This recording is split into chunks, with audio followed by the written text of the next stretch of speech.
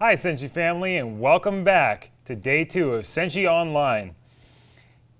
Yet again, shout out to our sponsors, Video Game Depot, MTA Gaming, Bosco's, as well as everybody else who has helped put us where we are today. Without your amazing contributions and all the help that you brought to us, we would not be here. So thank you again to everybody.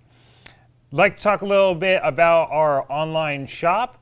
Don't forget, you can go. It is a virtual 3D tour that you can go walk through from Vortex VR. Yet again, another one of our sponsors. And it's really cool. You get to go click on these little bubbles that have pop-ups, and you can go to different vendors. So it's going to be a lot. It's really cool, a lot of fun to walk through. There's also a scavenger hunt going on. As you can see, I have a couple of prizes here to my left and right. These are just a few of the prizes that you can get from our scavenger hunt. So make sure to go check that out, do a quick walkthrough, and hey, maybe you buy a couple of things. Be nice. Helps us out here and helps all of our local community artists and local shops. Make sure that you keep hydrated during this event. I know that you all are at home and you're relaxing, but sometimes we get sucked into these panels, we get sucked into all the fun, and we forget to take care of ourselves. So please take care of yourselves. We don't want anybody getting sick. We don't want anybody having any mishaps with their health. This is some trying times. So going back to kind of what we are here at Senshi Con, at Senshi Online. This is a whole new experience. It's something that has changed for all of us. I mean, for those of you that were there last year, you saw me up on stage. Now here I am in front of a camera talking to all of you. It's a lot of change, and there's a lot of background that goes to it from our staff and volunteers, and we couldn't do anything without these people. So in future years, if you would like to take a look at volunteering, if you would like to take a look at becoming staff, any of that, please feel free to reach out. If it wasn't for the help of everybody, then we wouldn't be able to do what we do. You wouldn't be able to come and enjoy all these special guests, all these wonderful panelists, see all these cosplays that are going on, and really connect with the community. So a special thanks to everybody that makes Senshi Con happen. Now, some of you at home are probably wondering how you can participate. We've already talked. We have Discord going online so that you can go and comment on our Discord as well as watch there. We're on YouTube. Shout out to our YouTube viewers. You can go there, place comments, questions, Twitch, and our live stream on senshicon.org. So thank you all for tuning in, and thank you all for participating. These panels go a lot better with audience participation. I can personally speak from our wonderful panel last night for you adults that tuned in to Cards Against Otaku. Thank you very much. Now, we're going to go ahead and we're going to get started with our Black Butler panel. This is the Book of Circus arc. I'm not a Black Butler aficionado, so don't quote me on anything. But they're going to start out with a quick Q&A, and then they're going to go into some fun games. So for that first section, please feel free to ask questions, as that will be posed to all of our panelists. Cutting over to break. All right. Welcome, Black Butler. Hello everyone, I would like to welcome you to the Noah's Ark Circus. I am known as Smile, or outside of the circus, I'm known as CL Phantom Hive. I am Sebastian McAllis,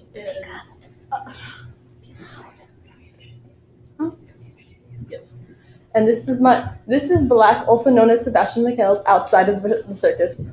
Hello, I am the most beautiful tiger tamer, known as Feast. Please stay away from the cages. I'm Dagger, the knife thrower. I'm Wendy, And I'm Peter. and we're the acrobats. And I am Doll, the tightrope walker. And now we will start with Q&A. We'll start with Q&A if that's all right. Okay. What's it like being in a circus? Are we gonna go around the circle? Yeah, sure. So I'm new here, so I don't very much know, but it's quite an interesting experience. I find it to be quite fascinating. Oh my god. I find it to be quite fascinating. It's pretty fun, but most of the people, though. Beast, why? It's fun, especially with my big sis. I think it's great. It's really fun. Yes, very, very fun. Okay. Why? This is for the panel specifically. Why did you select the circus arc? Oh, well, we most of us just kind of, it's a few of our favorite arc. Personally, my favorite, and we decided on that early on. Do you want to add anything? Not really. I was gonna say, we mostly just came up with the idea and people just joined. Okay.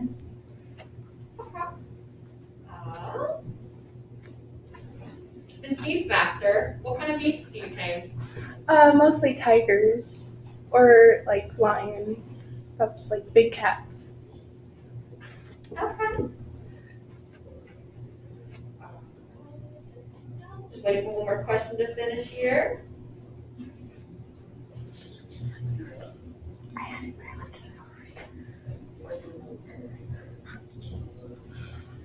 Okay. Miss with the roses? Doll. I'm sorry, I forgot your name. Doll. Doll. How did you make that? Well, it's craft foam that I pretty much built a weird chef hat looking base for, and then I just glued roses onto it. Alright, how well do you guys work together As panelists or the characters? as characters? I mostly just work with my dear friend Black. On to you. It is my job to keep the young master safe.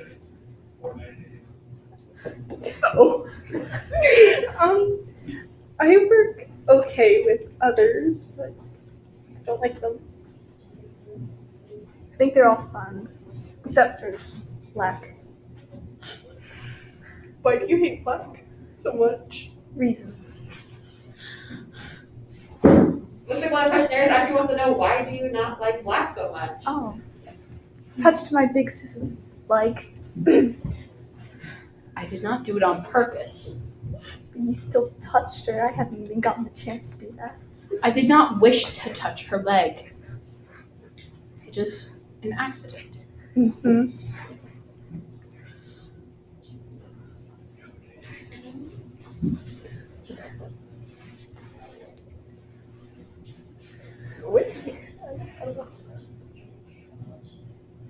Alright, Black, why did you decide to come?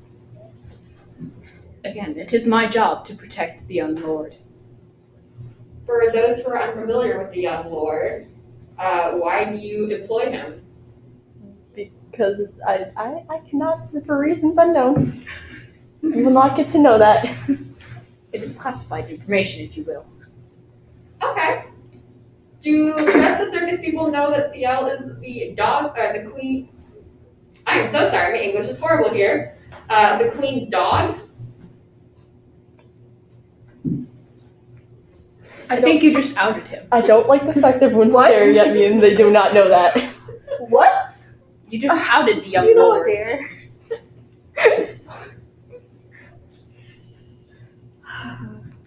We're not going to talk about that. How could you? It's false information. Alright, CL, why did you go to the circus? Because the queen asked me to follow a murder case. That is all I can say, and the rest is classified. Okay. For those who are unfamiliar with the circus arc, what is it about? CL and Sebastian are employed by the queen to go solve a murder case where a bunch of little girls and little boys are going missing, and all their leads lead up to the circus. So then Sebastian and CL join the circus to gather information from the inside. Okay. That's Do you the best. have any suspects currently? Or main suspects out of this whole circus? The whole cast is my suspect right now. I have not gotten to gather much evidence. Alright, those who are in the circus, what's your opinion on CL? Outside of this panel. Outside of the pit. Out of what's just happened currently.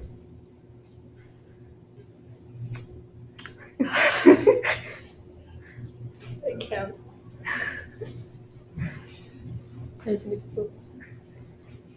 Anyone want to share their opinions on me? No. You wouldn't like to hear it. Yep. Okay, freckle face. Oh! I shouldn't. How dare you? That was not very nice. What they are. Apologize. No. Apologize. No. Apologize, kiddo. Apologize. No. Apologize. No. I will just a brat. I will make you wear one of those masks again. It is my job to keep you safe anyway. No. Where are they? No. Stop it. I order you not to do that. Not for you. I will have to refuse that order. Wear it. I do not need you. I putting order it. you to do it. What? No slamming the table.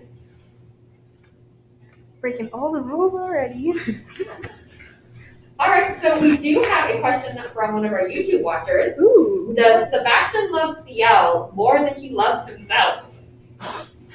I feel like you love cats more than you love me. I love cats. Cats, I can connect with them better. They're demons, if you will. I wear the mask.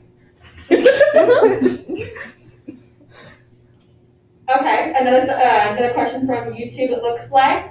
Does Sebastian really, I should probably put a spoiler warning on this. Does Sebastian really eat CL's soul? That is classified information I'm not allowed Out to of share. the panel, are we going based on anime or manga? It doesn't specify, so whatever you want to answer. I'm In- assuming anime, just. In the anime, technically, he cannot. So no. I don't want to phrase on that because it's a different arc. Yeah, that's like hard. That's a whole nother arc. Circus arc, it's not related to. Okay.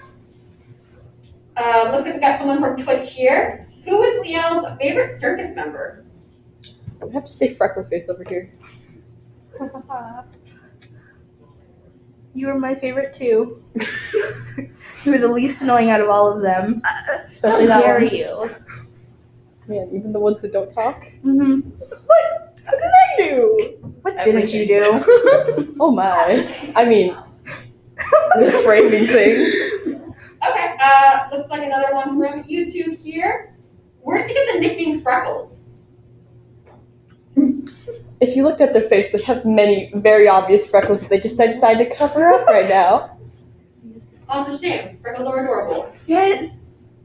Oh, silence. Okay, looks like we got another Twitch question here. How did Black Butler become a top favorite for everyone here? It was one of my first animes that I watched. I don't know about It you. was also one of my first. Yeah. It was the first to get me into that type of genre. Yeah. So that's why I really like it. I actually I did just like the concept. Yeah, I haven't started. I started watching it just recently, so. I like A the few circus panelists have one. not finished all of the anime, like all the arcs and stuff. That's alright, neither have I. But what drew you guys to it initially? Maybrain. I just I don't know what drew me to it. I just kind of seen it, and it's like I got interest in it. Well, just the whole concept of it was interesting. What drew me into it, honestly, was Sebastian. Same. Stop, guys. It's like, I like the concept and everything and the art. You like the concept of Sebastian? To be fair, that's 90% of the fan cast. True. To be fair. And I did meet the voice actor, so. Alright, how about the other circus members? What drew you guys to Black Butler? I actually saw kind of like a commercial for it, and then I saw Mei Rin, and I was like, oh, she's kind of pretty. Yes. just a normal late night binge. I know how What that you- feels. I like the concept in the era it was in. I just like old timey stuff. It's very steampunk. I Yes, love and it. I like that. Alright, looks like that was the last of our questions. You guys want to move on to the next part of your panel? I can come back with more questions if you'd like later. Do you forgot the card games? I didn't forget it. I didn't know I was supposed to bring it up. Okay, well, We could play Truth or Dare. would you want to try and do that with a question? Well, looks like their chat's being pretty quiet at the moment. So maybe give them something to think about asking questions if you guys want to. I have a question. Or do we want to just go around and ask each other questions for now? Yeah. Beast, why did you leave us? Ooh. That is classified information. Uh-huh. Wow, pulling out the family drama, really? Ooh, that was fast. We left out on this, we should probably leave. Seems I like mean, a you personal. did cause it though. Yeah, you did. This seems like a personal issue. I shouldn't be here. I'm Smile. Anyone else have questions? Like, Yeah, you want to ask each other? Sebastian, be like, I tell you to ask someone now.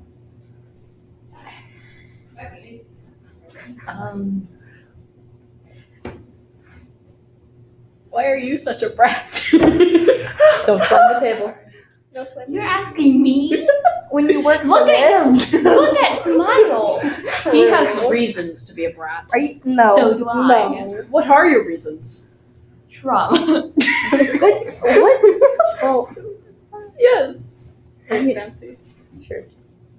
Dagger, ask someone a question. Anything you're wondering about our fellow cast. What do you see in that?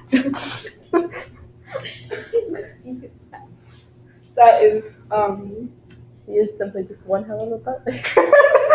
true. His looks. He's very Mhm. attractive. I am too. You see, you're breaking poor Dagger's out. Why are you skinny? Okay. Why do you like I'm not a character anyway. Terrible, guys. As you leave us. You judge. That is personal information. Let us have a discussion. Take it. We do not need you getting COVID, young master. We're from times they did not care. It's 2020. Take the mask. You brought me onto a train with like sicknesses on it, and you're trying to put me in a mask. Yes, Does take the anyone mask. Have questions? I will I'm not make gonna wear the mask. Hmm. I'm not gonna wear the mask. Oh, God. Yes, though. So why did you split up the family? amazing. I told you it's personal information. Mm. Classified. It's classified. Mhm. It is classified. Now let's talk about the true issue. Let's appreciate Cal Sebastian. Okay. No. I'm not wearing that ever again. I do You not should. care if you order me. I'm gonna Or order twin. you one now. Tiny Sebastian. Sebastian. We Trying can to check put my him hood now. back on. So let us play. What type of game could we play? Truth or dare? You start then, Sebastian. Oh. Yeah. Oh no. That's an order. What have I done? That is an order. Truth or dare?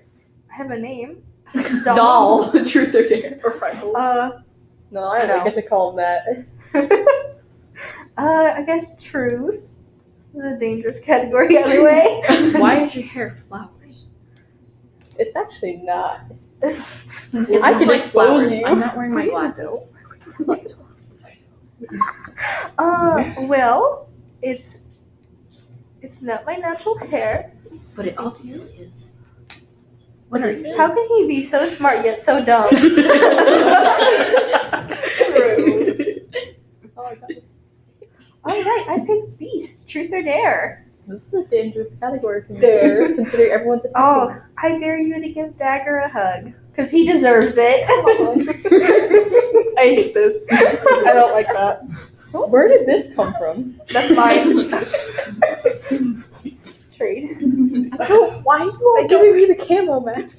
Do you? Would you rather sharks? Right. Beast, it's your turn to put Oh. Sebastian down. No.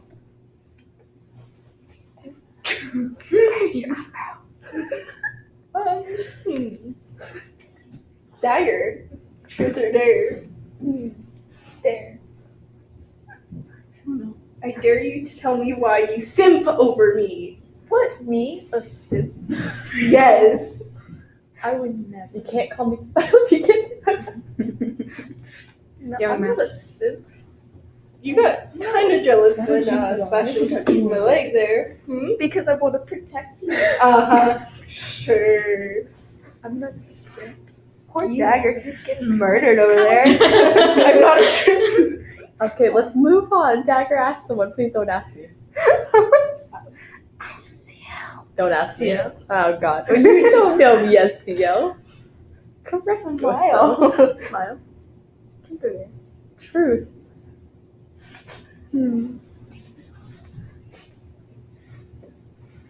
Do you know your intentions with that one?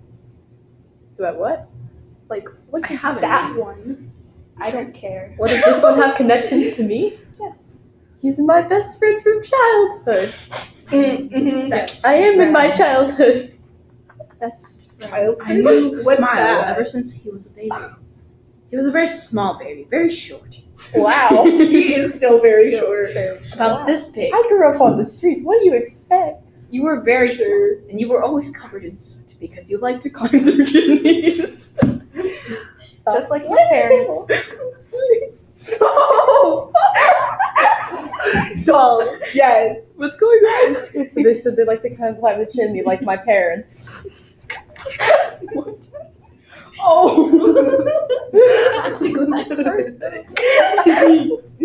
I mean, neither did CL to the circus, Yeah. but, you know. Truth or dare, doll? Why you attack me in these ways when it wasn't even your turn to speak? Because it's funny.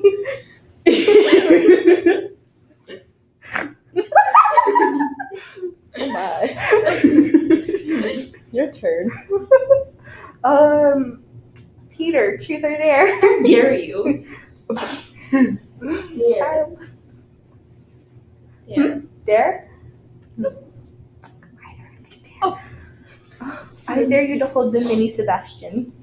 Hand him over, Beast. Hand him over. Hand him over. Hand him over. He's my Give butler. me myself. No throwing things. Bad. Stop. I just did. What you do? No. Don't Put it even. down. Bad. Peter, your turn.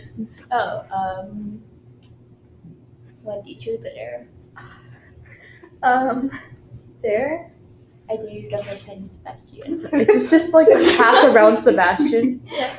Well, does this guy interrogate him? Am I an object? Yes. Yes. To me specifically. He's like a To me candle. He's like, you specifically. put him on the table, he's a candle now. Okay, Wendy, you're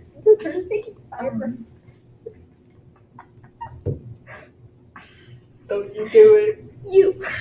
Don't you. Their name's Beast. You should know this. You've been with them so long. Don't ask how I know I that. mean, Truth. Truth. How do you Doesn't know like that? any of us, though. Got Truth. Would you like to? Yes. That's not. Why would you? Why would you give him back Sebastian? Oh, it's my turn. Oh no. You can still haven't answered my question, Dagger. Dagger, truth or dare? Why do you simp over me? I don't simp. Okay, I'm sure. simply a protective person over you. Okay, sure. Dagger, your turn.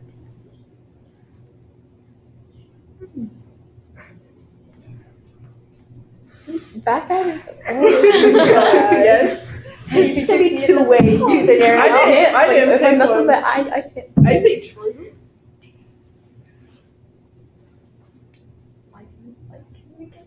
Like why? What? Like he sucks. No pointing. Nope. That's the Eda point. I've already told you this. But like he's suspicious. We don't- This is like when he's mysterious though.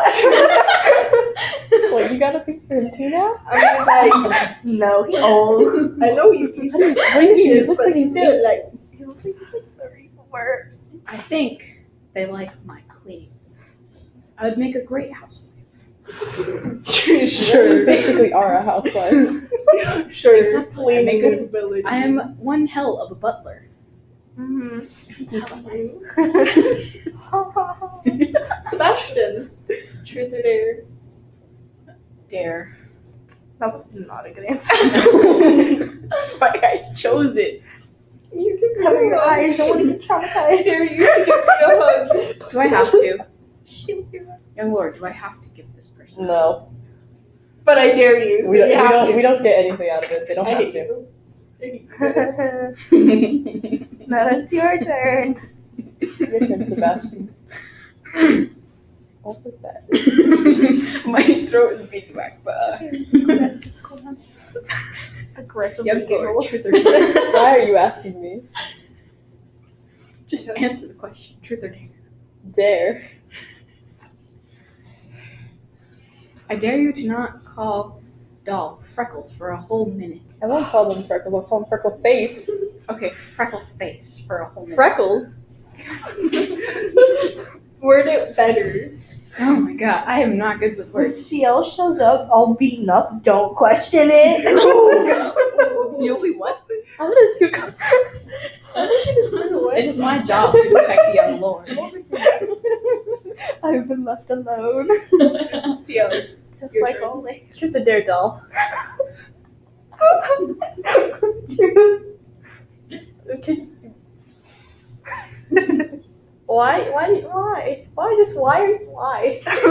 for this whole thing? I was born, first off. That is why. Good enough. Your turn. Alright. I kind of want to bring it back down, so, sorry, Peter. But How dare you ask Wendy? Fine. Okay, I'm gonna go with Peter. Your truth or dare? True. Alright, let's see. Do you like Beast? No. But you're what? No. I'm great! No. Come on! No. Accept the opinion. Stop being a simp. We talk to the hand. But I'm great, No. Peter! No. Peter, your turn. I hate you. Wendy, truth or dare? There. Dare you to high five someone? High five. Across the table. Don't trust Whoa. them. Don't trust them. Don't trust High five me. It's kind of sus for High five your own brother. blue sus, y'all. I'm No, I am blue. will not get COVID. No, don't trust them. I don't know, man. Why They're- do you high they're five your own sus. brother? Yeah. That was like that's what you did. You went We don't question the high fives. yeah, You're man, gonna don't judge judge my high five like that. You give me it, so I'm gonna judge it. Your turn. See ya. Truth or dare? Dare. I think you could tell me why you judge my high five. Because you didn't give me a high five. Yeah, because you're suspicious. You're sus. The same thing. Silence. Oh, truth or dare, Dagger? Dare. I dare you to hug Sebastian. Oh no. You have to listen to that order. Oh. I'm gonna be Not afraid. It's like we see this. They're too tall. Wow. Sebastian Good shrank. Shrink. Shrink. My hate for you has increased. Dagger, your turn.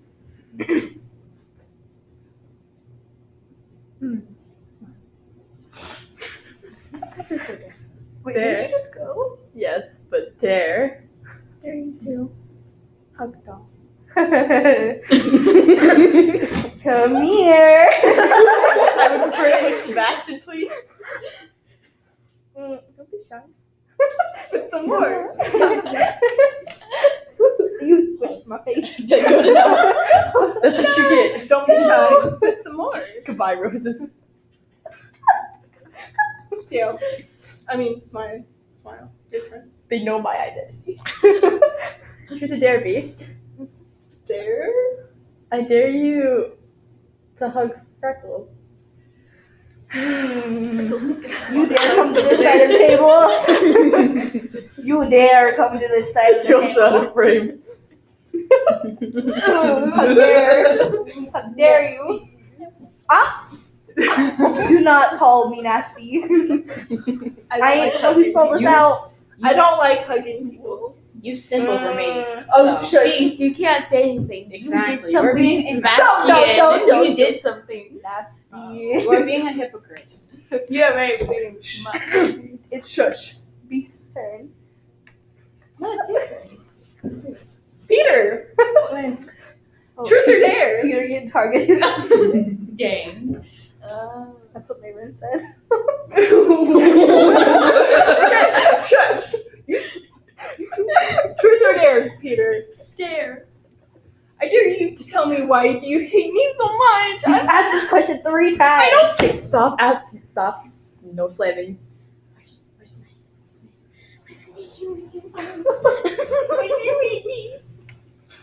We all have valid reasons. You left us for dead. Literally. You left us dead. Beast really said goodbye. Alright, I'm gonna head out. Where did Sebastian the plushie go? Where did? I could not see you. Let me just stand over. I like how Beast was like, ladies and gentlemen, it was lovely to have you this year. See you next year. Maybe not. Alright, let's. Dolls. Whose turn is? Oh. Here's the dare. Oh, truth. I like Big Dare. Why do you like smile? Well, Can you see both my eyes? I can see that. I can do the same with you. Well, I mean, there's some qualities there that are slightly Where? better. Where?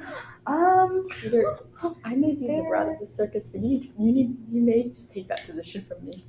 They're okay. They They're the passed nicest vibe one to me check. out of all of you guys. Y'all just straight up ignored me.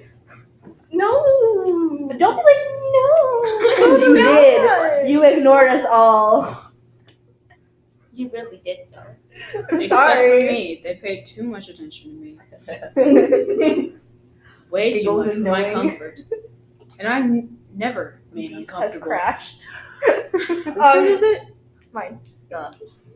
Dagger, truth or dare? Alright.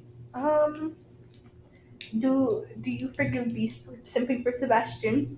No. I don't. I'm sorry, Dagger. It's not my fault that I touched their leg and then Whoa, I'm gonna stop you there. I wouldn't even have to say anymore. There are children here. I decided to simple. Protect the children. cover your ears, children. Cover my ears. I'm not Cover your ears.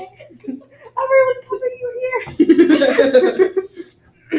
It'll be like Sebastian talking, bleep, bleep, bleep. And Beast will be like, cover your ears, children. I didn't do anything, I promise. Yeah, right.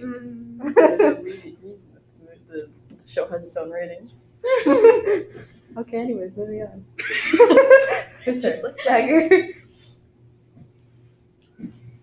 I hope this doesn't pick up my cube. So black. Exactly. Truth or dare? Truth or dare? You have to ask. Are you saying it's truth or truth? Is that what you're trying to pull? Yes. We're playing truth or truth. Yeah. Or truth. Truth or dare?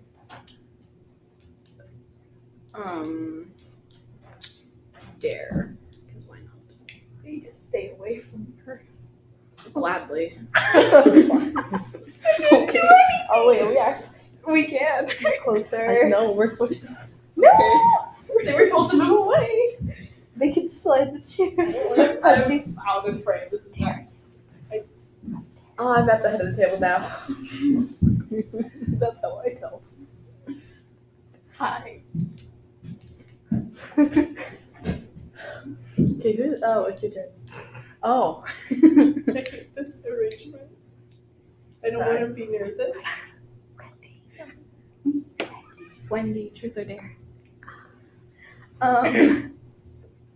Dare, why not? I dare you to fist bump That one. Dagger. Oh man. You're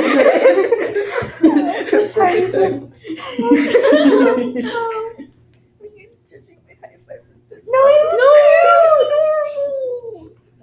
point. Wendy, we're not judging except this one. You judge it and you're gonna get beat. I fear. Oh, Peter, you gotta be careful around that one. Okay, turn. Wendy. Oh, please. Wait. Yeah, Wendy. What? Okay, it's your turn. Oh shoot. You. Sorry, I was listening to CL just dislocate their skeleton. Okay. Truth or dare? I'm gonna dare. I have felt sudden fear. I'm scared. I have so much power right now.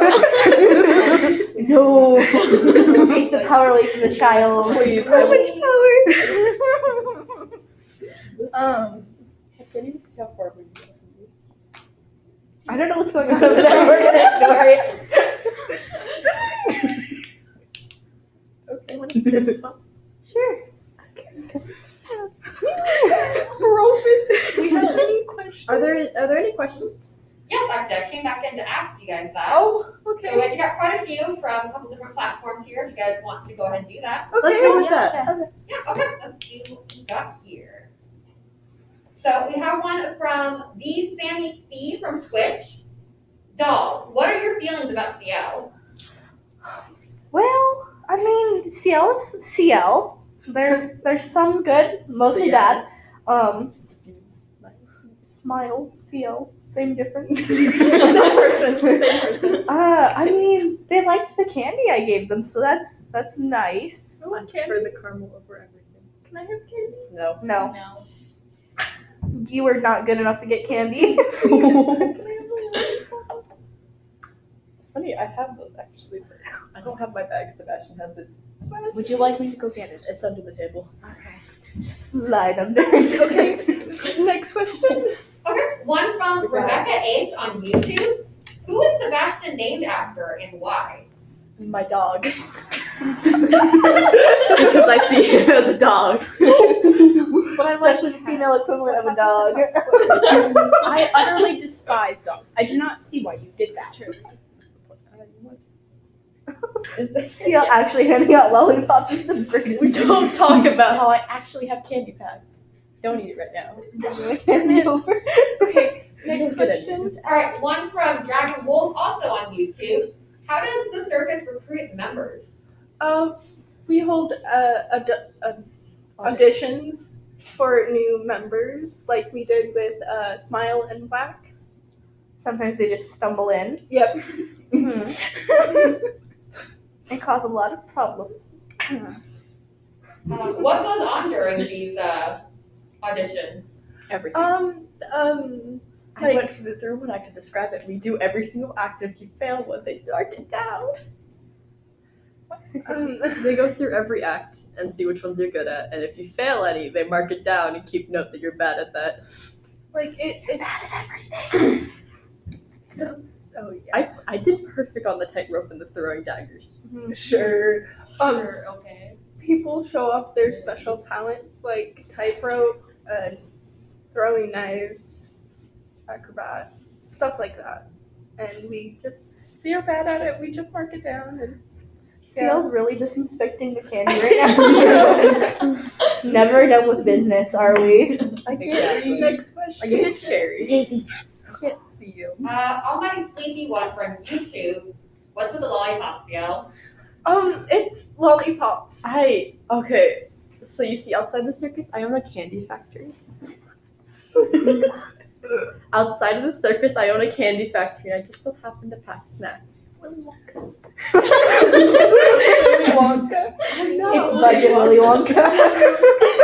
Excuse you, I'm above him. Are you sure? Don't eat the wrapper. You may not be human, but don't do it. That's an order. Let me just eat Next the wrapper. question. Sebastian having the Alright, mindset of a 5-year-old. Urge Hickory from YouTube. This is for the circus members. If you weren't in the circus, what kind of life do you think you'd have? Can you repeat that? I did one. Oh. Oh, that got dark fast. I mean, even in the circus, you know, that did low-key happen. No thanks to someone specifically. We don't talk Two about people specifically. You're also one of those people. I think I would probably be working with animals. I Can would you get all that. clarify on that? Like taking like a vet kind of like, yeah. CL, shush. Smile. Explain how you know your real name. Next question. Oh, well, Freckles didn't answer. Oh yeah, Freckles. Well, I don't really know. Probably same life I was living before I was in the circus. Which ones? Do you know where you were before the circus? Chilling on the side of a corner. Chilling in a corner. Chilling on the side of a corner. Yep, enjoying the freezing cold rain. Okay. Well, let's rephrase that question for CL. If you weren't the Queen's watchdog, what would you be doing? Probably dead. Being a brat. Dead. Making me do still is. everything. Well, if I wasn't the Queen's guard dog, I'd probably still have a candy factory. I'd just be in charge of that. Honestly, I don't know. Okay. Looks like in response to that, Rebecca H from YouTube is asking, why is CL the Queen's watchdog? Yeah, why is that? It was just a family thing, honestly. Why are you asking? You don't even know who I am. It was just she had connections to my family, and when I became the heir, she decided to use those connections. I just did my Okay. Sebastian, why are you so loyal to CL? It is my job to protect the young lord. Even though he's a Even after brat. he named you after a dog. Uh-huh. Which So I you were utterly obsessed. despise. You accepted that name though. Reluctantly. You ordered me to. Yeah. Sebastian was like, I want to be called like something really cute, like a cat name. And Sigil's like, no, you're a dog. And he's like, And this is why I despise dogs. And I love cats. You can give me all your cats, No. please. My tiger bit you in the head. Cause you're Give me your No. cats. no. Can you order her to give me your cats? No. I'm not in charge of her. Do it anyway. We don't have Joker, so we can't do any orders. That's whack. And Joker apparently left me in charge. You know, I've been here like 2 weeks. reasonable decision. None of us here are qualified, obviously, especially that one to be in charge. Next question. All right, we got one here from Douglas P on Twitch again. What was the circus member's opinion of Seattle? I don't think he wants to hear about my opinion. Let's about hear it. He can cover his ears. No, it's fine. It's gonna be all redacted. We can't hear it. It's just gonna be like Beast opens her mouth. There we go. He's distracted. No, it's fine. I don't really like him. You think I can't hear? Shut up. You can't hear. You're just I don't like him. You in can't general. hear I him. did not get the vibe from him. I can't say other words because it's a PG-13. Are you done? Yes. All right, and what about you, My lovely? I don't like him. Thank you. Oh. Wow. He He brought that one. I normally do not get hurt. That hurt. Sit down. You're out of script. Good. No. I Everybody just looks at me. Okay. Jealous of my high fives. Then you insulted my high five. Peter. Why do you pop your knuckles still staring at me? Crunch. That answers that question. Freckles, how about you? Ciel was okay at first. Now kind of have mixed feelings about that. Thanks. All right, so we got about 5 minutes left here. We got 3 more questions. Do you want to do that, or Yeah. do you want to wrap up anything else? Good questions. Questions? Okay. So we got another here from Urge Hickory on YouTube. Who are the Reapers? The only Reaper that is it's William and Gorella are the only ones we noticed at our time at the circus are those two. Yes. Okay. And then in response to that, Almighty Sleepy One on YouTube has asked, where is Grell? Nowhere to be found, in which I am glad about. He's gonna stay away if I'm near, probably. Not here. Just vibing, doing whatever. I'd rather not hear from across the room, Bessie! Books it. You're like, alright, panel's done, especially left. Next question? Oh, wait, is there a question? Yep, we've got like 1 or 2 more here. Let's see. Okay, so Douglas P on Twitch has asked, do you recommend people to watch Black Butler, the anime first, or read the manga? Read the manga. Both. Oh yeah, Read the manga. Definitely read the first, manga and then the anime. Yeah, because the manga is more. The manga goes on longer and gives better explanations, but the anime actually cuts off. Yeah. It makes its own ending.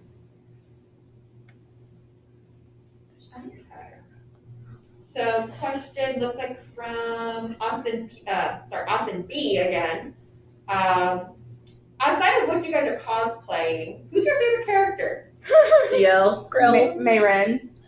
Mayrin and Grell. Sebastian, isn't it? Mayrin, isn't it? Corella, isn't it? It's Sebastian, Grell, shut up. Mine are Grell and Finny. And I forgot the cook's name. Bald. Yeah. Baldwin. Or Baldroy. and Tanaka. Baldroy, yeah. Tanaka's great. I like CL and Eloise. Of course you do. You like the brat character? Oh yeah, you guys. What? I said I like Grell and Mayrin. Okay. I don't know, man. I kind of sent for 70% of them. Same. But like, Ciel just has a breakdown. They're like, I can't do it anymore. Too many of There's y'all. that with both eyes. Oh my. Any other questions? Looks like someone's typing one here now. If Ciel is staring at you with both of his eyes, you know you did something wrong. What didn't you do? Honestly? I didn't do anything. I didn't do squat, man. Me You too. existed. Show me. I mean, You like What? cats. I didn't say anything. Alright, so let's see, we got Almighty Sleepy One again on YouTube. They're asking, what made you guys decide your current cosplays for this panel? Actually, speaking of that, I was originally Sebastian, but our CL had to cut out real quick, so then I became CL. You were Snake, but became Sebastian. Yeah, because didn't the Sebastian yeet? I'm the Yeah, I Sebastian know. that you Yeah. into Yeah. CL. I really wanted to do Dagger or Doll, but they were both taken, so I was like, bees, man. You were the first one to pick. Yeah, well, we kind of planned this before we came ready. Yeah. We were like at You Comic-Con, picked. right? You picked. Yeah. You picked a doll because you just like doll. What is your? I haven't really watched the circus arc, but I just saw that, I saw Dagger and I thought you looked pretty neat. Snazzy. Yes. Snazzy. Snazzy, man. Why did you pick Wendy? Kind of seem racist. Yeah. I just like. I like. You Peter like Pan. bratty characters. Hush. Eloise. I could list like Says the 10. person who likes bratty Okay, name characters. them. Alois. You also like CL slightly. You like Sebastian for the reason he can be bratty slightly. I like. Claude.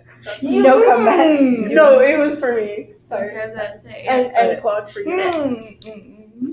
We don't All talk right, about looks like that's just Claude. about time there, you guys. Anything you want to say to your audience? Thank you for coming to the Noah's Ark Circus. Join next time. Bye. Thanks for watching. Be afraid. Be afraid. What? Be afraid. That's all I have. Excuse you, sir. Be afraid Oh. of me. No, not afraid of I can send my tigers Be out afraid on of me. Yes, be afraid of that one.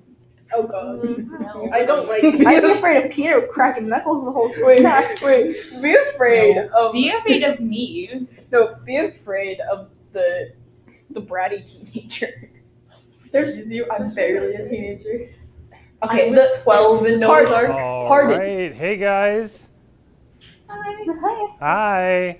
Hey, so thank you for that panel. Thank you for all the fun, all the different activities, the Q&A. I know I personally submitted a couple of those questions, so thank you very much for answering my nonsense. And have a great one, okay? You You too. too. All right, Senshi family, and we're back. So thank you again to all of our amazing sponsors, MTA Gaming, Video Game Depot, and Bosco's, as well as everybody else who helped make this possible. Right now, we're going to cut to a quick commercial break. After that, we'll come back to a discussion with host Nick and one of our staff members, Alyssa.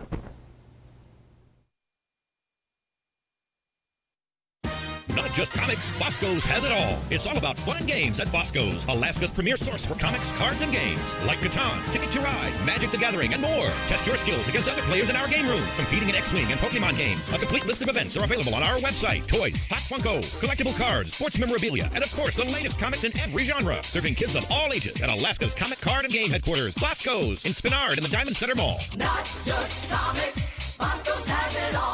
Bosco's!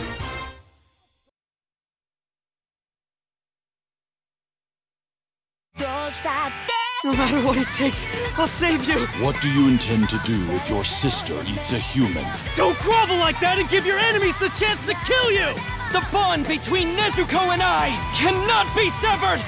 Thunderclap and Flash, coming through! Exploding blood!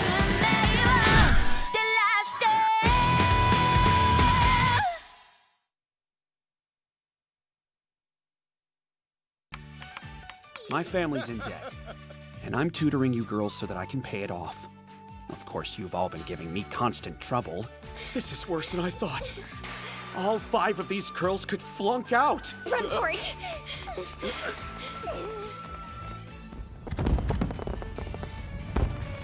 In the end, I was given a paycheck despite the fact that I hadn't succeeded. If I'm getting paid, then I at least want to earn it.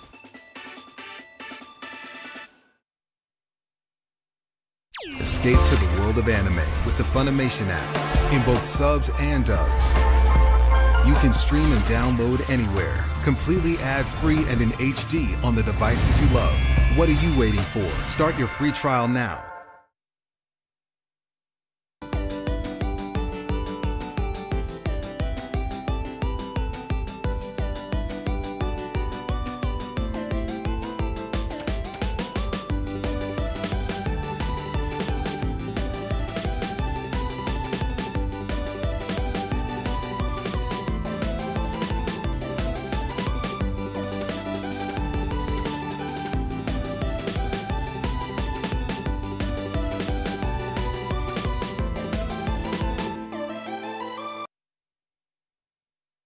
This is a public service announcement from Shell, the Sound Health and Everlasting Long Life Agency.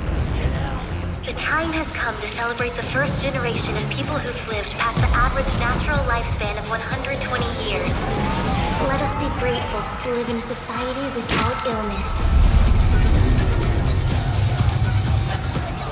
They're exploiting us. We don't get to live or die without their say-so.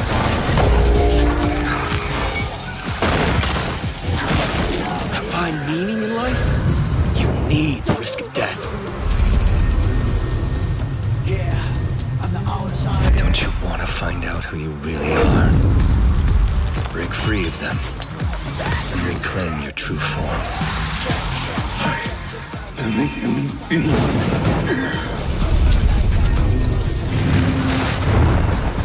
go! Stay back! What was that monster? Where'd it go?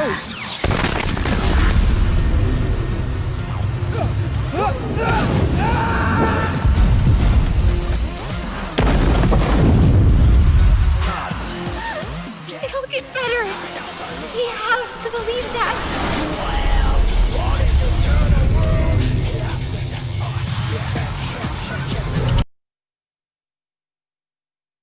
There is a world where any dream you dream can come true. It's called Isakandar. Voyager, engage!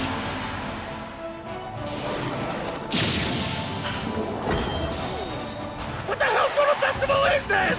That is unfortunate. Please, let me off the hook just this once.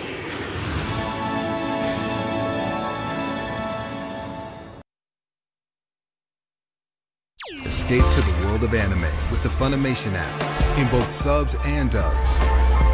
You can stream and download anywhere, completely ad-free and in HD on the devices you love. What are you waiting for? Start your free trial now.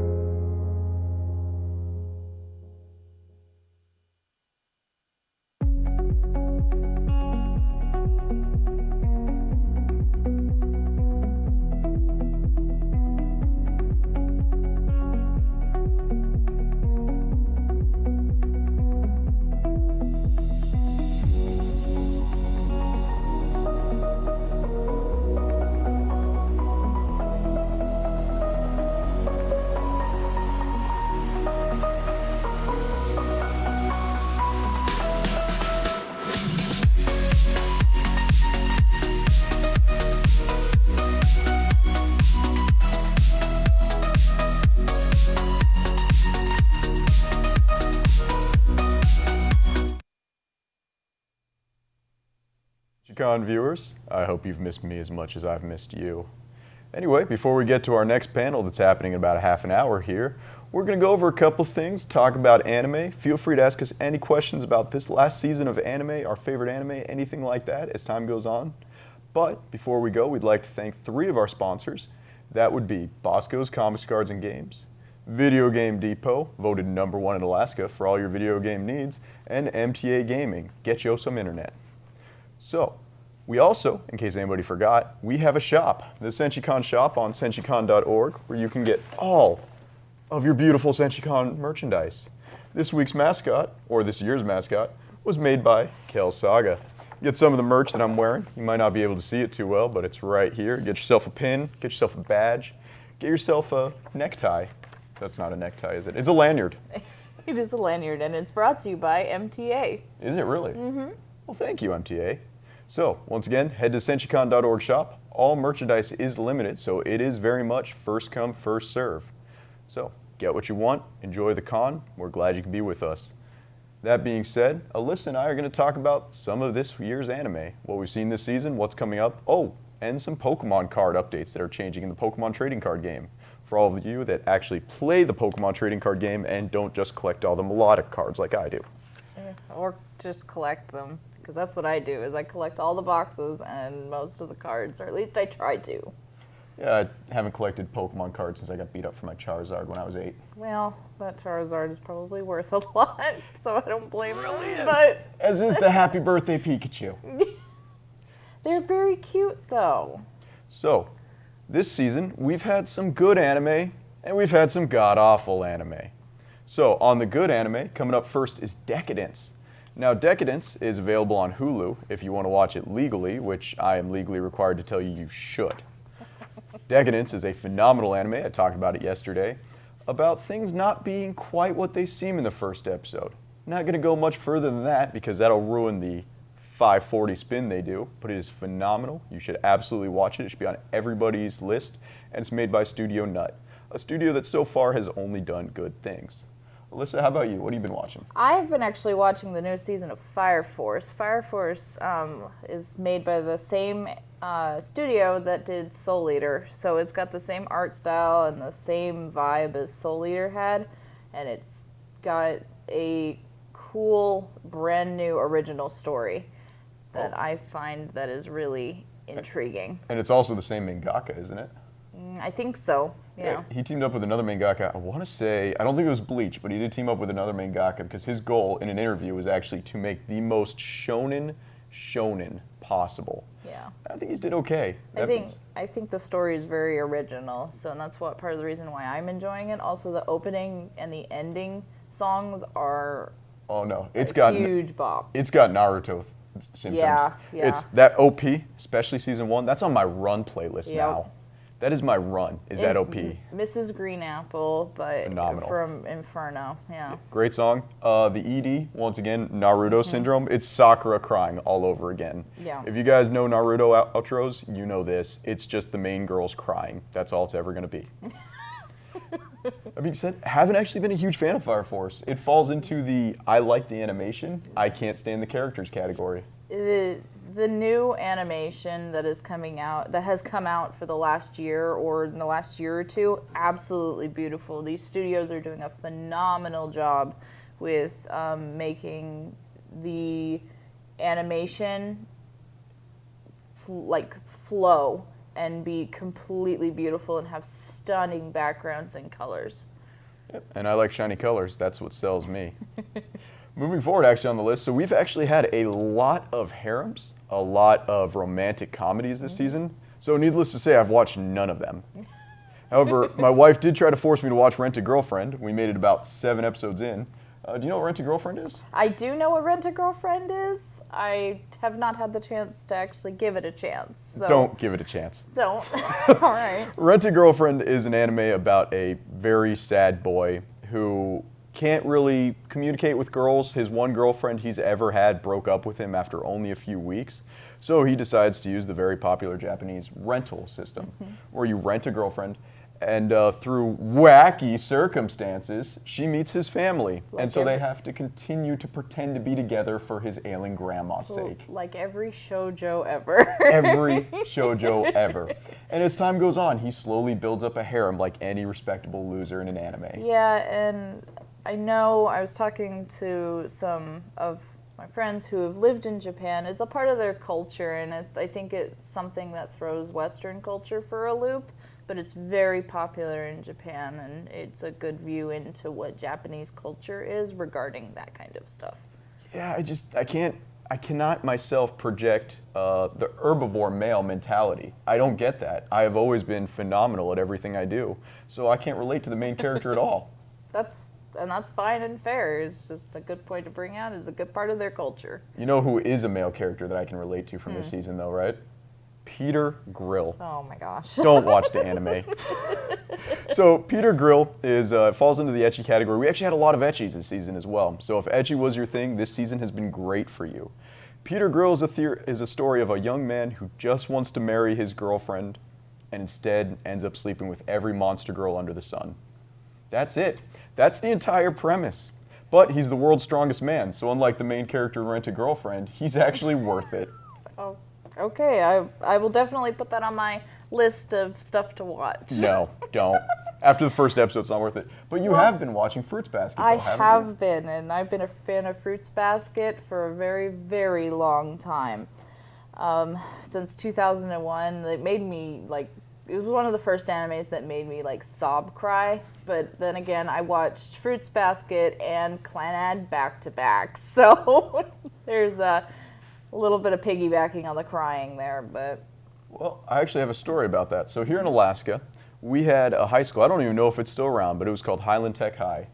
And it started mid-2003. It was a middle school, high school combination. I went there, and that's actually where I really discovered anime. Prior to that, if you wanted to watch anime in my age group, you had to watch Toonami, or just go to Blockbuster and see what they had. And that never ended well. God, Blockbuster. Yeah, but we're throwing our ages out the window right now. Yeah, we're showing our age. But you had Fruits Basket, and so when I went to this high school, and all the girls there that I hung out with loved Fruits Basket. And they're like, you have to watch this. I'd never watched an anime in my life. It's like, you have to watch Fruits Basket. It's the best anime of all time. So I did. And I seem to remember it a lot better than it actually is. Well...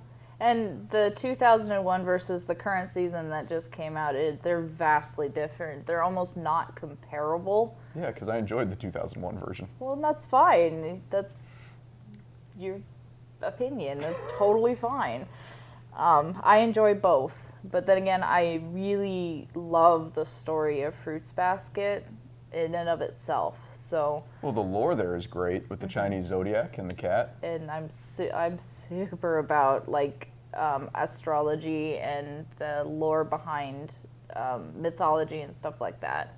Yeah. I mean, there were characters that I definitely liked. When I was growing up and I watched the show, I liked the cow, I liked the cat, I liked the dog. Could not stand the mouse, and I found with this current season, I still can't stand Yuki to save my life. Yeah, and there will always be personality types that clash with each other. Oh, yeah. We have a question here. We do. Have either of us ever watched Silent Mobius? I have not. Unfortunately, I have not. Maybe I've heard it by the Japanese name, but I don't recognize the title. I'm sorry, guys. Yeah, sorry. But there are actually some animes to watch, two of which I would actually consider kind of similar. If you enjoy one, you're going to enjoy the other. So The Great Pretender, which is on Netflix, it came out this season. I want to say more towards the middle of the season, give or take. Very, very good animation. The main character is very enjoyable to watch. He's a little bit of a coward. He's a con man who gets out-conned. That's the story of how it begins. Oh, I think I've seen the trailers for that on Funimation, maybe? No, it's actually on Netflix. Huh. Yeah. Or maybe I was just watching Netflix and it flew by. Yeah, so Great Pretender is on Netflix right now, the entire first season. It is really worth a watch. As far as animes that snuck under the radar this season. Would it be comparable to Durarara or something like that? Not quite. Okay. I mean, Durarara was more my wife's cup of tea when we watched it. because I thoroughly enjoyed Durarara, so. Well, the main character gets outsmarted all the time. Okay. It does have some phenomenal art style and some great color palette. Love the color palette. Love the animation. Phenomenal animation. But then that actually reminds me of another anime that I think is not similar, but in the same vein, and that's Appari Ranman. That's the one that you watched. Yes. I can never say it, but Aparai? Oh, you gotta roll the R. You gotta be like, yeah, I know. Aparte. Aparte Ranman. It's so unique. Like, I'm just all about the uniqueness and original. I'm not about watching the same thing over and over and over again. So Apare Ramnan is about an unusual. It takes place in about the 1920s. I thought it was the 1920s, 30s. Well, yeah, like, it's about the time where we bridge start up there. actually talking about horsepower and what we can do in vehicles. Yeah, and like at the very beginning of the car age, when race cars became popular and racing really started to become popular, which was probably about the early 1930s in Los Angeles. Oh yeah, it is in California. It's in Los Angeles, California, and that's someplace in the 1930s that a lot of places don't explore. And Japan's one of those places too that it doesn't get explored historically like that. Yeah. So I thoroughly enjoy that, being a history buff and whatnot. So. So it's, well, and for those of you who don't know, if you really want a quick rundown, it's just Wacky Races Japan Edition. Pretty much. It's got everything that you remember from Wacky Races, except it's nothing like it. It's just Japan's take on it. Now, we do have two questions. One of the questions is, if you were asked to create a welcome to anime kit, like, just take a bunch of shows and put it together, what shows would you put in that list? It really depends on what you like, but for a generalization, a good starter kit and gets a little bit of everything. Probably Cardcaptor Sakura is probably a good one to start off with. Really? Yeah, because you get introduced into like the Clamp a little bit. Okay, like but you Clamp did Chobits. But you did, like, it delves a little bit into that. It gives you a little bit of taste of what Clamp does. So if you really like that and can lean more towards that. Clamp makes me nervous, though. Well, I'm just saying, that's my explanation for why I recommend it. And it delves into the magical girl a little bit and the Maho shoujo mindset. And it has a little bit of everything in it. And then you go from Cardcaptor Sakura to Magical Girl Madoka, so that you can just keep the magical girl storyline going. If you like that, you can hop over to the massively depressing Madoka Magica. But man, that is the one anime I've seen so many fans lose their head over. Oh yeah. And then it depends on your age too for what the recommendations are, because for probably middle school, high school, I'd probably recommend Full Metal Alchemist is another good starter one. Now, would you say FMA or Brotherhood? I would go with both. I would watch both and then decide for yourself which is better. Because I personally really like the first one, but my fiance is really about Brotherhood. It's his favorite. And I think they both have their good points. But we won't delve into that because that's a whole other stream in and of itself. I think if I were to take your average Joe off the street, like, whack him over the head with a baton and drag him into a room and then keep his eyes open and make him watch an anime. My wife and I have actually argued about this a lot. And I think the ones that we consider the best to get people into anime, like just get them in so they watch it, first one we're looking at is, Full Metal Alchemist, but I would say Brotherhood, because FMA is a little bit too depressing. It gets into the Tokyo Ghoul kind of thing, where a lot of people who don't like anime, if you show them Tokyo Ghoul right off the bat, they're going to look at you like... Yeah. Yeah, and so there's one of them. The other one actually is One Punch Man, the first season. I know people who will never watch anime in their lives who watch One Punch Man. See, and I really don't like One Punch Man. And I really don't, I'm in the unpopular opinion, I really don't like One Piece either. So. We're having some problems here. I know. And actually, if you want to go all the way back to high school, Death Note. Death Note is generally the last one we talk about. So, we have a question from Kat Andrews on YouTube. Have you watched Rosario Plus Vampire? I have personally watched it. Please tell me what it is. Rosario Plus Vampire, it's about a human high school boy who gets onto the wrong bus and he ends up in a monster school. Oh, okay. So it's just Irumakun. It's a harem anime. But I did not like the anime of it. I enjoyed the manga so much better. I really don't like the way that they ended the manga because they just kind of dropped off, but Well, it probably got canceled. probably, but it is so good. And actually, if you like Rosario plus Vampire, there are actually 2 animes I'd recommend. Mhm. One actually just got done airing, I want to say 2 seasons ago. That was Iruma-kun in the Demon Academy. Did you watch that one? It's on my list to It's watch. so good. It is a phenomenal watch. It feels like an old anime. It feels like something that happened in the 80s and 90s, but it happened now. And the other one, it actually, I think it's still airing right now in the manga form. Oh, really? Yeah, so then the other one is Beelzebub. I have watched a little bit of Beelzebub, but I just can't. It's just something that's not. You and I are never going to agree on anime. I know, and that is okay. Okay.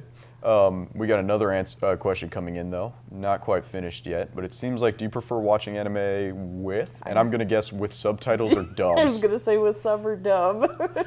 And my answer on that one is going to be depends. If I'm watching actively, I'm going to watch it with subs. But I do some stuff on the sidelines where I have to constantly watch and critique anime, and in my busy lifestyle, that's difficult. So if it's something like Perfect Blue, I really hope I didn't just drop a wrong anime. Perfect Blue is about the idol, right? It was like the 1998 Mappa anime about being an idol. Yeah, I'm sorry. That's the one I'm thinking of. If I accidentally just quoted a hentai, I'm sorry.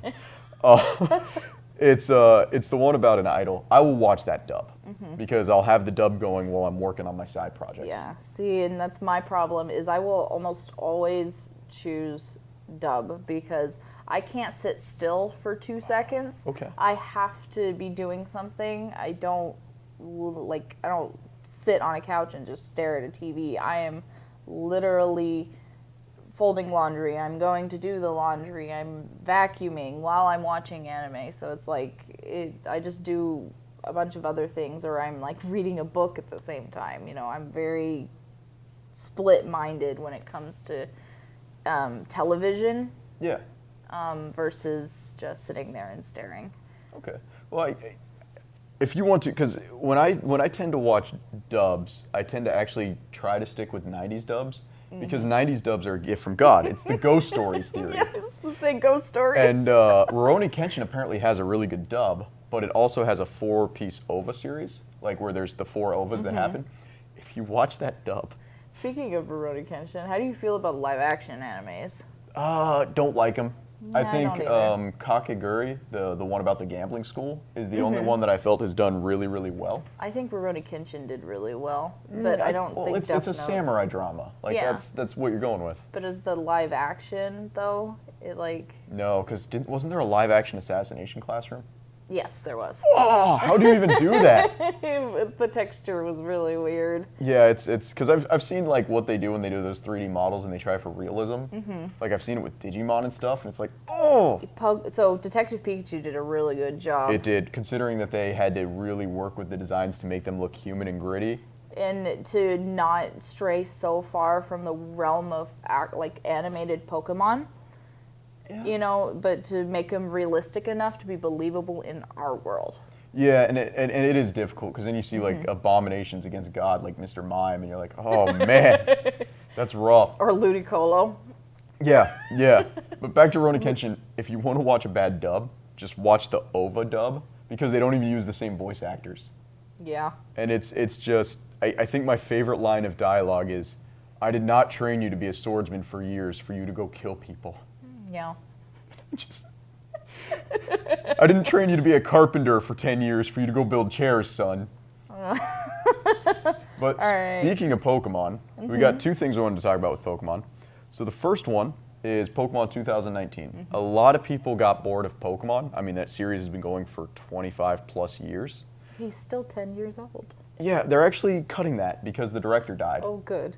So I'm not saying like Pokemon's made a good change because the directors died. No. But Pokemon's able to make some good changes now that we have new directors.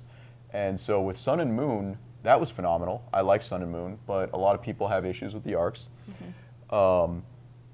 2019, which is kind of it's a soft reboot, but they're keeping some of the stuff canon, like they did keep Sun and Moon canon. He's still got friends from the Aloha region. Alola region. Phenomenal. Team Rocket's great because they use gacha machines now. They're so hysterical. I love what they did with them. It's really good. Yeah. though, before we go, you did want to talk about the Pokemon card game. Oh, well, yeah. I was doing a little bit of research before this started, and I figured out that I discovered 1, 2, 3, 4, 5, 6, 7, 8, 9. 13, 12? There's going to be 10 new collections out in the Voltage, Vivid Voltage set So what's coming that out gonna in do? November. I believe it's going to be another really big set. Okay, so we're talking about it like complete card overhaul. Yeah, kind of. It's just an additional set because they just came out. Darkness Ablaze came out fairly recently, and then Champion's Path came out on Friday. Oh, geez. And now they're coming out with Vivid Voltage, and and Darkness Ablaze is a full set, and now Vivid Voltage is supposed to be a full set. That's Now, a lot in the When you say 3 months. full set, because me as somebody who only plays the games, So that's like, are we just getting 100 new Pokemon, or is that changing the meta? Is that changing the cards? Is that changing what can be played at tournaments? It depends on what the TCG has decided to do with the art of the cards and what artists can provide for new cards. But that means that if they are coming out with new cards, they always going to change the Vs and the V Maxes because those are the most current ultra rare cards. Now, what are Vs and Vs Maxes? So those are what we call ultra rare cards. So they're special cards that have particular abilities that you have to build up with other cards in order to do powerful attacks and higher HP. Okay, so it's you can't just launch those attacks right out the No. gate. It's kind of like with Yu-Gi-Oh, where you have to actually sacrifice cards to get them out. Generally, no. It depends on your cards, though, and it just depends on your games, too. It really just depends. Okay, so but for people who are fans of the Pokemon card game, whether you just collect, whether you actually play competitively, whether you do TCG online like I do, it is going to be a complete overhaul for the game. I think so. I think it's going to throw a wrench into what we're going to see in future tournaments because they are coming out with these sets so close together. These decks are going to be almost entirely new cards. Okay, so we're seeing a whole, it's new Pokemon. It's think- Pokemon 2021. I don't think they're going to be new Pokemon. I think they're going to be new moves and new ways of playing these Pokemon. But I don't think there's going to be new Pokemon because they released with Darkness Ablaze most of the Galar Okay, gotcha. Pokemon. Well, we're actually almost out of time, but before we go, I do want to talk about an anime that's coming out next season. So they gave me a microphone and they gave me a camera, and I'm going to shill for this anime. It is Golden Kamui. First 2 seasons, phenomenal. Golden Kamui is the single best anime to ever air, and I will not be challenged on that. First 2 seasons, phenomenal. A lot of people go, oh, but there was a CGI bear. Those people are casuals. Those people don't watch anime. Golden Kamui, best anime, best characters, best main characters. It's one of those animes that don't sideline girls.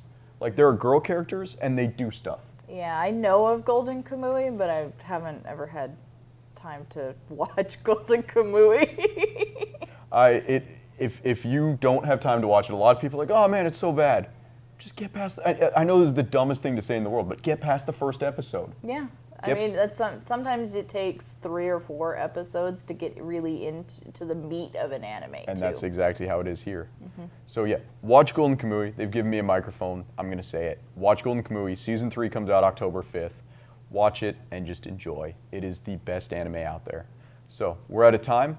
We're going to turn the cams over to commercials, and when we come back, it's going to be Witcher Nonsense, hosted by Austin. Thank you, people, for listening to me talk. I love to do it. Thanks for watching, guys. Not just comics, Bosco's has it all. It's all about fun and games at Bosco's, Alaska's premier source for comics, cards, and games. Like Catan, Ticket to Ride, Magic the Gathering, and more. Test your skills against other players in our game room, competing in X-Wing and Pokemon games. A complete list of events are available on our website. Toys, Hot Funko, collectible cards, sports memorabilia, and of course, the latest comics in every genre. Serving kids of all ages at Alaska's comic, card, and game headquarters, Bosco's, in Spinard in the Diamond Center Mall. Not just comics, Bosco's has it all. Bosco's! This world is built upon connections. People share blood, the city they live in, even their desires. Everyone is connected somehow.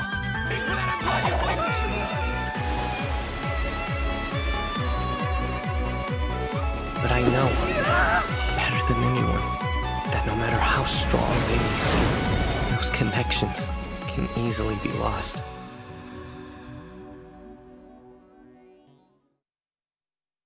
He can do things that other people can't. The world he sees is far greater than ours. Curses, spirits, they're all part of his daily life. Can I help this guy I know with his work? Hey, Mob, take care of this, will ya? Sure. Mob understood that what he fears, what he shirks from, the trials and tribulations he faces, are different than those of the rest of the world. We done then? Uh-huh.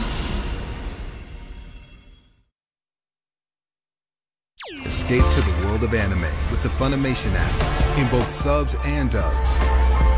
You can stream and download anywhere, completely ad-free and in HD on the devices you love. What are you waiting for? Start your free trial now.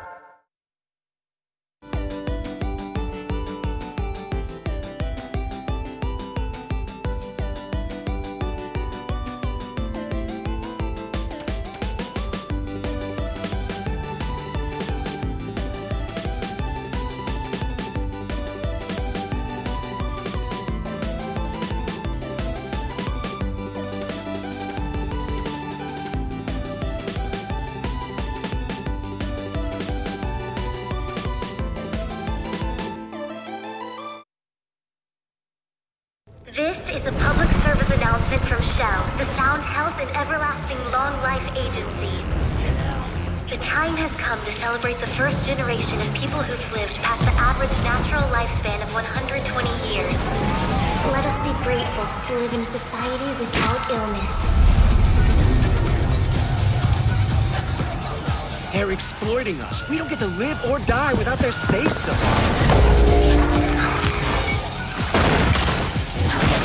To find meaning in life, you need the risk of death. Don't you want to find out who you really are? Break free of them and reclaim your true form. I'm a human being.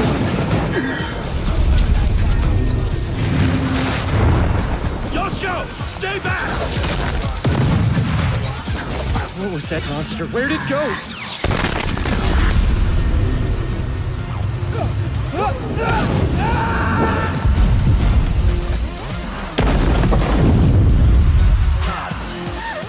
It'll get better.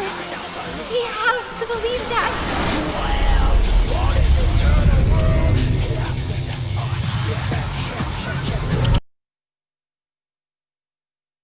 There is a world where any dream you dream can come true. It's called Isakandar. Voyager, engage!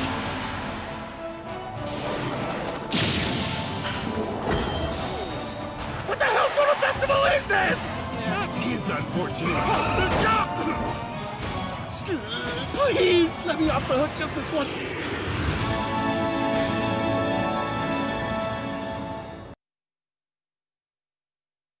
Escape to the world of anime with the Funimation app in both subs and dubs. You can stream and download anywhere, completely ad-free and in HD on the devices you love.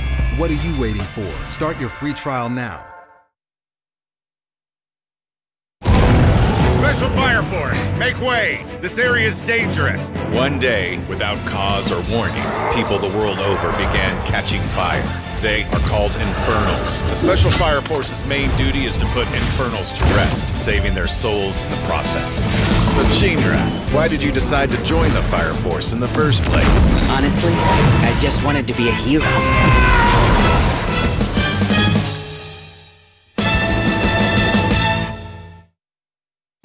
Not just comics, Bosco's has it all. It's all about fun and games at Bosco's, Alaska's premier source for comics, cards, and games. Like Catan, Ticket to Ride, Magic the Gathering, and more. Test your skills against other players in our game room, competing in X-Wing and Pokemon games. A complete list of events are available on our website. Toys, Hot Funko, collectible cards, sports memorabilia, and of course, the latest comics in every genre. Serving kids of all ages at Alaska's comic, card, and game headquarters, Bosco's, in Spinard in the Diamond Center Mall. Not just comics, Bosco's has it all. Bosco's!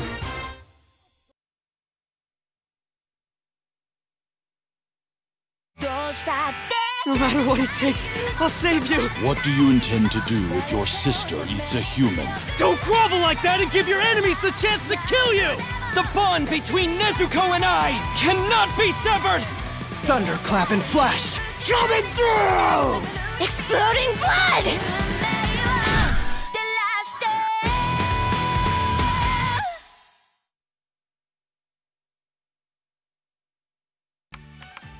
My family's in debt, and I'm tutoring you girls so that I can pay it off. Of course, you've all been giving me constant trouble. This is worse than I thought. All 5 of these girls could flunk out. Run for it!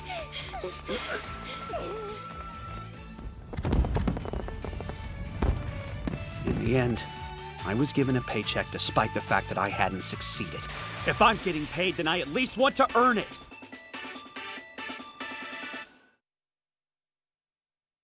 Escape to the world of anime with the Funimation app in both subs and dubs. You can stream and download anywhere, completely ad-free and in HD on the devices you love. What are you waiting for? Start your free trial now.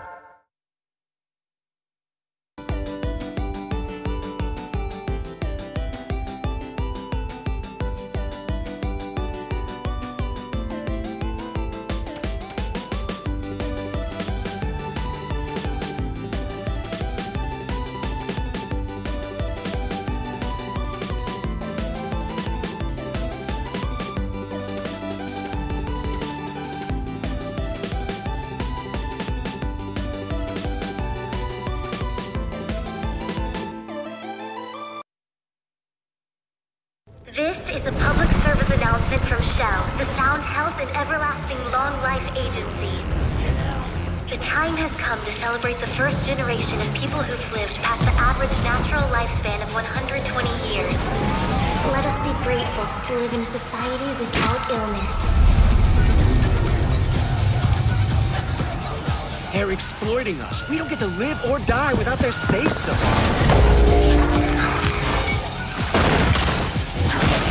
To find meaning in life, you need the risk of death.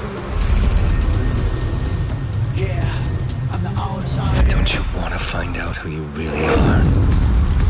Break free of them and reclaim your true form. I am a human being.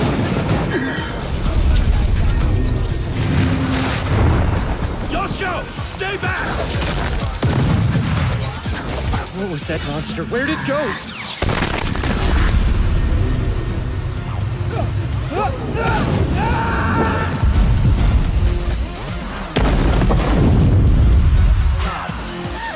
It'll get better. We have to believe that.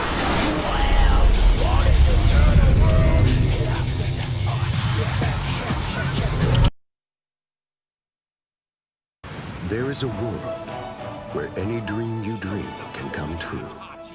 It's called Isakandar. Voyager, engage!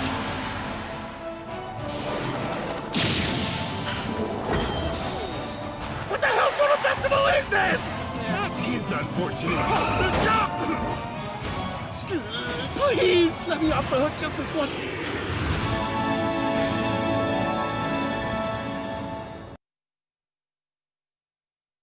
Escape to the world of anime with the Funimation app in both subs and dubs.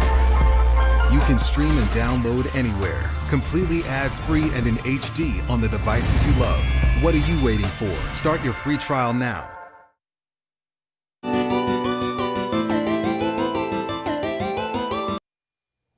Welcome back, Senshi family. Wasn't that a lot of fun with Nick and Alyssa?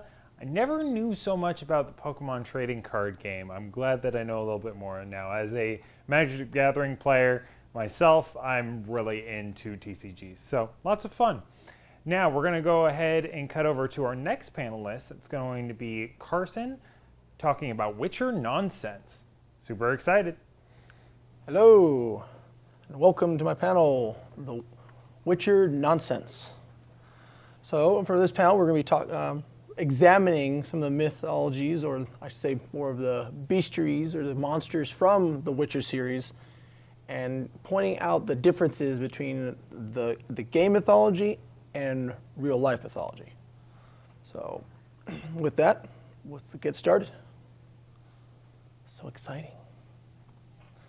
So, for a quick list of the monsters, and you can't see it, but the quick monsters we're going to talk about, we're going to go over real quickly is the Basilisk and Cockatrice, the Ikimara, the Chort, or Court, depending on how you're going to pronounce it, Berserker, Lubberkin, Erinia, the Alp, so I put Alpa, but Alp, and Jenny o' the Woods. So there are no special monsters in there and what they derived from. All right. So the Basilisk and Cockatrice, I'm just going to say they're minor offenses, I would put them as I would put them. So they actually do a really good job in the Witcher series. In the Witcher series, it was interesting, while I was getting ready for the panel, was I thought they were actually very purists at most of the mythologies. I thought they kept a lot of the information. But as usual, you know, most things take a little bit of liberties of changing a little bit of stuff.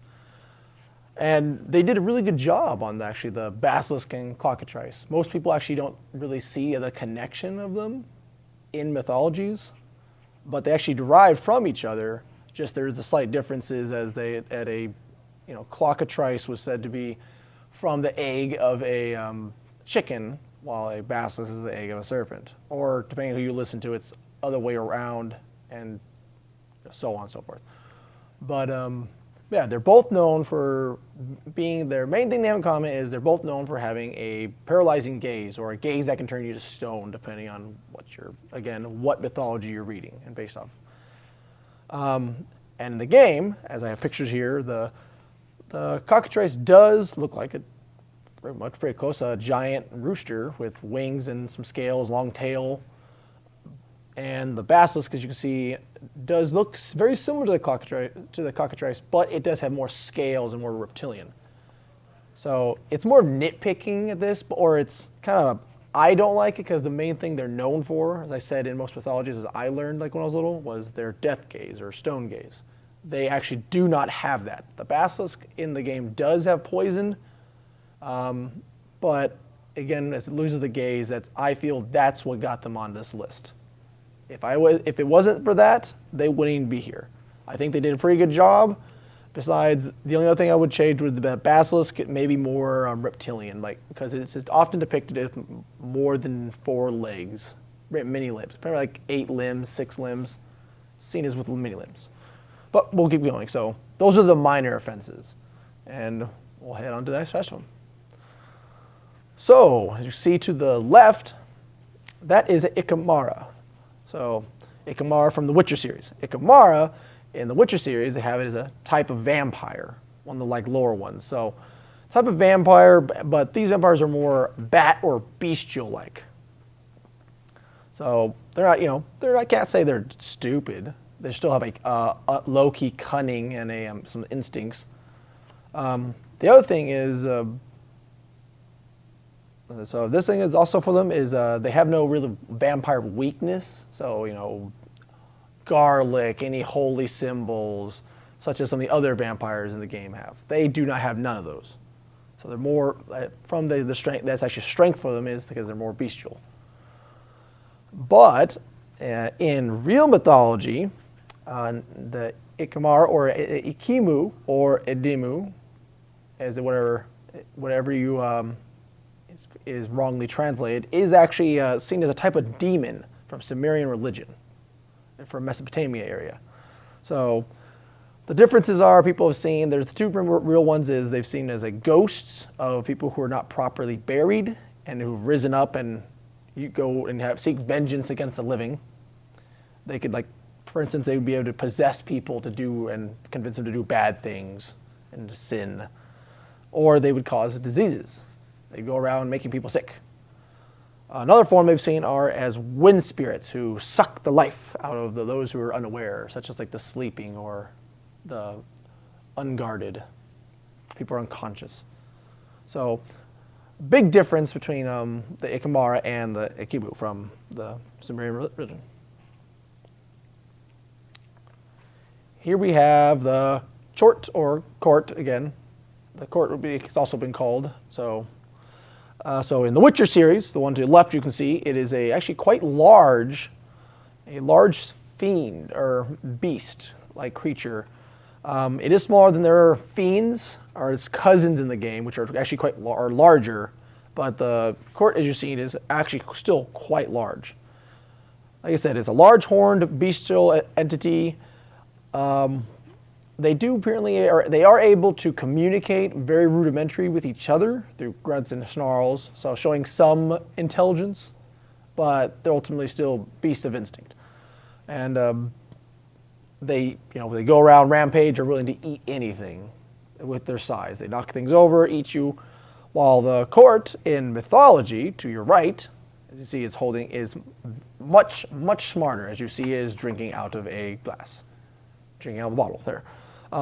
They're known in Slavic countries, so Russia, Ukraine, anywhere over in that area, Georgia, any of those areas. They're seen as anthropomorphic demons. As you can see, they still have the horns, they have hooves and tails, the hair. Sometimes they're also different depictions. They can be more bestial, more humanoid. Depends where you go at, how old the picture or piece of art or form is.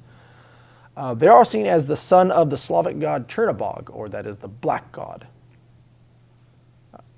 With that, they are also often seen more as tricksters, really. They go around fooling people, getting people to do bad deeds, to get children to misbehave. And often in the Slavic folklores, they are often fooled by the heroes to do good deeds or to help them and assist them. But they are often widely regarded as they are actually quite smart and clever in the Slavic mythology. All right, so that's pretty much that. And then we move on to Berserker.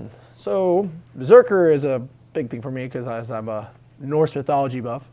Berserker are from the Norse regions, so such countries as Iceland, Greenland, Scandinavia, all those northern European countries. Berserkers were seen as great warriors who could call upon great strength of like bears or primal beasts like wolves. But in the Witchers, the Berserkers are just werebears. They are just werebears either through rituals or by devouring herbs. So that's understandable. There is other tales of the such in other mythologies. So I had to give it a little bit of leeway, but I didn't like it as it kind of felt being lazy in my opinion. But the Witcher series, like I said, in mythology, Berserker in the mythology, they're similar thing. So warriors call upon the great strength of a bear, or they take bear form, often through a curse or enchantment.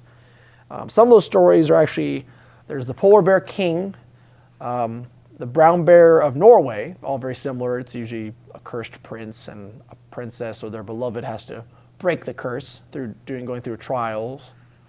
And even the movie Brave, Disney's Brave, has a person who was transformed to ask for great power and was cursed to be a bear. As I said, though, Berserkers in Norse mythology were warriors known for their strength and their ferocity in battle, who were said to have called upon the great power of a bear through rituals. But in all factuality, they were warriors who wore the furs of bears or wolves, and often were said to be like would chew on the edges of their shields or gnash their teeth, and no matter what they would not be felled by any mortal wounds. They'd fight well beyond past death. So there's many other, from whatever you read into, many other tales of what they could do.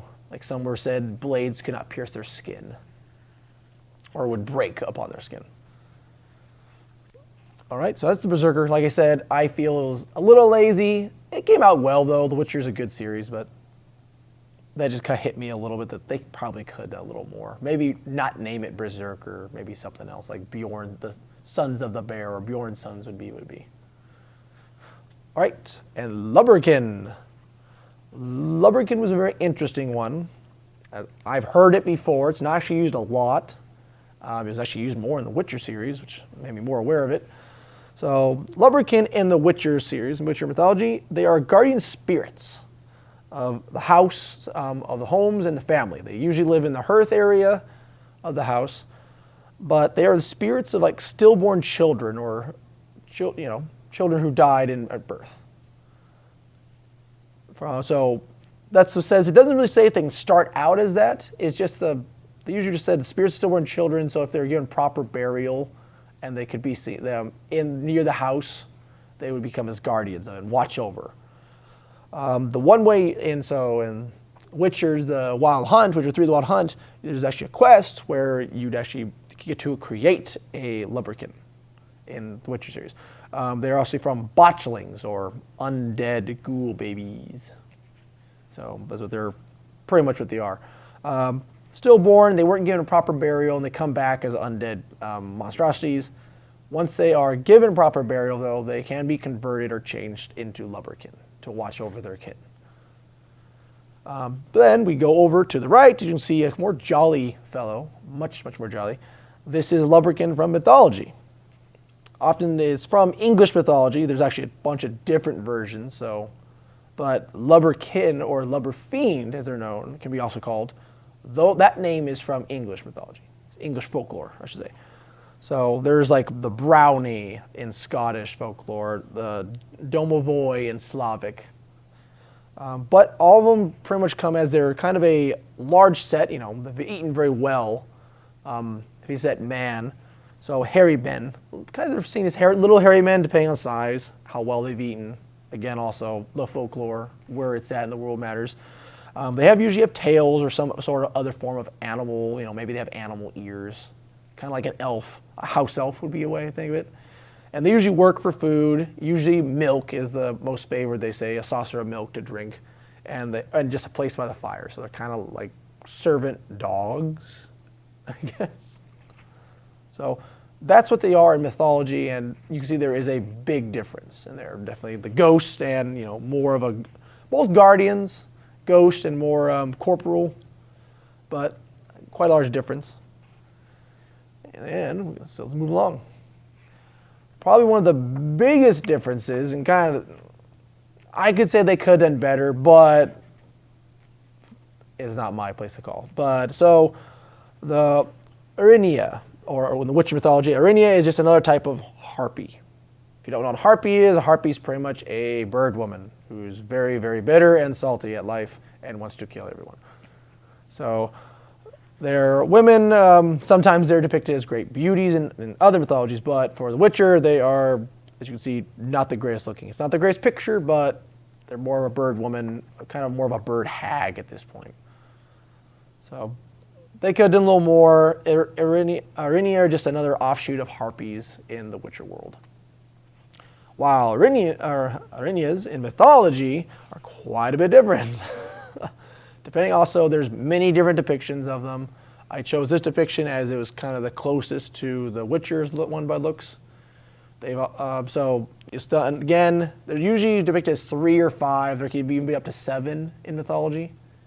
So Arinias are from the Greek mythology, and they were said to be born from the blood of Uranus. So that's the Titan, pretty much. He's the husband of Gaia and the father of all the Titans and the gods. So when they got in a fight with his progeny, his children, pretty much when he got in a fight with them, his blood spilled into the sea, and from the blood into the sea came the Arinyas. The Arinyas are seen as spirits of vengeance, or of righteousness, justice, redemption, however you put it, look at long list of what they could be, they represent.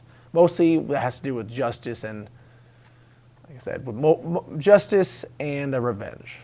Or not revenge, sorry, but anyway, they usually they would hound heroes, murderers, anyone who did a great misdeed or wrong. They would hound them until they repented.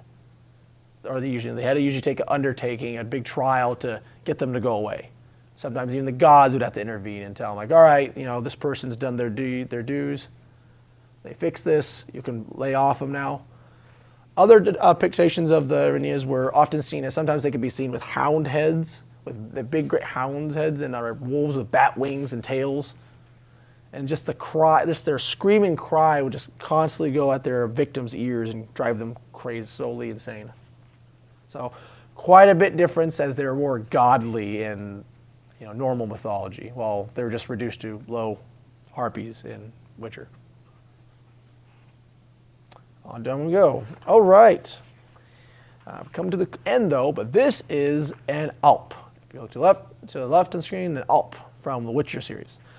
An Alp is a type of vampire, or higher vampire, whatever if you want to be a purist for Witchers. But so it is I really couldn't really find any pictures of it, but the Witcher says they can assume animal form. I couldn't really find too many pictures of it, as most of the pictures they're drawn shows them as their womanly form or their true form. So they can appear as beautiful women, and then they usually would walk through towns, stalking their prey in sentiments. They have, the normal weaknesses of other vampires. Sunlight hurts them. Some sigils, runes. You could put up some mundane guard, such as some herbs and whatnot. Certain plants or potions, pulses hurt them. So their main form is, like I said, they'd change into I would say like a hag, kind of. It would still be a female in appearance, but it would be definitely unsightly. They'd have long hair, covered with blood, claws, as you can see. They were one of the biggest differences, actually, from the Alp, from what I find. If you were to compare it to what the Alp has become today, it is by far one of the largest changes of anything in the Witchers. The Alp is, the old Alp, is actually Germanic folklore. So way back before it got changed, and English took a hold of it and changed it for their own. So the Alp were Germanic folklore, and they were likened to vampires or incubus. They would often be, seen as parasites. They would drain their victim. They weren't just outright, rip their victim apart. They weren't like super strong. They're more seen as little fiends or ghouls towards people. With that, so they would often, go and drain their victim. They were pretty much tricksters. They could be seen as, so they could afflict people with misfortune, and often they were seen as familiars, or witch familiars. So familiars towards witches, and they would do their little deeds for them. When they were grabbed by the English, Alp translate in English to elf. So that, yes, to the left is what started, and then they became elves. And as you all know, elves are a broad category of how different they are nowadays. You got D&D, anime, manga, comics, usually depicted as beautiful humanoids with pointy ears. Lord of the Rings. That's what elf is. So this is the origin of elves. And you see if you think of an elf and then you see this, blood-curdling vampire, there's a very big difference of origins there. All right. Oh. And then, okay, so then we have a question would be, I can't really say it. Chaboy Austy asks, do you prefer the games or the TV show? I gotta say, if I was to look for The Witcher, I would probably go for the games.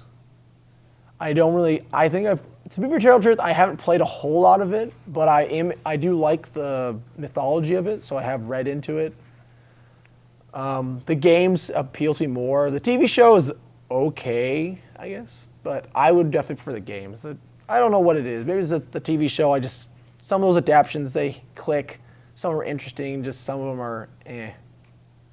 I tend to be, when I play a game where the source, I like the mythology behind it, I tend to be kind of a purist towards, I look at how similar the games or any film or show adaptations are. So I prefer the games. So with those questions, that was the question. I'm going to go with my last one actually now. So this is what I did for fun, and I think most people don't know this actual fable or folklore. So there is a night wraith in the game. So I'll finish this part. Night wraith in the game. So night wraith, if you don't know, play the games. They're technically ghosts or specters that feed off the life force of their victims, of people, usually at night. Hence, night wraith. In this case, this one was Jenny of the Woods. And Jenny of the Woods was a murdered woman who turned into a spirit of kind of vengeance. Her name wasn't Jenny, which is actually also it kind of piqued my curiosity. I don't know why, but if you become something else, people are going to give you a different name, maybe one that sounds more catchy. So Jenny of the Woods. Before I get to the other part, I've been asked it again.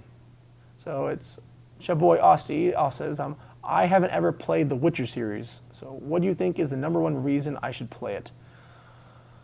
Oh boy, I haven't played a whole extensively myself. I mostly just listen to the mythology and look at the creatures, as I'm a monster buff and mythology buff. I would say the in-depth of the game is the one I've heard the most, and looking at it, I like the fact that you actually have to prepare and plan for what you're fighting. So it goes and puts up your knowledge in game, being very important. So if it was real life, if you knew nothing of a monster and say like a werewolf attacked me, and I knew nothing about it, I'm just screwed. But if I do know a bunch of tricks and the mythologies behind the werewolf that's attacking me, I would actually have a chance. And also depends though on where you're being attacked at. So that's, I'd say, is one of the #1 reasons. Using your knowledge to give yourself an advantage. But back to Jenny of the Woods. As I said, Jenny of the Woods. To the right though is a fable or folklore in English folklore, Jenny Greenteeth. So I don't think really that many people actually know of Jenny Greenteeth, unless maybe you're in England. I'm not from England, so I don't know how widespread it is. Obviously, but I guess it could be akin to the boogeyman. Everyone knows the boogeyman. So it could be akin to that in England. But Jenny Greenteeth in English folklore, she is seen as a river hag. As you can see, she's in the water, often seen as very green and long hair and very dirty. Sometimes she's depicted as being a beautiful maiden who tricks people, and others she's, like I said, is a hag. Kind of akin to a Kelpie from Scottish lore, or a Rusalka from the Slavic lore. She would often trick individuals, trick people into coming near the water, grabbing them, so it'd be often her victims were children or the elderly, people who can't fight back, and she would pull them into the water, drowning them. And some would say they would devour them, just drain their life force, or pretty much just have the body floating there and laugh at their loved ones. So that was Jenny Greenteeth. So I found that one actually very interesting, as that they brought up Jenny, and often you see there is a very big difference. Granted, while they both kill people or drain their life forces, one is ultimately in the water and water-bound, while the other one is more seen as a specter and phantom. So that was very interesting, as they went and brought a named fable and gave it a twist and changed it to what they wanted. Still works. It would be more akin, I guess, to, like I said, a Rusalka, who was a drowned woman, often from the Slavic folklore, also known for a woman's scorn. She went into she was turned away by her lover, drowned in the water, and became very spiteful and would kill people. Okay, and then it looks like we have another question though. Chairboy Osti asks, are there any of these monsters you think you could beat in a fight? Any of the monsters in The Witcher? I don't know. I would want to say probably Berserker would probably be the easiest one, as they spend most of their time as humans, so they all have our weaknesses, and just one dagger to the head, they're done. They often in the Berserker, they often need to do a ritual, and as it says, there's herbs involved sometimes. So just stopping them from gaining that, they can't change. Then it's just mano y mano. They're not going to be some giant bear. So that one would probably be the easiest to fight. Lubberkin is literally an undead ghoul baby. I mean, if you don't care on saving it, you just put it down, axe and a hammer, it's done. If you play the game, they literally crawl. They're still fast. They're not running, they're not like a cheetah. They're fast for what they do, but they just still crawl, and they have little tentacles that help them get around. They mostly feed on blood, so they're more just parasites. Lubberkin, so like I said, that's would be botchling. So if you kill a botchling before it becomes a lubberkin, it's pretty easy, I guess. Harpy, shoot out of the sky like you would any other duck. It's a bird person. literally go duck hunter on it. Yeah, I think the Jenny of the Woods as kind of being a ghost, I really couldn't fight it. You know, it's incorporeal, no physical form. Alp is a vampire, and with how Witcher's changed it, yeah, I probably wouldn't have a chance to beat it. It's faster than me, stronger than me, and can drink my blood, where I would just slowly get weaker and die. And plus, it can be disguised as a beautiful woman in the day, so, you know, it's like the epiphany if you have it's kind of seen as a trap. Okay, curiosity, which Witcher game is your favorite?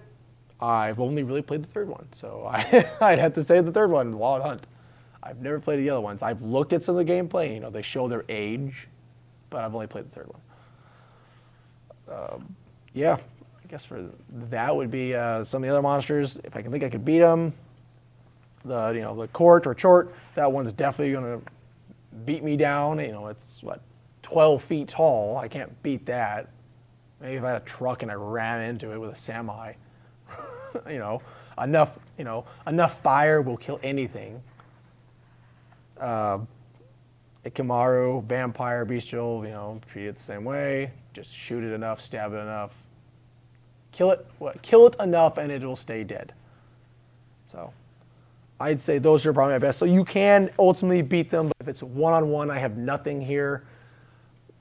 I would say my best bet is against the Fletchling, Blubberkin, and the Berserker, because as long as he doesn't turn into a bear, that's my best bet. Yep. That's pretty much it for what I had. I did have more. I would say I had actually longer lists for the creatures.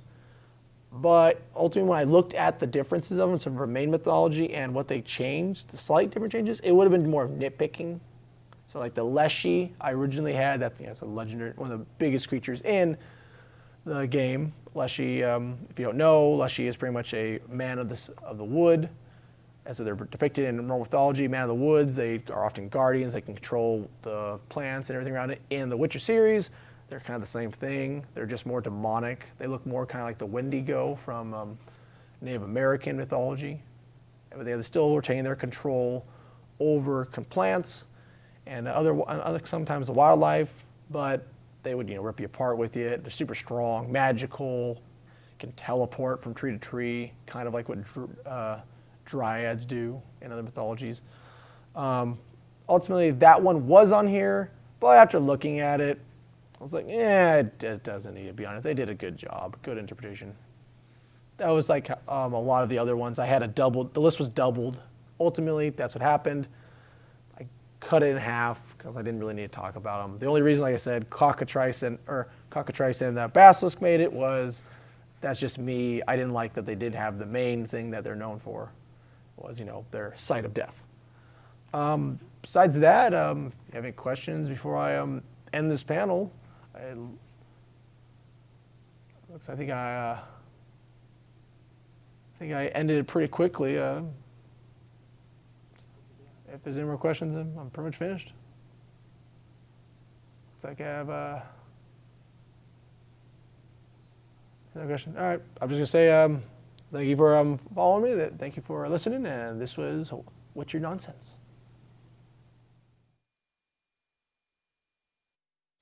Not just comics, Bosco's has it all. It's all about fun games at Bosco's, Alaska's premier source for comics, cards, and games. Like Catan, Ticket to Ride, Magic the Gathering, and more. Test your skills against other players in our game room, competing in X-Wing and Pokemon games. A complete list of events are available on our website. Toys, Hot Funko, collectible cards, sports memorabilia, and of course, the latest comics in every genre. Serving kids of all ages at Alaska's comic, card, and game headquarters, Bosco's, in Spinard in the Diamond Center Mall. Not just comics, Bosco's has it all. Bosco's!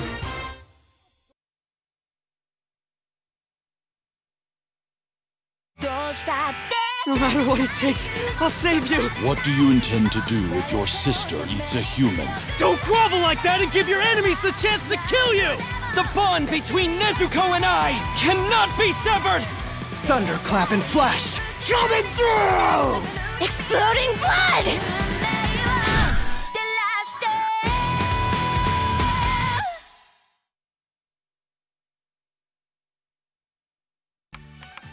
My family's in debt, And I'm tutoring you girls so that I can pay it off. Of course, you've all been giving me constant trouble. This is worse than I thought.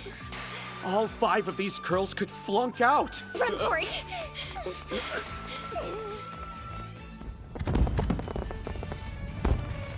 In the end, I was given a paycheck despite the fact that I hadn't succeeded. If I'm getting paid, then I at least want to earn it.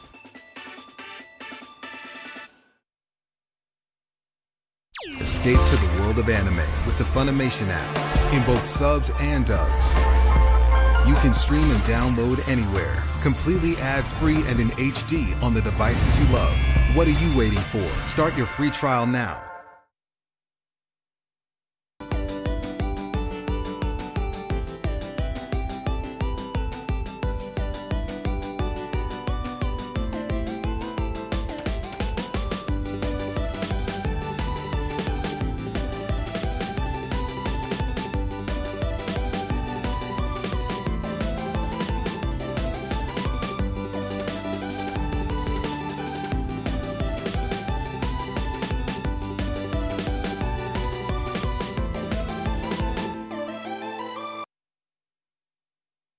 This is a public service announcement from Shell, the Sound Health and Everlasting Long Life Agency. The time has come to celebrate the first generation of people who've lived past the average natural lifespan of 120 years. Let us be grateful to live in a society without illness. They're exploiting us. We don't get to live or die without their say-so.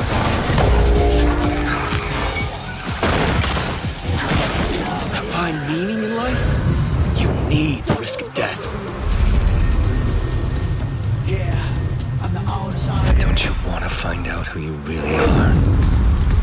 Break free of them and reclaim your true form. I'm a human being.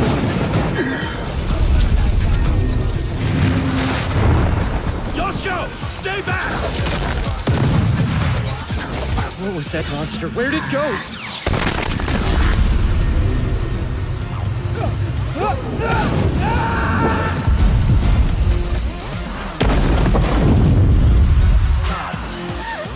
It'll get better.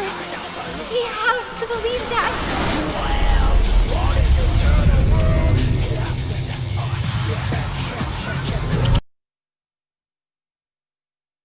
There is a world where any dream you dream can come true. It's called Isakandar. Voyager, engage!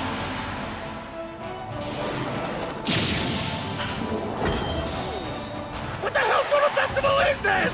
That is unfortunate. Please, let me off the hook just this once.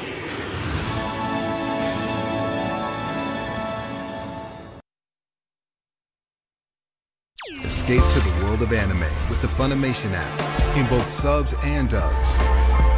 You can stream and download anywhere, completely ad-free and in HD on the devices you love. What are you waiting for? Start your free trial now.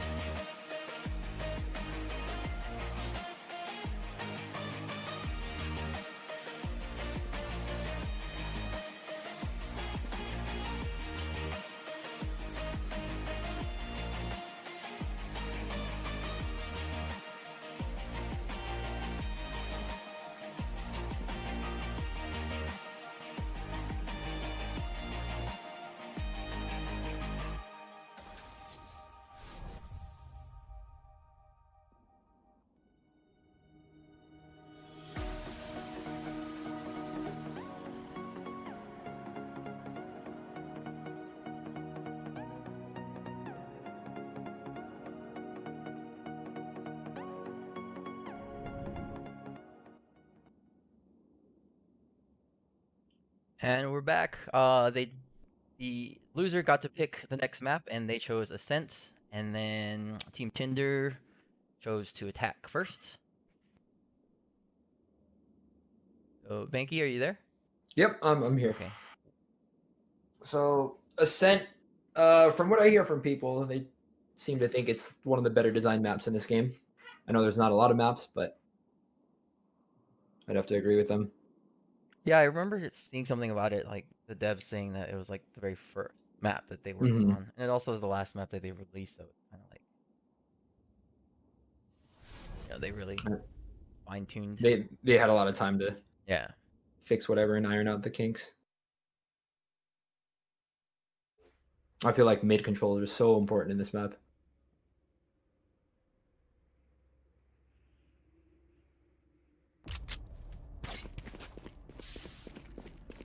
Rapperless sheet is on the left side, so push the name. Looks like Team Chicken switching up their comp a little bit more, introducing a Jet and a Cypher this time. Team Tinder sticking with the same composition. Oh, this is a nice spot. That goes there. Seeing a typical solo Cypher A setup from Team Chicken.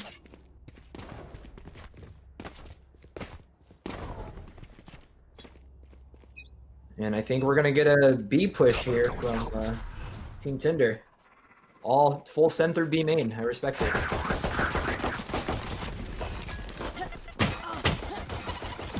Ooh, nice. First blood from Jake. Gets a 2K. Wax finding a kill on Jake. One enemy remaining. Unfortunate turn of events for Team Chicken.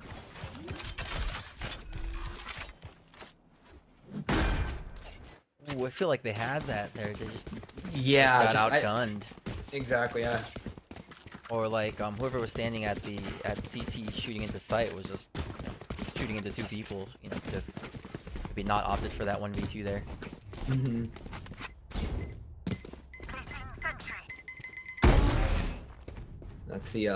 That's the bronze classic, man. Send all 5 people through being in 1 pistol round.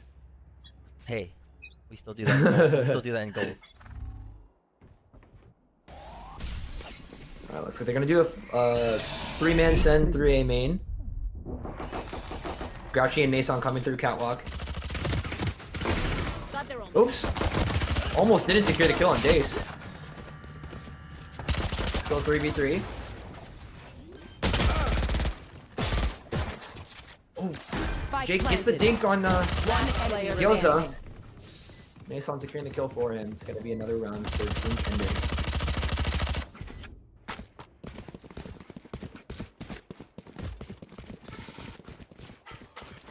Really fast first couple rounds. But here's where the fun starts. Real gun round.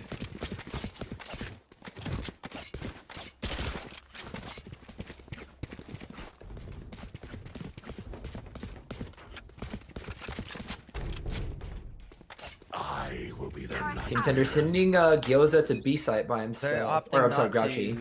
Opting not to upgrade their weapons just yet. That only one Vandal. It's a statement. If it pays off for them, it's going to be really great for their ego. Right.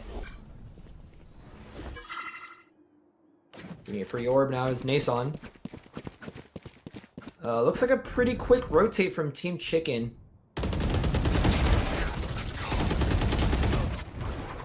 And Pro Jinker holding mid by himself. Teleport to the top now is Gyoza. Catches him on the run. Teleporting back. Oh, opts not to. Looks like they're gonna walk the bomb to B here through market side. Shadows traveling. Nice smoke on CT. Killjoy a little bit late on the rotation, but she is here now. One enemy remaining. Again, Sushi put in a 2v1 situation. Nason ulting out to go find him, I think. Yeah, to create space for the plant. Very nice. Yeah. Nice try from Sushi.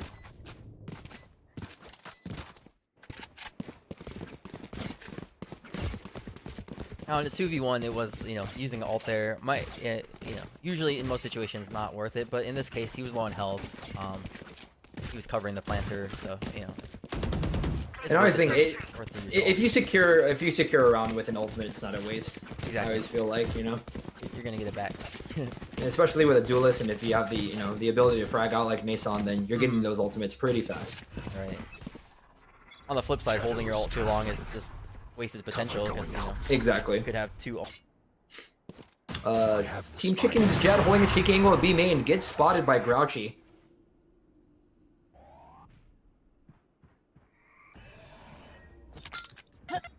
It's like Team Chicken now full sending over to B. Oh, they're forcing 3 over to B, which is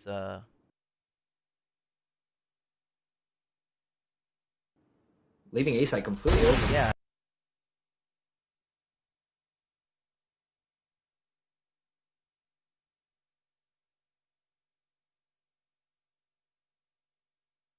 There's only actually one person at just Grouchy at B, so of course an over rotation, I think. But I mean, mid was going to be up to that. So. It's insane to see what the pressure from one player can do. Right. Thanks finding a kill on Wex. Nice try.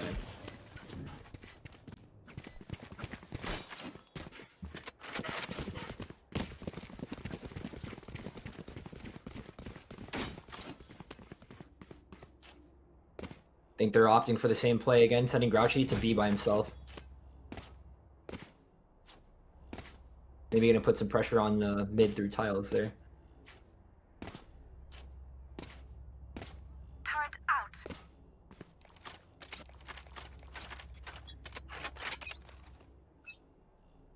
Get out of my way.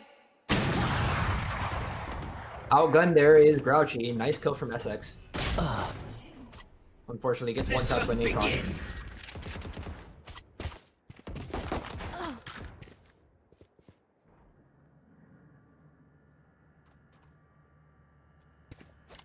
Team Tinder is going to try to set up something on A now.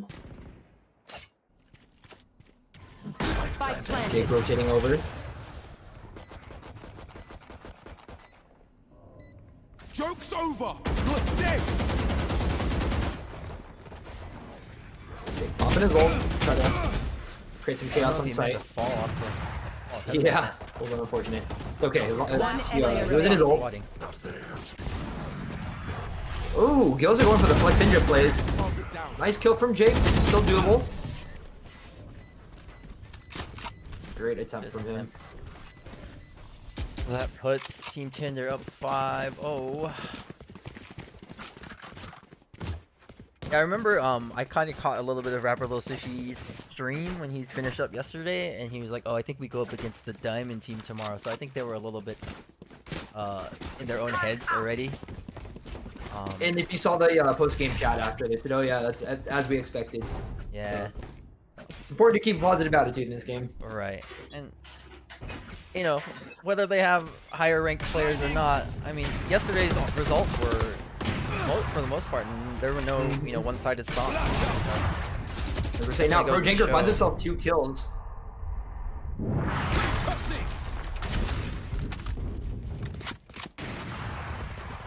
Team Chicken having absolute control over mid. Nice. Really good with their 2-man advantage here.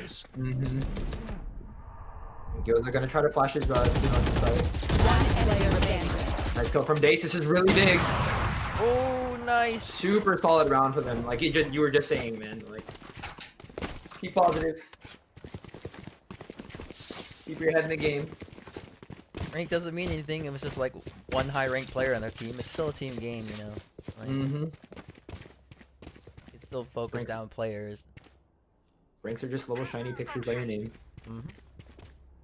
That's what I tell myself when I'm losing.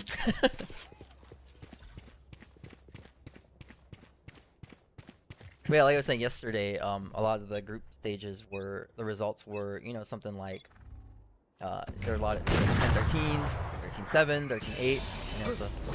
Yeah, so there weren't really any blowouts yesterday. Exactly. So as we're talking, Pro Janker found himself an early off kill. Good trade out there. Off for the judge. Team Chicken had a man advantage, but quickly fixing that. Now it's a 1v1 situation. Pro Janker popping his ult. Going for some Wardell plays there. Where'd he go? Cancelled. I think he went to B-man to try to find him.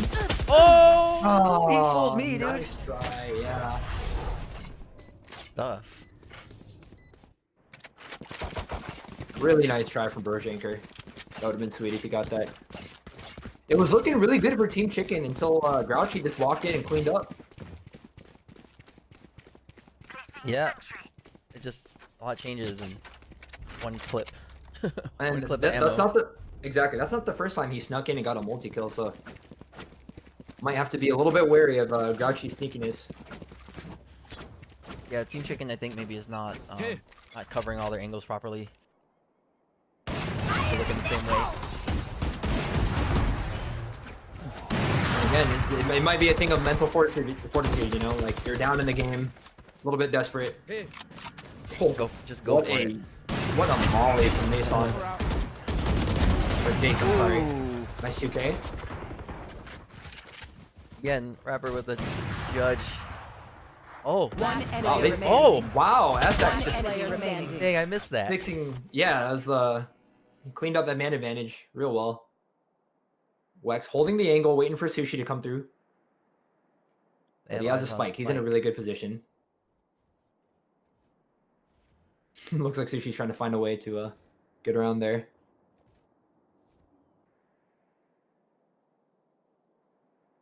Wex with a Phantom. Sushi with a Judge. He's gonna have to, he's gonna have to find a close fight. Gonna swing out on him. Is that the best you've got? Nice try. Rapper, Sushi, just a little bit of a gun disadvantage. Oh, it got caught off guard too, because Wex had the peek there, so he had, you know, he didn't even shoot the first peek right when he jiggled. I mean, maybe with a lack of reaction on Rapper's part too. Yeah. Also the judge, yeah, at that distance was not too bad, but still. Yeah, because Sushi did get the first shot on him, but maybe if he had a Phantom or Vandal or something at that range, might have been a more fair fight. Joke's over! You're dead! Alright, Nason getting an ult really early. He pushes his way in. Team Chicken pretty quick on the rotate. Alright, Anchorage finding his way on the site. Wex, but Day securing a kill on Wex. Anchorage holding the angle on Heaven. Oh, nice flick. No health left. Oh! The 0 meter Marshall, that hurts.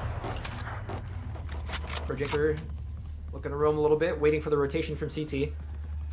Rapper Little Sushi's ult, giving them a little bit of time. Oh, they need to go get the spike though. It's over in aim main, I believe. A window, sorry. Thanks. Had my map upside down. Yeah, you heard me. Shadows traveling. Going up. So I'm gonna wall to get himself on the site safely. We're gonna run into Dace, but Dace gets the kill on Mason. Super good round from Team Chicken. That was solid.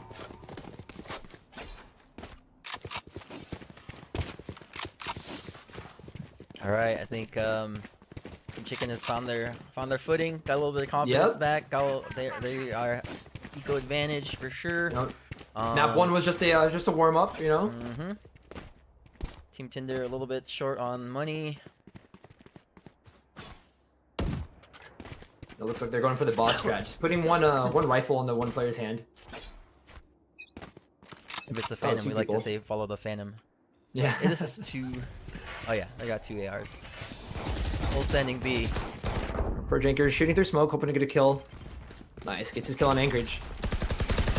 Gonna have to swing harder on this angle here. Oh, a little bit unfortunate crosshair placement from Jake. Super blind.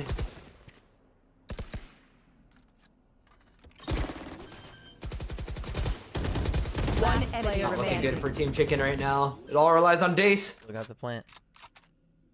Still very doable. 3v1 with one player weak. There you go. Alright, where is Dace teleporting to? Where'd he go? Cancelled. Back to B main. Oh, Grouchy, hold me angle from Market. Good defense from Team Tinder.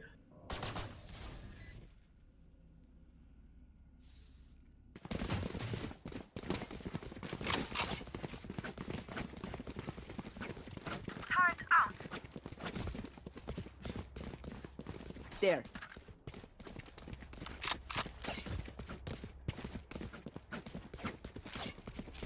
If you guys just found this channel, we are streaming at Senshi Con Online 2020. Senshi Con is an annual anime convention celebrating 15 years. We're online this year. Get out of my way! Their main stream is at twitch.tv/SenshiCon. Joke's over! Anyway, try to rush through that. Back to the match. Nice, was that? Right out the smoke. He popped out of smoke. I think he had his crosshair on catwalk already. Ooh, nice 3K from Jake. Unfortunately, getting killed by Gyoza. SX trying to swing out onto Gyoza. Gets the kill and a spike down. Gosh, he's gonna have to 2v1 this with an op. One enemy remaining. Oh, good nade kill. Thrifty. Oh! That was really nice presence of mind from Grouchy, but Sushi getting the Odin kill. But Odin always wins. Yep. Last round in the half.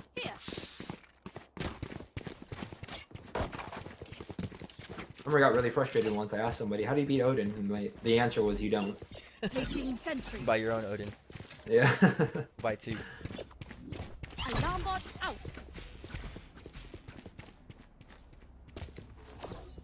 Placing swarm grenade. That was right a after full... this. Placing swarm Yeah, so grenade. after this match, we're gonna jump to the other semi, I think, right away. Yep, and that's going to be Team for Fun versus Team Trap Cardo. The Trap House. They renamed to Trap House, yeah.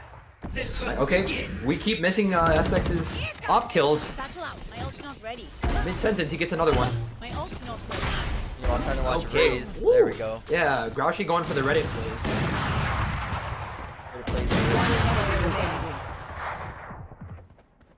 Pro Jake, you're pretty nasty with an operator.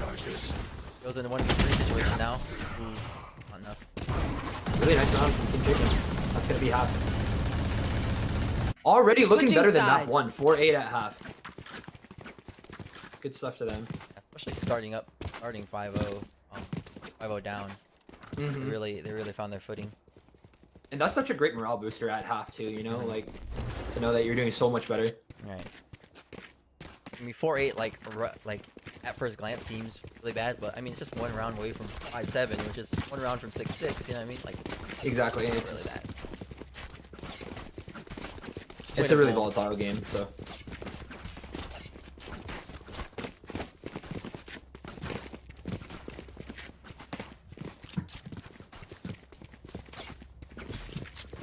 Guys, if you're not following already, please hit that follow button. Appreciate you watching.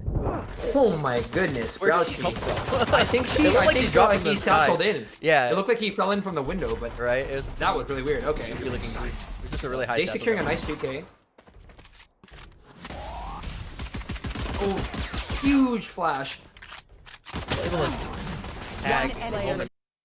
Not just comics, Bosco's has it all. It's all about fun and games at Bosco's, Alaska's premier source for comics, cards, and games. Like Catan, Ticket to Ride, Magic the Gathering, and more. Test your skills against other players in our game room, competing in X-Wing and Pokemon games. A complete list of events are available on our website. Toys, Hot Funko, collectible cards, sports memorabilia, and of course, the latest comics in every genre. Serving kids of all ages at Alaska's comic, card, and game headquarters, Bosco's, in Spinard in the Diamond Center Mall. Not just comics, Bosco's has it all.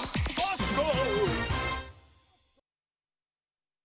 This world is built upon connections.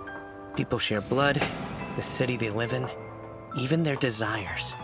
Everyone is connected somehow.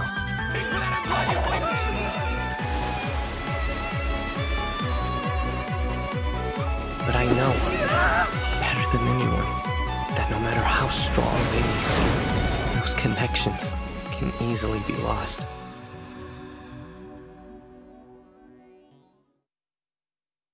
He can do things that other people can't. The world he sees is far greater than ours. Curses, spirits, they're all part of his daily life. Can I help this guy I know with his work? Hey, Mob, take care of this, will ya? Sure. Mob understood that what he fears, what he shirks from, the trials and tribulations he faces, are different than those of the rest of the world. We done then? Uh-huh. Escape to the world of anime with the Funimation app in both subs and dubs. You can stream and download anywhere, completely ad-free and in HD on the devices you love. What are you waiting for? Start your free trial now.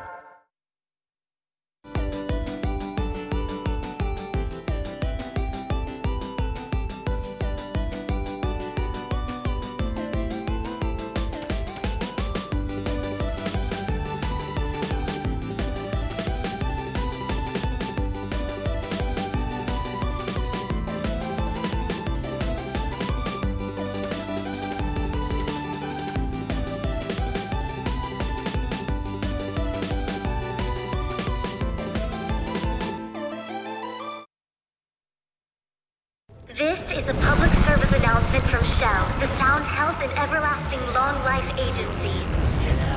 The time has come to celebrate the first generation of people who've lived past the average natural lifespan of 120 years. Let us be grateful to live in a society without illness. They're exploiting us. We don't get to live or die without their say-so.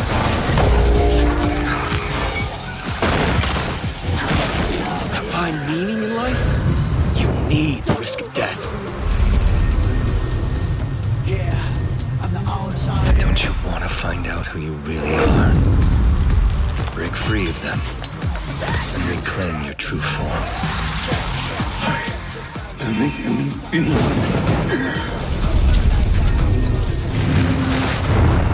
Yoshiko! Stay back!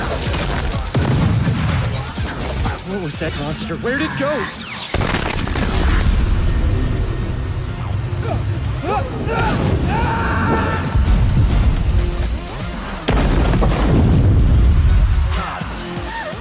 It'll get better.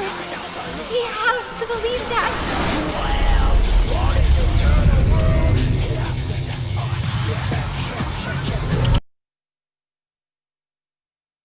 There is a world where any dream you dream can come true. It's called Isakandar. Voyager, engage!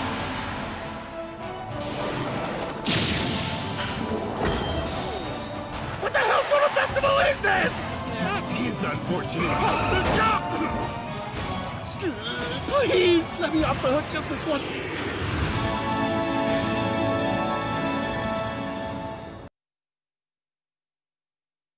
Escape to the world of anime with the Funimation app in both subs and dubs.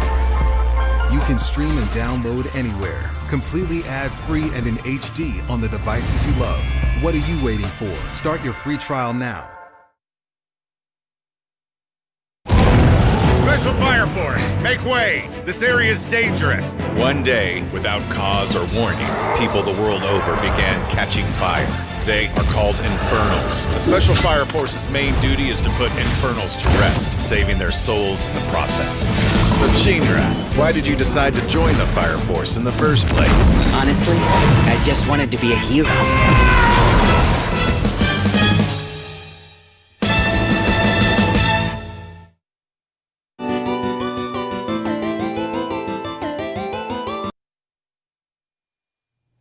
Hello and welcome back to Senshi Online, our 15th year, Senshi Con 2020. We are going to get started with another panel for you. So first and foremost, I'd like to shout out a couple sponsors. I'd like to shout out Bosco's, Video Game Depot, MTA Gaming. They've been helping us out. We also like to thank VR Vortex and a couple others. We'll shout them all out again at the end, but the next person I want to introduce is one of our really good friends here at Senshi Con. They have done so many amazing things, over 70 awards in competitions throughout Australia, including Best Craftsmanship, Best Skit, and Best Cosplay, and Best in Show. And then they were the 2019 Grand Champion at the Cosplay Summit, the World Summit, and they have been spreading so much positivity through cosplay around for everybody. Once again, I would like to give a big special welcome to our good friend, aka Wirru. Let's give him a round of applause, guys. Thank you for being here. Hello, how are you guys going? Good morning. Oh, it's morning for me. Good morning. Good morning to you, sir. It's afternoon, so good afternoon from us. Good afternoon to all of you guys. When we say down under, we say good day. Good day, it's short okay. for good day. Awesome. It's very Aussie. So how's it been going over there since I saw you last? Really good, really good. Yeah, there's nothing much has changed. It's just been a day. So yeah, still really good and really excited about what I'm going to do for you guys today. Awesome. So what do you have in store for us? What are we doing today? Yeah, so today, within the hour that I'm with you guys, I'm going to change into one of my characters in front of you, and it's one of my more well-known ones. It's Tsunade from Naruto. So if anybody who doesn't know Tsunade from Naruto, it's a she, and I'm going to be changing into that character, mostly doing a lot of makeup, and then right at the end, getting dressed into her costume. Okay, cool. So I think we're going to have a couple of questions that come up also as we kind of go through it. So I'll just ask away whenever you want to get started. Let's go ahead and do this thing. Okay. Well, I'm going to get started. Well, I'm going to get started ASAP because we only got an hour together, and makeup usually takes me a while because I'm a dude and I don't do makeup on a daily basis. I don't need to, and every time I do it, it's not a well practiced science for me yet. It's like every time I do it, it's a little bit different. So wish me luck today. Good luck, sir. So because I know I'm going to take a long time, I've already started a little bit up in my eyebrows. So tonight has little eyebrows, and she's got like these little blonde eyebrows. I have these big caterpillar black eyebrows here, so I've gone ahead and sealed them with just a kitty glue stick that you can find in a primary school. Oh wow! And it's a good one. It's a good one for gluing down your eyebrows because it's really safe on your skin. It's water washable, so when you're done with your cosplay at the end of the day, you can just wash it off with warm water, and it just comes right off. A lot of people hear the word glue and they freak out thinking it can't go on your face, but like that stuff goes everywhere onto kids and they are fine. So we are okay with our adult faces with that same glue stick. Yeah, so another thing that I've already done another thing with my face already before starting with you guys, and that is my pore filler. So pore filler comes in a lot of different forms. You can have a look at the different varieties that I've got. I've used one of these today. You don't need to use all three. It's just basically what you're doing with pore filler is you're puttying your face like it's a dry wall. So like I've got like these volcano holes in my nose, like from all my blackheads and stuff. It's gross. Too much information, but there's like all of these bumps and stuff that's in my face, and like especially if you're a guy who doesn't take care of himself on a daily basis, then you would need more pore filler. Literally just protect your face is a drywall and there's a hole in it and you're just puttying it up and sanding it smooth. That's what pore filler does. Yeah, so I've done that already. And what else have I done is moisturize and a primer. So some primers out there is like a 2-in-1 moisturize and primer. That I don't really have a preference. I don't have enough knowledge to have a preference. I just go, oh, moisturize, oh, prime.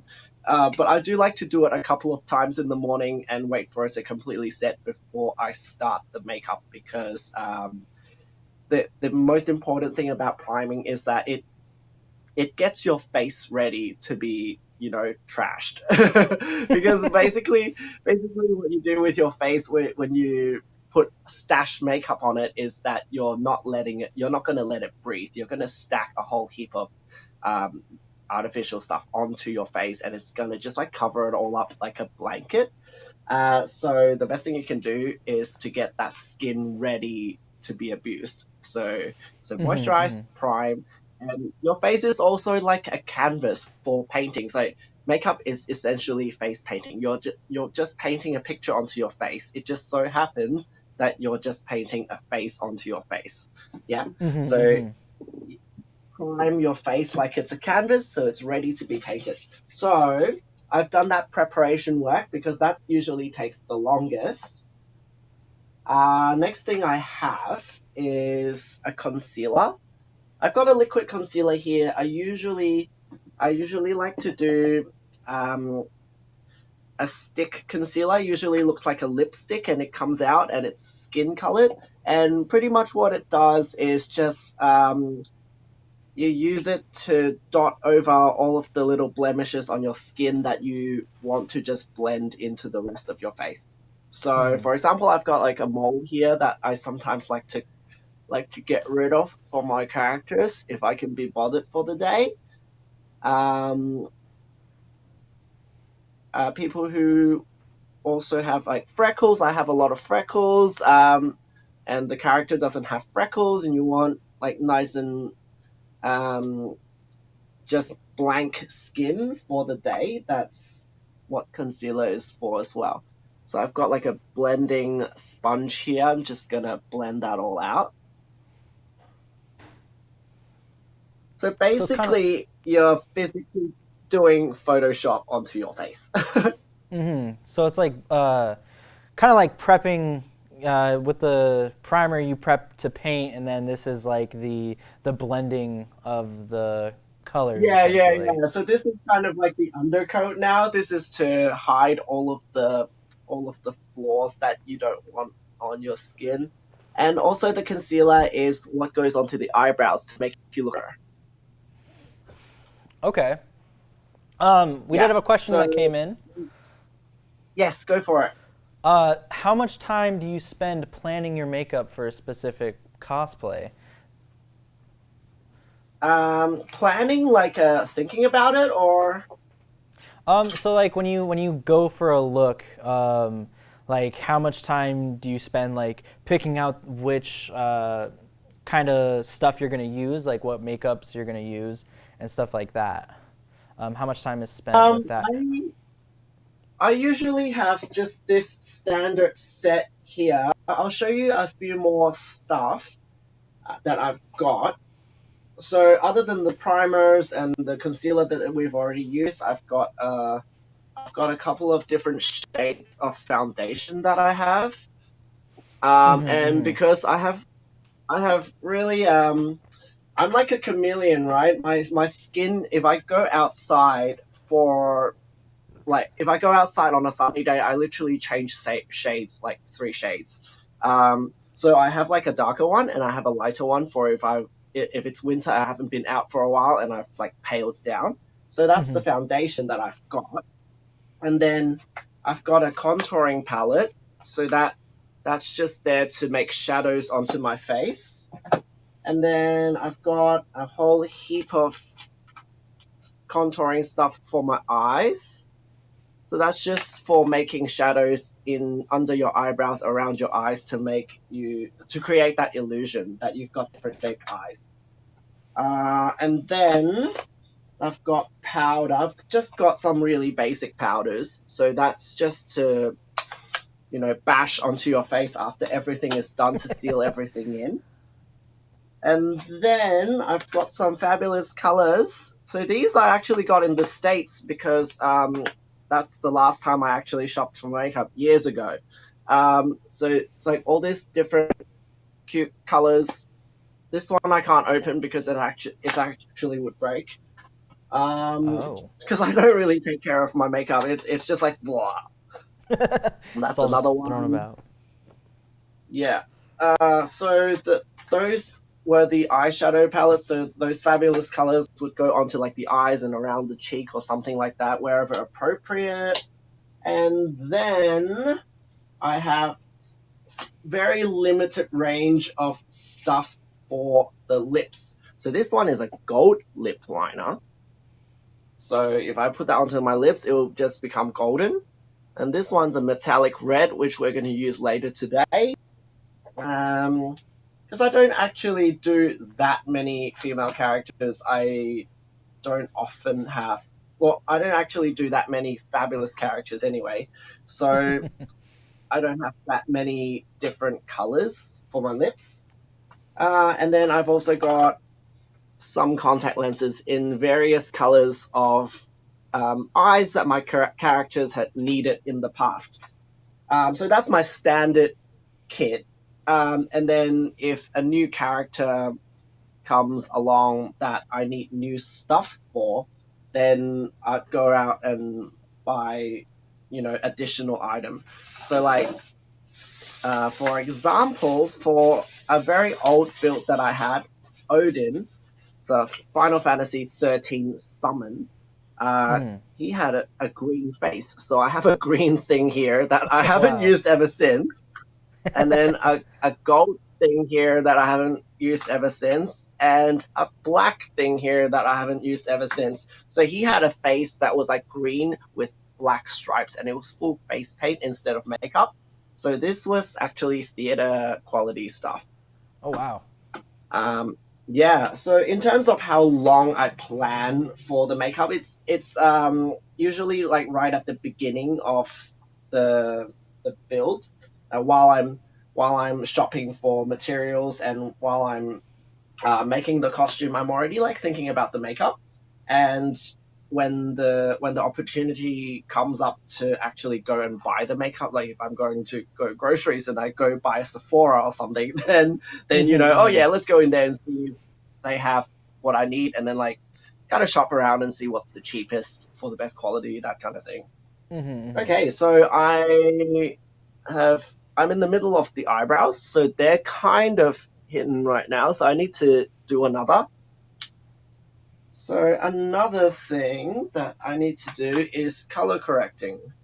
So this little 3-layered hamburger thing here is like 3 different colors, like 3 primary colors. They got like an orange, a blue, and a green, and it's there to get rid of your eye bags and redness, and like if you have black eyes from not sleeping the night before a convention, color correcting is really important. I tend to have really red eyes on a daily basis. I don't know why. Probably because I stare at a screen so much all the time. So I always have to dab underneath my eyes to get rid of that shadow. You might already notice that with these 2 smudges there, that, it already looks a little flatter.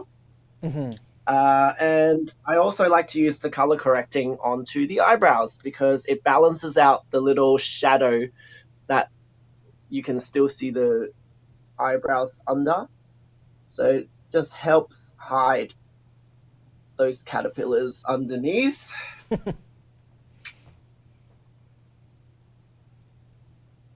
Okay, so all of this for me was pretty much self-taught. Like, I had a few friends who were makeup artists who showed me a few beginner tricks, and then from that, in my arsenal, I just tried more and more, and then eventually I wanted to do a female character, and I was like, maybe I can apply these skills and just like a little bit more extreme, and then I could make it happen. Okay, so one more spot to do my color correcting is my beard and mustache patches, right? So I've just shaved this morning, and there's still a little bit of shadow going on, so you want to get rid of that.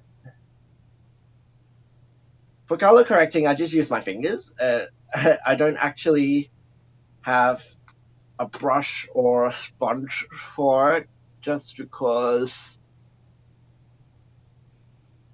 I don't usually use too much of it, and the consistency of color correctors are really strange to me. I never know which tool to actually use. So if anyone has a suggestion to like what brush I could use for color correcting, I'm more than welcome to take a suggestion from the chat. Okay, so the eyebrows are nearly done, and then we can do the rest of the face.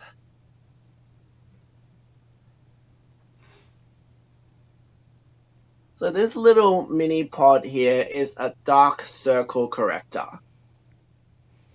So it's a very generic corrector. Like, it wouldn't work for everybody, but luckily it works for my dark circles. Because if you notice this corrector and this stack right here, this one is pretty much just a paler version of the top layer. And the top layer, that orangey tone, it doesn't cancel out everybody's dark circles. Some people's skin works better with the blue, and some people's skin works better with the green, and some people need the yellow patch, which isn't here. So it just actually depends on your skin. So I look pretty homicidal right now with no eyebrows, so I can go on to the next. We did have next bit, yes, go ahead. We did have a comment from Laura Best on YouTube. She said, yes. I only use my fingers as well. So I think you're on the right track with not having a brush quite yet. Yeah. For my makeup artist friends always tell me to use for something like foundation though. Right now I'm doing a foundation. So because we've done our concealing, so all our flaws are underneath the rug, like sweep everything under the rug, and now we can concentrate on making it pretty. And for foundation, I used to use my fingers for foundation as well, and then I got told off. And the reason is because your finger absorbs half the product, so you're wasting a lot, and your finger doesn't blend your makeup nearly as well as something like a sponge or a brush would do. It's like finger painting versus brush painting. It's pretty bad. So it's like using the proper tools. Yeah, we're using the proper tools, like when you learn the proper tools. I am nearly done with the foundation of my face. I'm just going for a light one today. So this is actually the perfect timing for me to do this kind of panel, because it's usually the time when everybody wakes up for a convention anyway. And I'm taking a few shortcuts today. So for anyone out there, when physical conventions come back and you guys have slept in and you don't feel like putting your full face on, maybe you could do your face my way. Take some tips from the pros. So, okay, so that concealer is done. So that just needs to have a little bit of time to settle, and then we can powder it down. It's actually quite important to let each layer and each product, set a little bit or have time to settle before going to the next one, or else you just end up smushing everything together. It's like wet paint on wet paint. But luckily, makeup doesn't actually take too much time to settle, especially, the concealers and the foundations and everything like that. So just going to use a loose powder. So this one. So powder itself doesn't actually have that much color. It's just a pale filter that goes onto your face that locks everything in. And for me, I like to use a really tough brush so you can really bash it into your pores. We did have a question from Twitch. Revenar Hello. says, "Who has time to sleep in at con?" Who even has time to Who do has that? time to sleep at a con? Look, Australian cons aren't as crazy as US cons like you guys. We actually, most of our conventions don't happen at a hotel like yours do. So at the end of the day, everyone has to go home. And then we travel back into the convention on the next morning. So I imagine that would be quite different from you guys, where you guys book a room and then you go upstairs and that's your room, and then you come downstairs and that's the convention. Yeah, especially with in-person cons, it's like you wake up at 6:45 in the morning and you're like, well, time to go to the first meeting.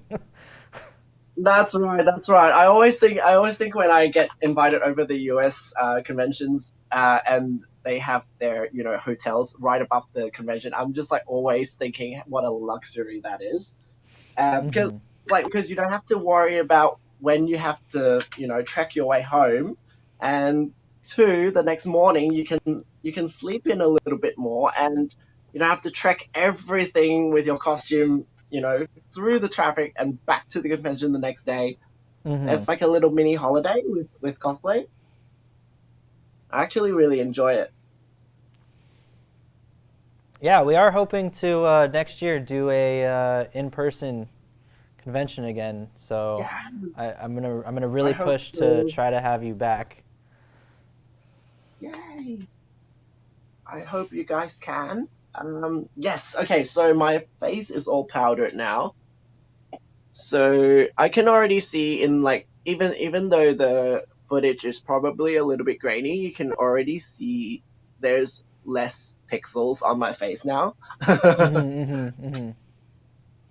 It's kind of makeup is essentially physically photoshopping your face. It's like physically getting rid of what the camera will register when someone takes a picture of you. Even more so than physically, like when someone looks at you, you're still gonna have like little bumps on your face or whatever. But when a camera points at your face, that's like really well made up with all the color corrections and the contouring and like all the shadows and everything that you don't want on your face accounted for with makeup. Like someone points their camera at you with your face like that, it comes out and you look perfect.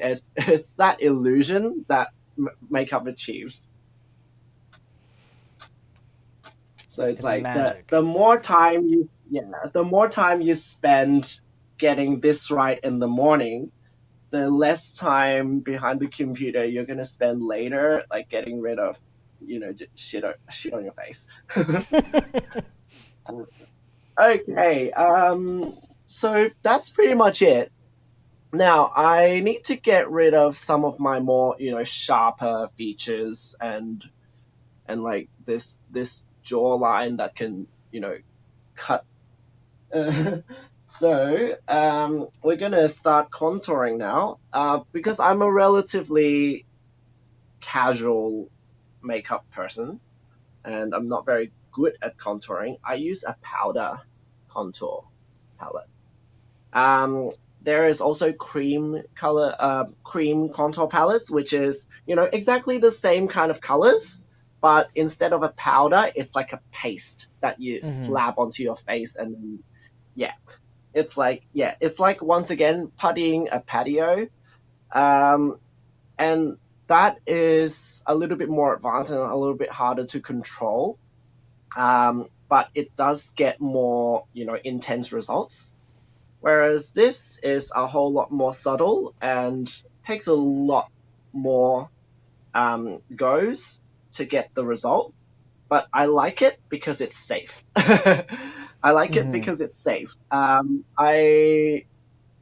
always a little bit afraid that I would overdo everything and come out looking like a swordfish.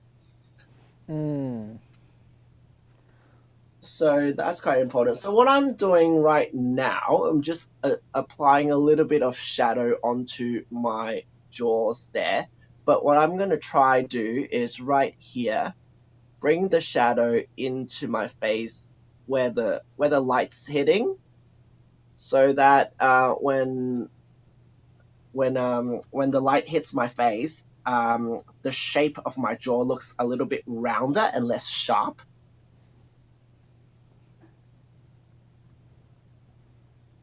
So my goal here is to turn like a sharp jawline into a more feminine, round one. Or a cute, just. So we had another question that came in. You had mentioned before that you have a lot of makeup artist friends that helped you out. Are there any other resources that you turn to for tips on makeup? Yeah. Just YouTube makeup tutorials, like all the big YouTubers with makeup tutorials. You know the ones that cause drama all the time. Watch those. They're actually quite useful. And you can just ignore all the bullshit that they come up with each other, and actually concentrate on the content. Is actually quite good. So because they get sponsored all the time, right? There's a lot of product reviews out there, and there's a lot of how to use the product properly videos out there, and that works really well. Yeah, so those are some really accessible resources that you could try out. I'm usually like to have physical advice that's right there and somebody to point me out like in the same room. So I usually turn to my friends. And like even my friends who put on makeup for work every day, like they're not exactly makeup artists, but they know how to tune their face to look like they're not a zombie. So that's also very useful. So it doesn't have to be a makeup artist friend. It could be just any friend who uses makeup on a daily basis, and someone who knows their products and what to do with them on the face. Okay, so my face is kind of ready. We're not going to go too intense today. I added a little bit of shadow underneath the eyebrow, so there's a little bit of chocolatey tone now. And then my jawline, there has been an attempt to round it up. So that was the shadow. And then we also need to have the highlights. So just to make the contrast, yeah?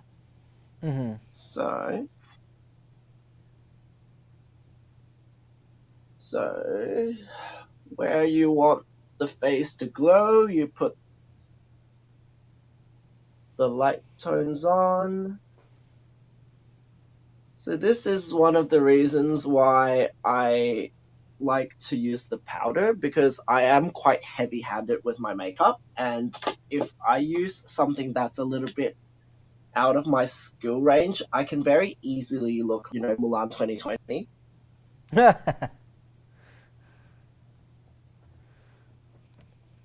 Okay. Yes, speaking of that, so that's the base of the face done, yeah. So now we need to put my eyebrows back on my face.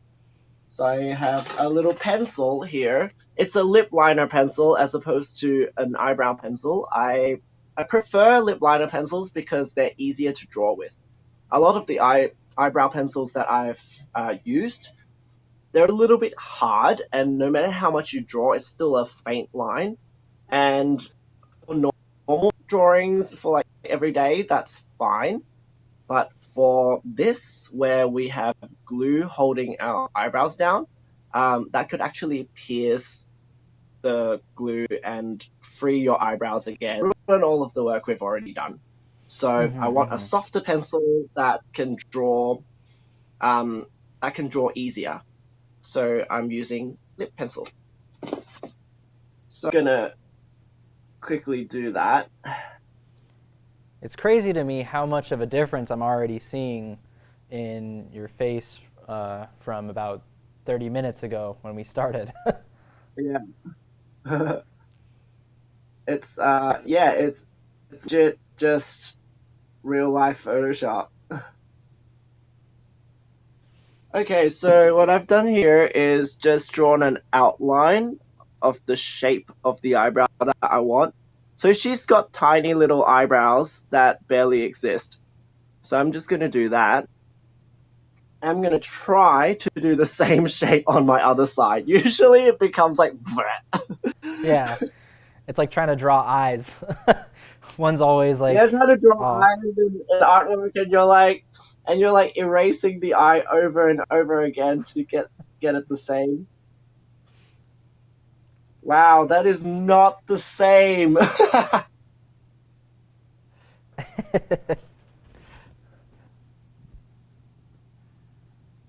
That's okay. There's always room for correction. Laura Beth says, I usually use the liquid foundation, but would like to try the powder. Can you recommend any good brands? For contouring? For foundation, I believe for contouring, yes. Oh yeah, contouring. I actually really like the one that I'm using right now. Okay, let me clean the thing so you can actually read it. It's like some of this stuff looks like it's been found in the attic because I take such poor care of it. This is my favorite right now. It's the Too Faced Cocoa Contour. It comes with 4 shades and a mini brush. And a mini brush that, surprisingly is quite good. Like, usually when makeup palettes come with a brush, it's absolute rubbish. But this one I've been able to use quite reliably. And why it's called Cocoa Contour is because it's chocolate scented. So you sniff it and you smell chocolate. Wow. So that's an added bonus. And the color is also really good. It's quite a natural, like, shadowy color, and it doesn't make you look like a clown. Even though, even if you're really heavy-handed, like me. Okay, so I've got these. Go ahead. This attempt at symmetrical eyebrows. They're all right. Not the best, but we'll roll with it today. So once we've got the outline, I'm just going to lightly color them in.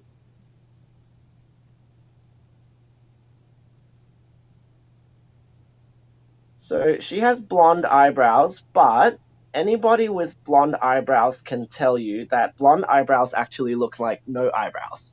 So for blonde eyebrows like Tsunade's, I actually like to use like a reddish tone here, and then dust it with brown eyeshadow. So it's just a little bit more realistic looking, rather than, trying to be...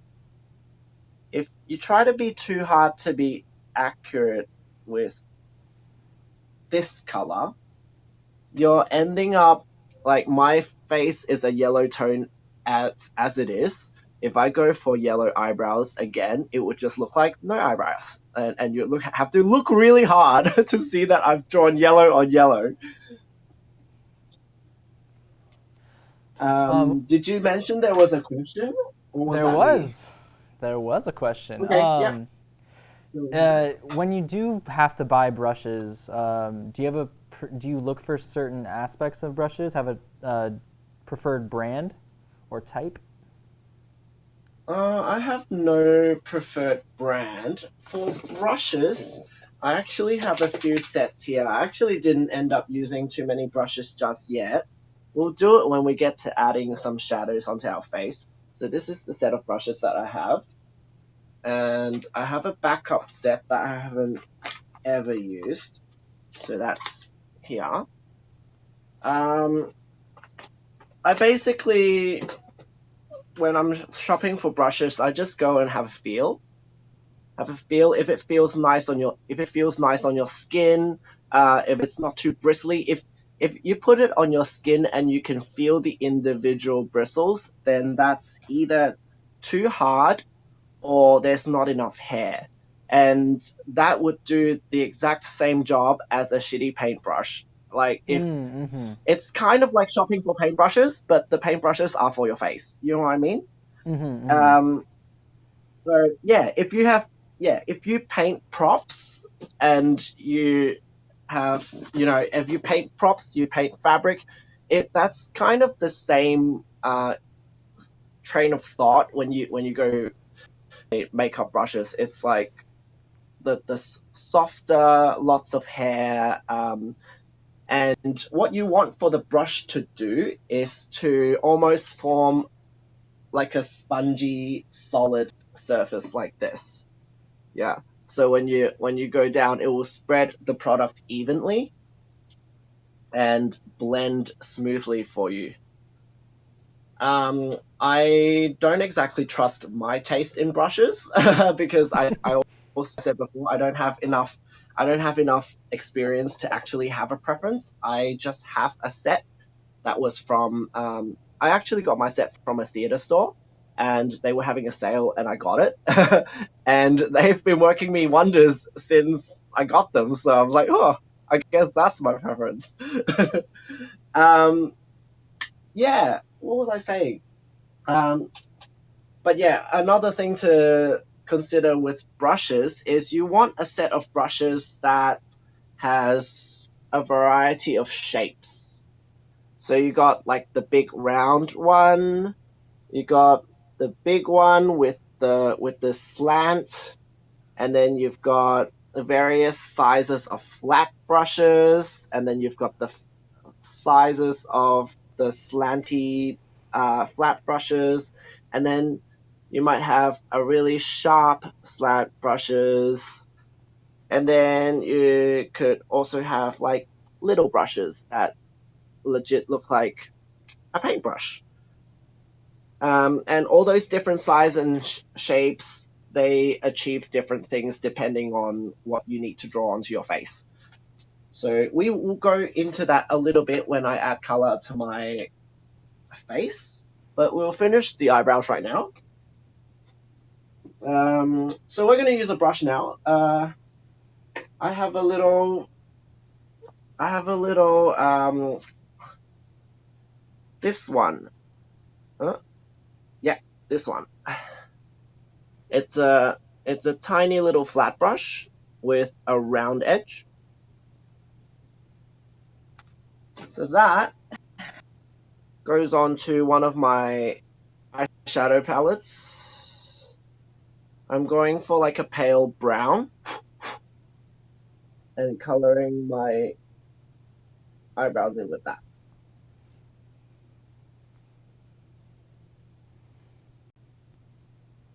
So this brush right here can also just blend out the scratchy details that I've put onto my eyebrows before.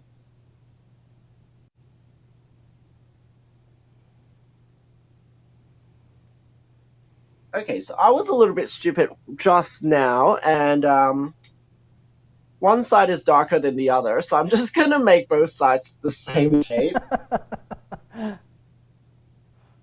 Because like the colors were right next to each other, and I forgot which one I had put on first. So I was like, oh, I guess we're going a little darker tonight. Improvisation. I do that a lot. Okay, so now the color is kind of solid. I do apologize for the asymmetry. It's bothering me a lot, actually.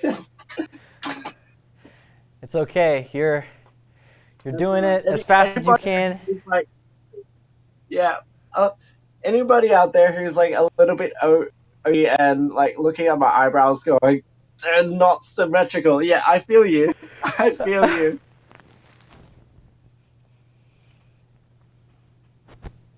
Just to make it have a little bit of resemblance to being blonde, I've just put a little bit of gold powder onto it. So it's a little bit paler now, yeah? And a little bit of shine.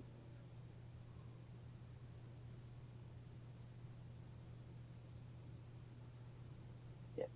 So a little deadly mistake that I sometimes do is that I get a little bit carried away with the gold, so pretty, and then I end up blending the gold into my skin, and I end up, back to square one with no eyebrows. Just like we said before, blonde eyebrows on pale skin just looks like blonde eyebrows. So being careful not to get too carried away with that. So, okay, that's done.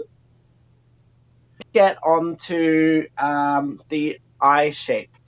So I've got pretty boring eyes. So we're going to go for some eyeliner now to really draw those ridiculous anime eyes. I say ridiculous, they're not that ridiculous. So we're going to do a big winged eyeliner. Just find that. Okay, for eyeliner, I used to be a little bit scared to do the liquid eyeliner because it's very intense and there's less room for error. So I used to use eyeliner pencils. But now that I've got a little bit more control over time and experience with drawing things on my eyes, I can have the stability for this one now. So depending on your skill level and also your preference, this could be replaced with a pencil. Okay, so this one, literally just a paintbrush of permanent marker that goes onto your eyes, but never use permanent marker. Okay, so I'm going for it. It'll be cool. I might actually do one side and then show you guys so you can see the difference between left and right.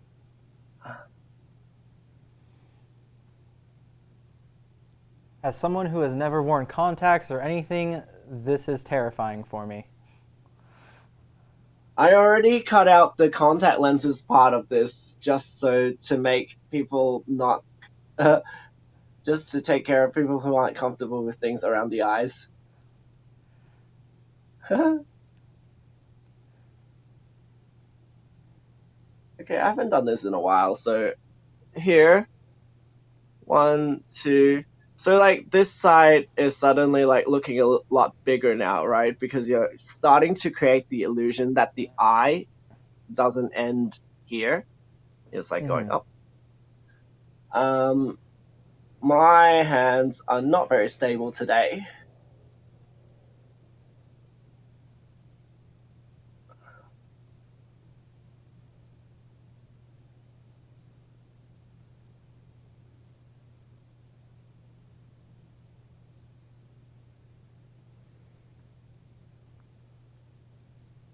Okay, cool. So you can see the basic shape here. So this is, this usually would do for if you're like going out or something. But because we want to be be like a fictional character, we're going to go a little bit more intense with it and add her couple of anime eyebrows, anime lashes. As animated as possible. As animated as possible. As close to 2D waifu as possible. Like that. So now I've got 2 lashes. Okay, so you could take this to another level by like actually altering the shape of your wing. So this is right now just going along the shape of my eye, but if you really want to transform the shape of your eye, you can bring this line up to here, up to the temple or something like that. Let's see if I can do that.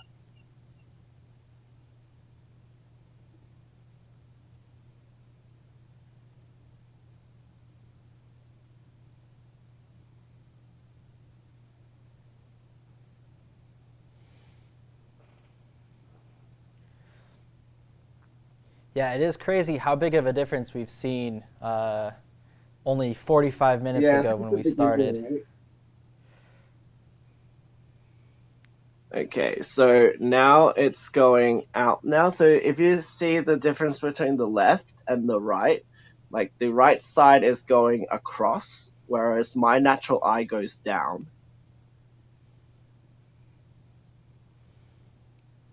And now I also like to do a little bit underneath because anime eyes have like, for some reason, have like really thick under eyes because they always draw the line there.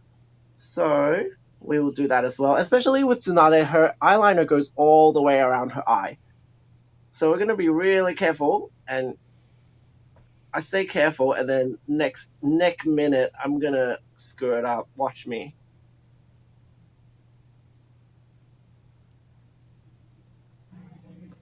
Oh, actually wasn't too bad. Sometimes I do good work. So that's the beginnings of what we need to do.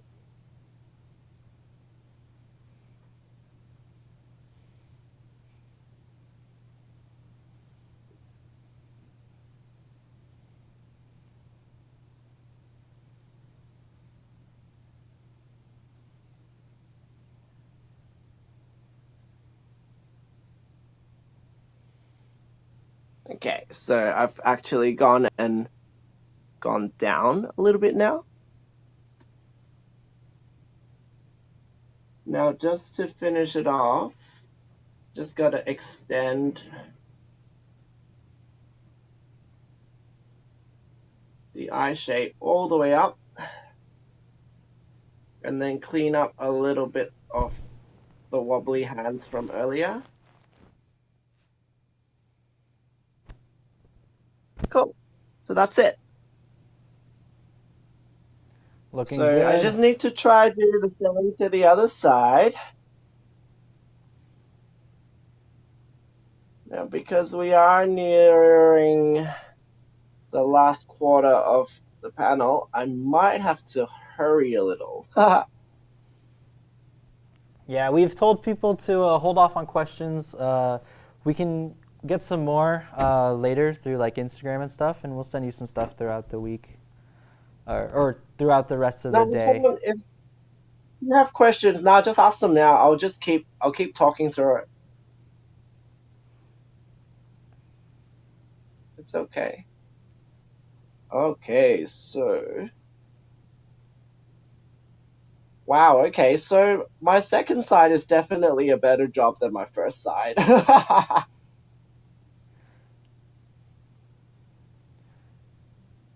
It's the true professional performing under pressure. That's all good. Yeah, usually these eyes, they take me quite a while.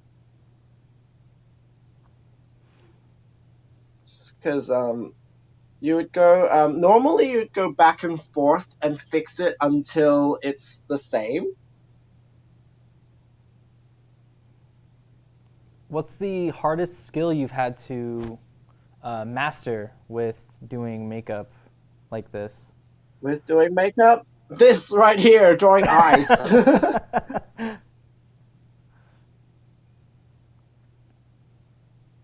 Like, I don't actually know how people do it consistently. And I actually think it's a mystery how people put on eyeliner for work when they work in the morning. Like, I'm the type of guy who would sleep right up till 5 minutes till my bus and then hop straight out of bed and bolt for the bus. I can't even imagine having this kind of thing in my daily routine. The snooze button has been used. Oh, I snooze so much. I actually, for any given, for any given schedule that I have in the morning, I have an alarm that goes off about 3 hours before I need to be up. And I snooze all the way up to that. It's so bad. For today, I knew I need to be on standby at 8:45 in the morning. My alarm was for 5. Oh my goodness. Yeah, I snoozed all the way up till about 7:30.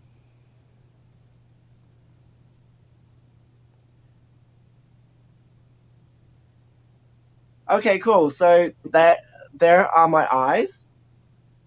Thank God the footage is a little bit pixelated because you can't see all the mess I've made. Thank you, internet connection. Thank goodness for the Okay, brain. so this is done. Okay, then her signature feature is that she's got a little forehead mark. Usually, I would go with the color and paint it on, but because I knew I had time restraints and I also came up with this life hack in the morning, I got some fabulous fabric that I had spare and cut out a diamond, and we are going to use some skin safe glue and just pop it onto my head. And that is also a life hack that everybody can steal. If it's a little symbol that's on the forehead, like a lot of anime characters seem to have, just do it out of fabric and then just pop it out into your head like this. Boop. Yeah, just give yourself a boop. Ha! It's done. It was so easy. I should have always done this. all the time that was wasted painting it on meticulously. All that time. You have no idea how many events I've been to where I cosplayed Tsunade, and right up to last minute, it's like the last hour, is me trying to fix up the freaking diamond because I couldn't draw straight.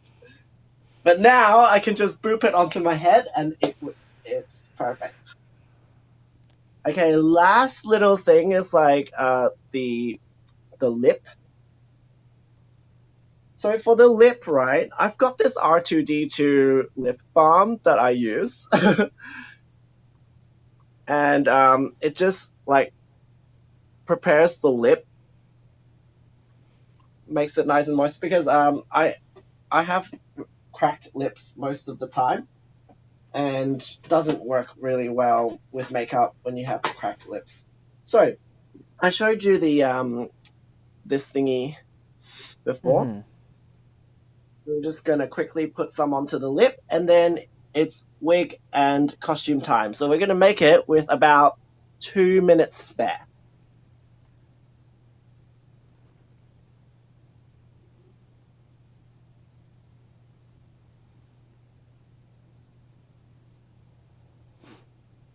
This may be the world record for fastest transformation. Nah, it wouldn't be. I'm sure someone who's actually good at makeup would be able to do this in half the time.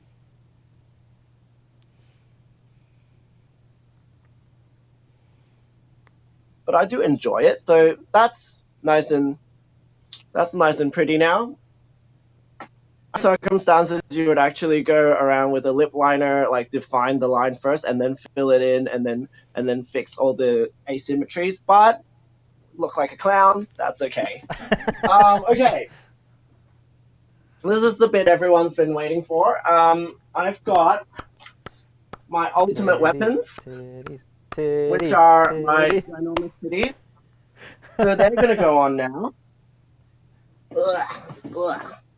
So these guys are actually handmade. I legit went and casted a clay model. So I built a clay model of the most ridiculous anime titties I've ever imagined, and then legit put concrete over it, made a mold, and casted it with silicone. So these are handmade. They're very similar to drag queen boobies, but mine are a lot lighter, and I've got a pocket in these, so I can actually put snacks in there. Yeah, I was gonna say you can put some snacks. Eat them throughout your day. So the costume is coming on. So that just folds over. It's nice and easy. And then the obi comes around. I just knocked something over. Now the inconvenience with these boobies, right, is that I can't see past them. So I don't know what's going on with my weight, because I can't see them. Okay. So that needs to just be pulled down so there's no nip slips going on. Because for some reason I thought it was going to be a good idea to actually make nips for these things. And I realized how hard to control these things are. I just kept like flashing people at conventions, and people would come up and tell me, you know, hey, your titties are showing.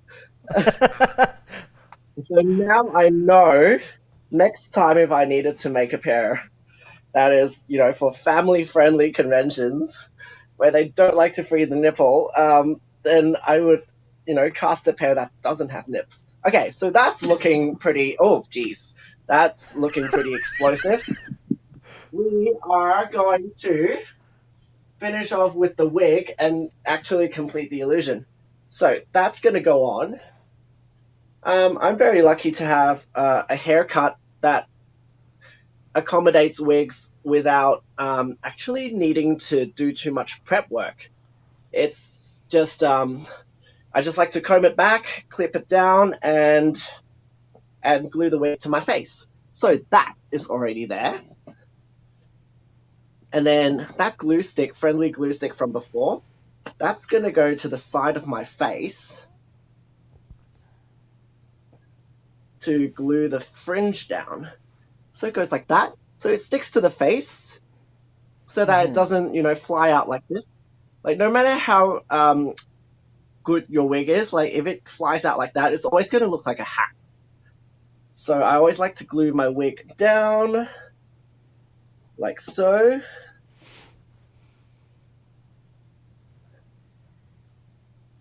And once that is done, we have completely transformed, and like I said, 2 minutes to spare.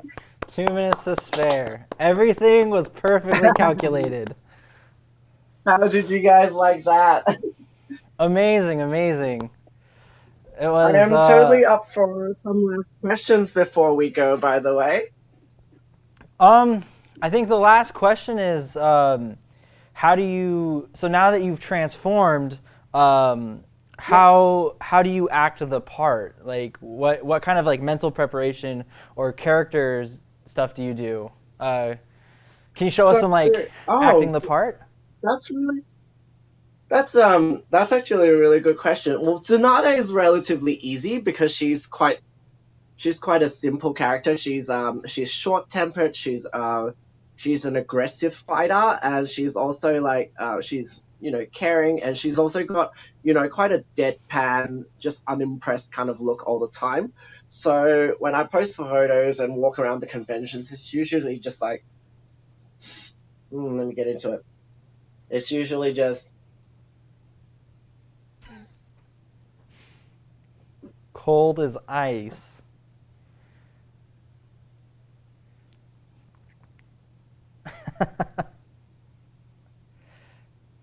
Yeah, that kind of thing.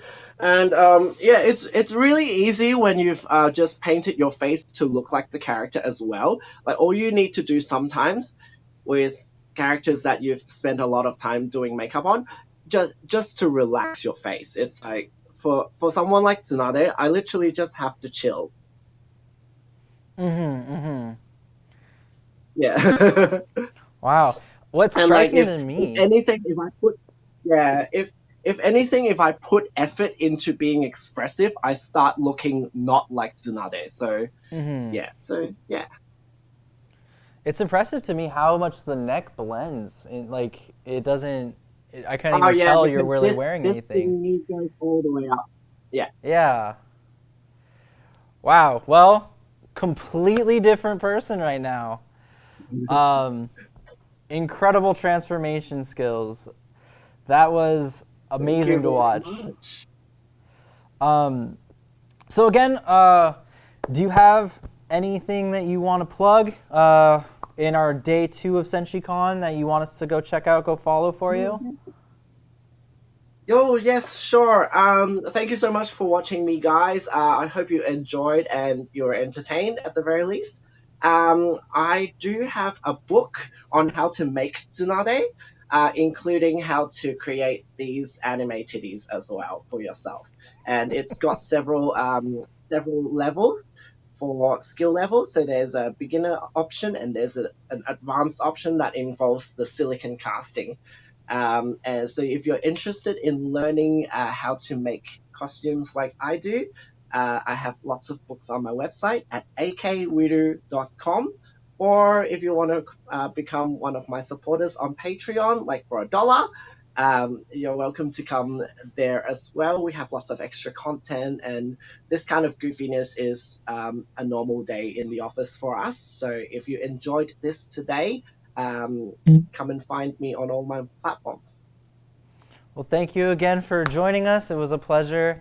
I hope you enjoy the rest of your day, the rest of your week. It was really an honor to get to meet you, and I really, really hope we can arrange something for next year when we hopefully have a in-person convention here in Alaska. It'd be wonderful to bring you up. We do a lot of sightseeing with our special guests and show them around, take them through nature. But I can't wait to eventually come and visit you guys in Alaska. All right. Well, have a great one. Thanks for being with us. Have a good one. Enjoy the rest of Senshi Con, guys. Bye. All right. As we finish up, we are going to shout out a couple of our sponsors real quick. So we do have a couple of sponsors. We have Upper One Studios. They are letting us use their wonderful studio here. We have VR Vortex, or Vortex VR, sorry. They have created a virtual space for us to show you all with those nodes. If you haven't yet, go check that out because we are doing a lot of giveaways associated with that as you go through each one of those panels. Big shout out to Funimation, and then RightStuffAnime.com. They've been helping us out as well. Vortex VR again. All of our MTA Gaming, Bosco's, Video Game Depot. We cannot thank those sponsors enough for giving us the chance and the opportunity to bring Senshi Online to you in the comfort of your own home. And we like to thank you guys. We could not do this without you. Everybody supporting at home, hanging out, visit us over at our Senshi shop. We have a lot of awesome swag that you can get, some lanyards, some t-shirts. We have a lot of fun stuff, stickers. But without any further ado, we're going to kick it over to a commercial break, and we'll see you guys a little bit later when we come back. Thank you for joining us. Not just comics, Bosco's has it all. It's all about fun games at Bosco's, Alaska's premier source for comics, cards, and games. Like Catan, Ticket to Ride, Magic the Gathering, and more. Test your skills against other players in our game room, competing in X-Wing and Pokemon games. A complete list of events are available on our website. Toys, Hot Funko, collectible cards, sports memorabilia, and of course, the latest comics in every genre. Serving kids of all ages at Alaska's comic, card, and game headquarters, Bosco's, in Spinard in the Diamond Center Mall. Not just comics, Bosco's has it all. Bosco's!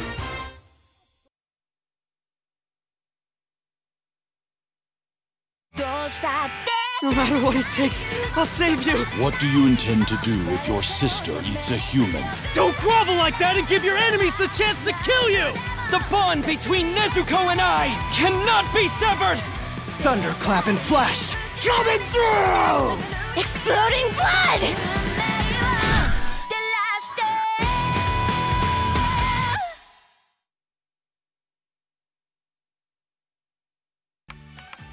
My family's in debt, and I'm tutoring you girls so that I can pay it off. Of course, you've all been giving me constant trouble. This is worse than I thought. All 5 of these girls could flunk out. Run for it!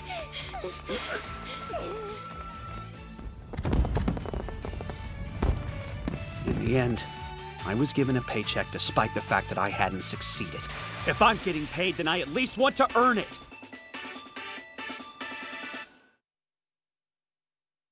Escape to the world of anime with the Funimation app in both subs and dubs. You can stream and download anywhere, completely ad-free and in HD on the devices you love. What are you waiting for? Start your free trial now.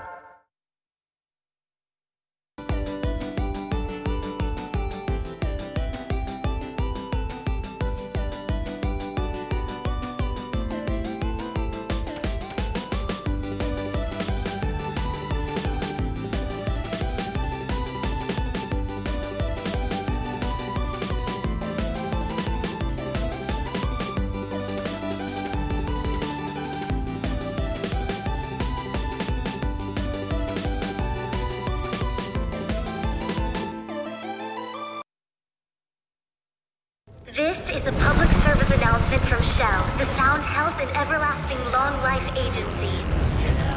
The time has come to celebrate the first generation of people who've lived past the average natural lifespan of 120 years. Let us be grateful to live in a society without illness. They're exploiting us. We don't get to live or die without their say-so.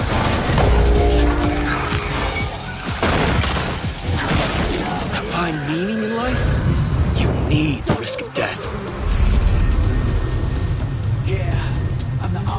Don't you want to find out who you really are?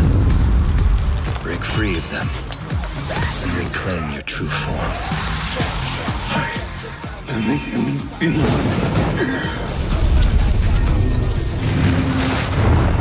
Yoshiko! Stay back! What was that monster? Where'd it go?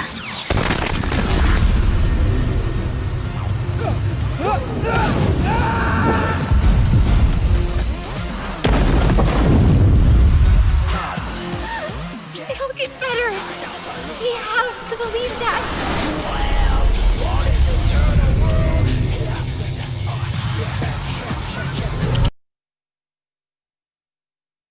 There is a world where any dream you dream can come true. It's called Isakandar. Voyager, engage!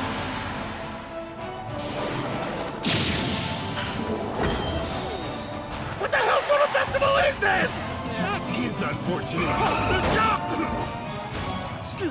Please, let me off the hook just this once.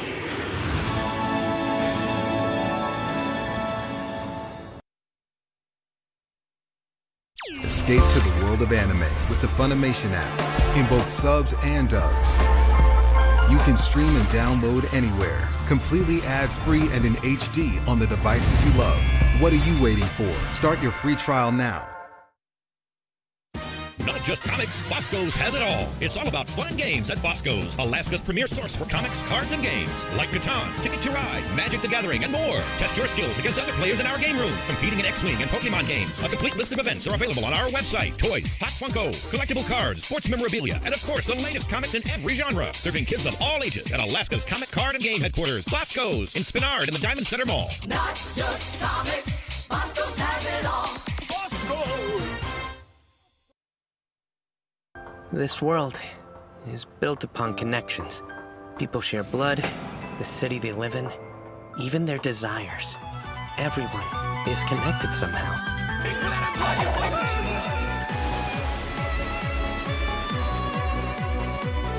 But I know, better than anyone, that no matter how strong they may seem, those connections can easily be lost.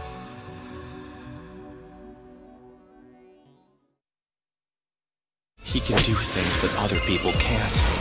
The world he sees is far greater than ours. Curses, spirits, they're all part of his daily life. Can I help this guy I know with his work? Hey, Mob, take care of this, will ya? Sure. Mob understood that what he fears, what he shirks from, the trials and tribulations he faces, are different than those of the rest of the world. We done then? Uh-huh. Escape to the world of anime with the Funimation app in both subs and dubs. You can stream and download anywhere, completely ad-free and in HD on the devices you love. What are you waiting for? Start your free trial now.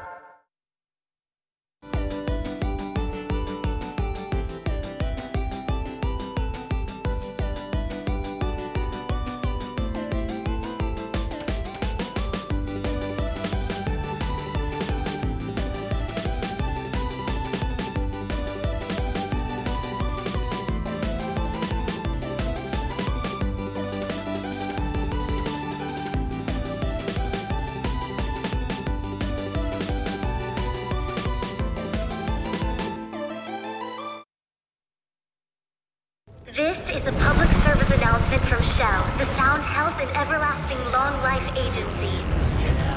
The time has come to celebrate the first generation of people who've lived past the average natural lifespan of 120 years. Let us be grateful to live in a society without illness. They're exploiting us. We don't get to live or die without their say-so.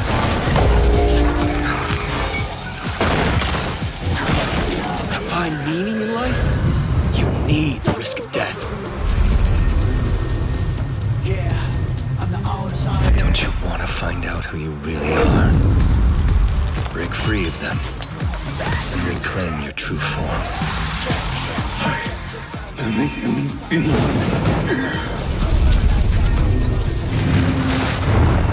Yoshiko, stay back! What was that monster? Where'd it go?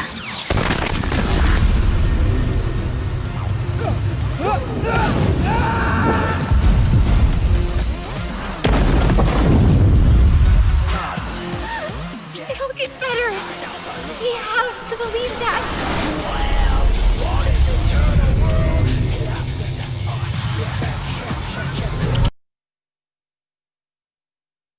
There is a world where any dream you dream can come true. It's called Isakandar. Voyager, engage!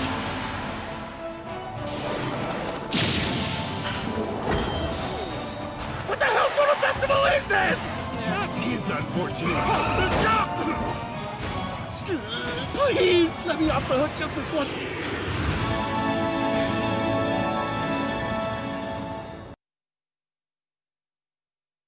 Escape to the world of anime with the Funimation app in both subs and dubs.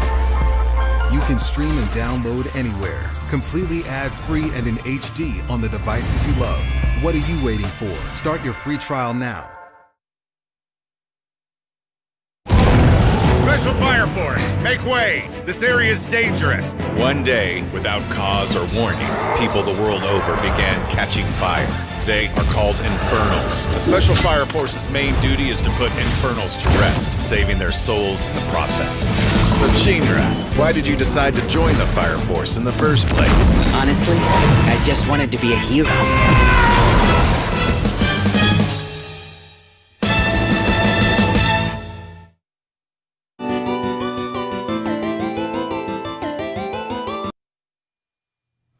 Welcome back, Senshi Con viewers. In the last 2.5 hours since you last saw me, I have learned that the tasty paper that comes with cupcakes and muffins is actually not something you're supposed to eat. That being said, in this upcoming segment, we're going to be talking cosplay on a budget with Thrifty Cosplay featuring Alexi. In the meantime, though, I'd like to thank some of our sponsors, such as Right Stuff Anime, Funimation, Yogurt Works, Bosco's, and Video Game Depot, voted #1 in Alaska. While we wait for Alexi, we'd like to remind people that you can communicate with us through the questions. Ask us a question anytime. We're happy to answer. All right, Alexi, there? Hey, guys. Oh, there we go. We got audio. How's it going? Pretty good. How are you? Not too bad, not too bad. So I've been told you are going to razzle and dazzle me with all the cosplay tips I need to succeed. Oh, yes. So today we're doing a presentation on thrifty/low budget cosplay. I have a lot of experience with that. Been broke forever. I don't know about you. Yeah. But so my name is Alexei. I go by simply Alexei online. And I will be presenting with my good pal here. My name is Asa, and I go by Cherubic online. Fabulous. So, doing some introductions. Again, my name is Alexei. I have a little bit of experience. If we want to move on to the next slide, I can tell you a little bit about what I do. So, I have been cosplaying for, oh my god, how long have I been cosplaying? About 10 years. I go by she, her pronouns. I'm about 24 years old, so to some people I'm an old gal, some people I'm still a babe in the woods. I am a post-college kid, but I'm still as broke as I was when I was in college. My first official cosplay that I did was Hyuga Hinata. and that was a closet cosplay. I'm actually in a closet cosplay today. I'm doing Aubrey Little from the Adventure Zone, if any of you are familiar with that wonderful, wonderful podcast. I make some of my cosplays, I buy some of my cosplays, and some of them are a mix between the two. I've done several competitions, mostly local. I have a couple awards under my belt. So yeah, I have a lot of experience with building and presenting those builds. I have a couple examples on the next slide, just a little bit of, an example of some of the work that I've done. The two on the top corner there are just closet cosplay stuff that I pulled out with what I already owned. After you've done it for so many times, you kind of just get this pile of like, oh, here's accessories I can use to just kind of build whatever I want right now. But yeah, so that's a little bit about me. I was gonna say, I recognize the rose quartz, or should I say pink diamond cosplay. That was popular, I want to say, what, 2018? That was yours? That's a spoiler. So I did rose quartz in 2016, 2017. Okay. So it was pre-reveal that we're not talking about because it's a spoiler for my dear friend here. Yep.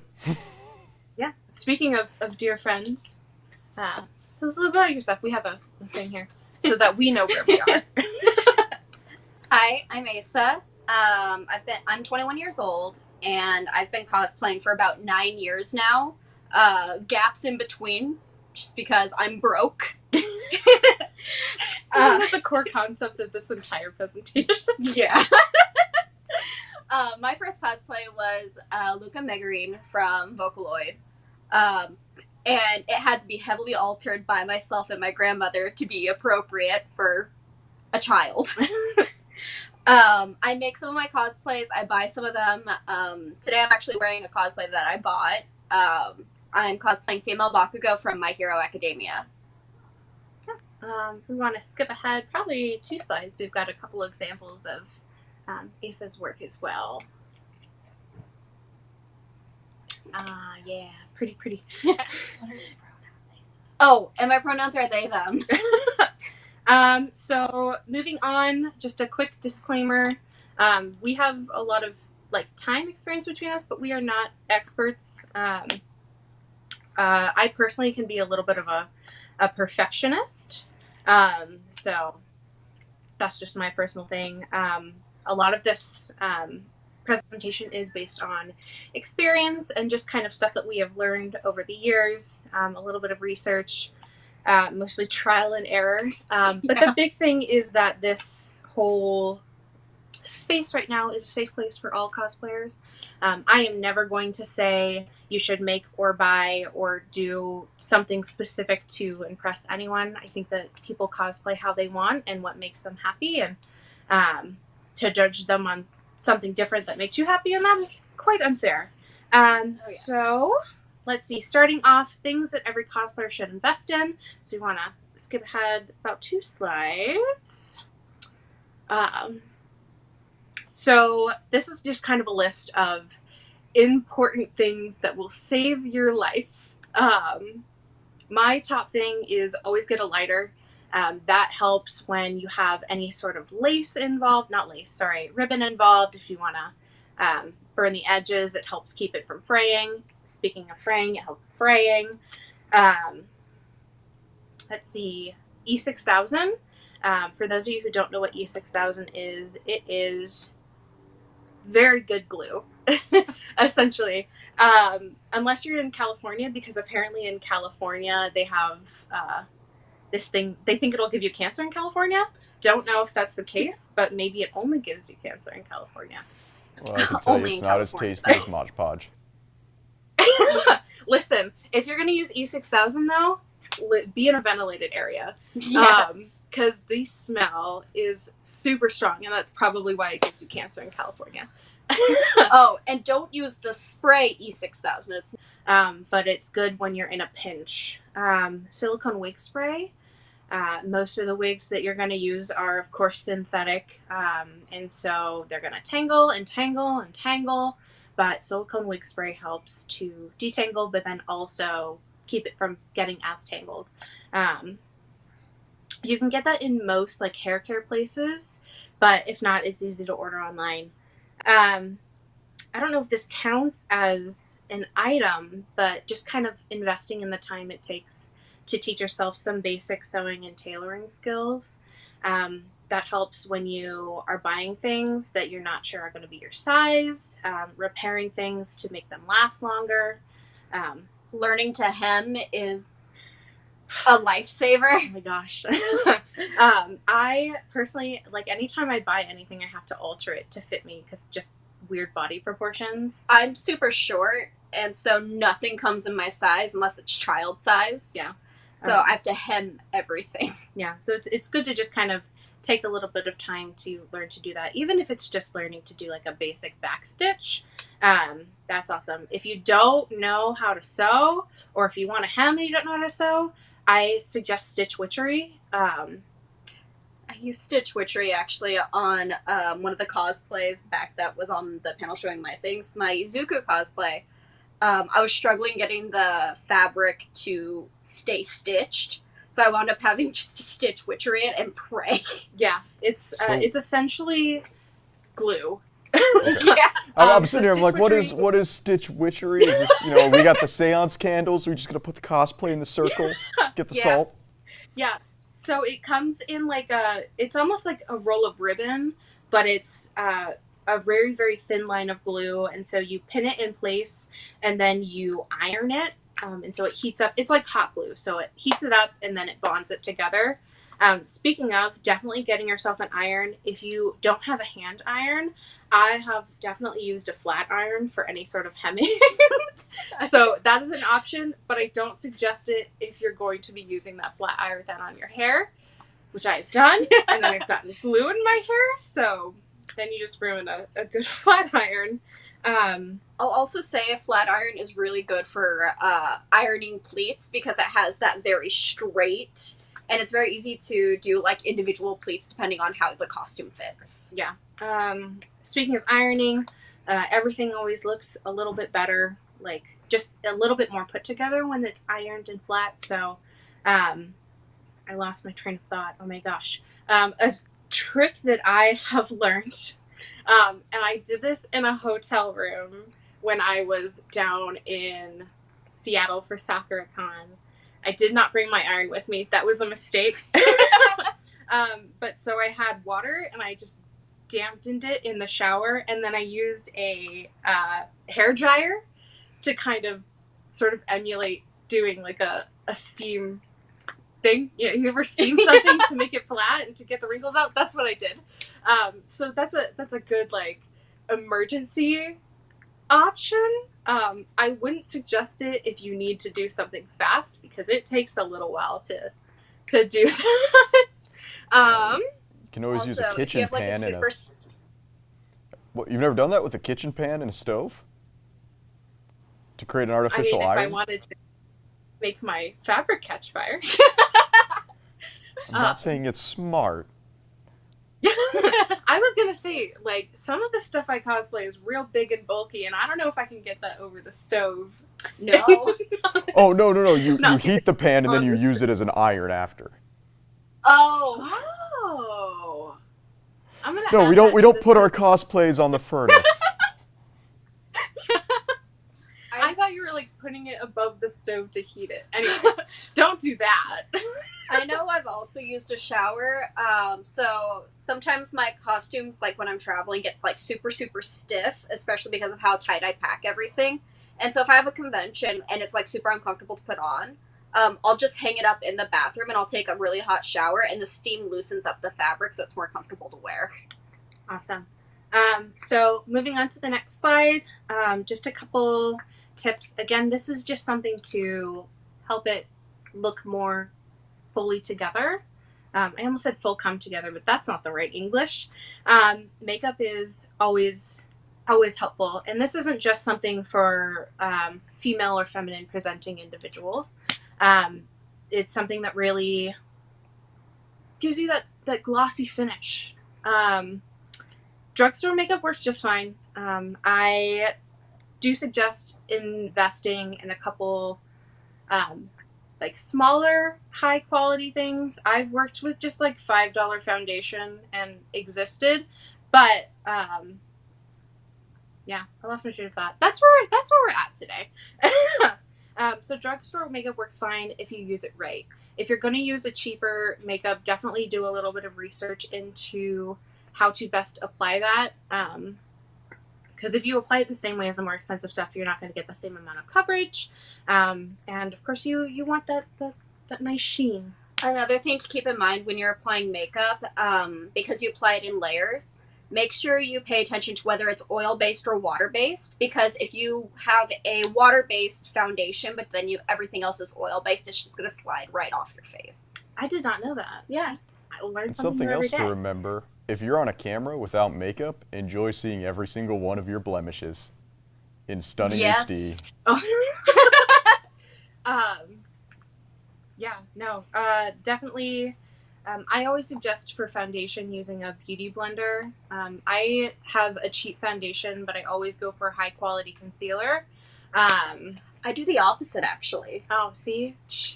And that's part of that is just different skin types as well. Mhm. I have a very, very dry skin, and so I don't tend to use full coverage because then it ends up real patchy. And so always making sure to, if you're going to have something like that, shopping towards your skin type as well. My skin is super oily, so I have to have a really nice foundation or everything just slides off. Yeah. A trick for that, foundation specifically, I actually only learned this recently using a damp beauty blender. Yes. I did not know that, and it made everything go on so much smoother, but then it also made it so that I didn't have to use as much, so then what you have lasts longer. Not only that, but before you blend it into your skin, let it get a little bit tacky, and then it'll stick to your face better. Nice. YouTube is your new best friend. I use the same basic makeup for pretty much any character I do, but if I'm looking for a specific character, I feel like there's tutorials for everything now. Thank goodness for YouTube, or I would not know anything. I feel that. As a personal suggestion, for female characters at least, I fake eyelashes and highlighter changed my life. I did not used to use highlighter. I used to go very matte, which again did not match my skin tone, or not my skin tone, my skin type. We don't talk about that. It was not a good time for me makeup wise. But again, highlighter and fake lashes kind of give you a more cartoony look. If you're doing, a lot of people, of course, cosplay anime characters. So if you're doing an anime character, it just gives you a little bit more animated look. And when I cosplay Toga, I always go all out on my lashes. My lashes are probably my most expensive piece of makeup. Definitely, one of the things that I really, really like that they have now is magnetic eyelashes. So I have magnetic lashes and then magnetic glue, and it makes me go through my eyelashes so much less. Like when I used to do the glue-on lashes, I didn't have the patience to clean them off and then reuse them and then clean them off. It was just a lot of work, whereas with magnetic lashes, I do everything. I put them on, I take them off, and it's whatever, and I can use them the next time. I use traditional lashes personally. But that's just because I didn't know magnetic lashes existed. They're fantastic. I'm wearing magnetic lashes right now. For cartoon makeup, there is also the option of cell shading. You see that a lot with people who do like Borderlands characters, doing blush on cheeks and nose. I do that. It's adorable. The nose definitely, putting blush on your nose definitely gives you a younger look. So that's always helpful. And then using white eyeliner along your waterline to just kind of open the eyes a little bit. That's just kind of some basic makeup stuff. Again, kind of the big takeaway from that is you do not need to spend a ton of makeup, or not a ton of makeup, a ton of money on makeup to get a good look. But if you're going to go for the less expensive, definitely doing a little bit more research on how to apply that less expensive makeup, because it's just a little bit more more delicate. And don't forget, you don't have to wear makeup for cosplay either. It's completely optional. For my first few years cosplaying, I didn't touch makeup at all. Yeah. If I'm feeling particularly lazy and I just want to take a photo, I just use a makeup app. Yeah. There's nothing wrong with that. Like, I'm just going to put on a filters. Exactly. Snapchat filters. Have you guys tried the new anime Snapchat filter? Have you, Nick? I've not. I'm afraid of Snapchat. I'm too old You now. need Like, to. you're talking, you're like, I'm 24, I'm ancient. My ass turns 30 next week. Congrats! Yeah. I lied about my age. wonderful. I'm 22. Oh. No, actually, Laura, though, we do have a comment from one of your best friends. She says, hi, Oh. ladies. I don't know who it is, though. I mean, neither do I. You have to tell me. It just says Laura's bestie. Oh, Laura! I love Laura. Hi, Laura. Oh. So moving on to the next slide, a little bit of info about wigs. Again, YouTube. I have looked at so many YouTube tutorials on just how to style different wigs. Silicone spray, fantastic. I cannot emphasize how much I suggest silicone spray. It will increase the life of your wig, like exponentially. Silicone spray, and then also making sure to get a proper wig brush. Because a lot of the times with synthetic wigs, I don't think we think about it, but if you are using a plastic brush on a plastic wig, because that's essentially what it is, you're going to cause a lot more friction, and it's going to cause it to deteriorate a lot faster. So it just lasts longer if you use A, a metal brush, and B, silicone spray.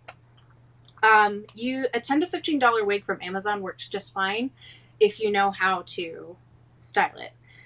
Kind of my go-to is if I'm doing a longer hair for a character and I need a wig for it, I'm going to try to aim for something that is a little bit more high quality expensive, because that's less upkeep for that.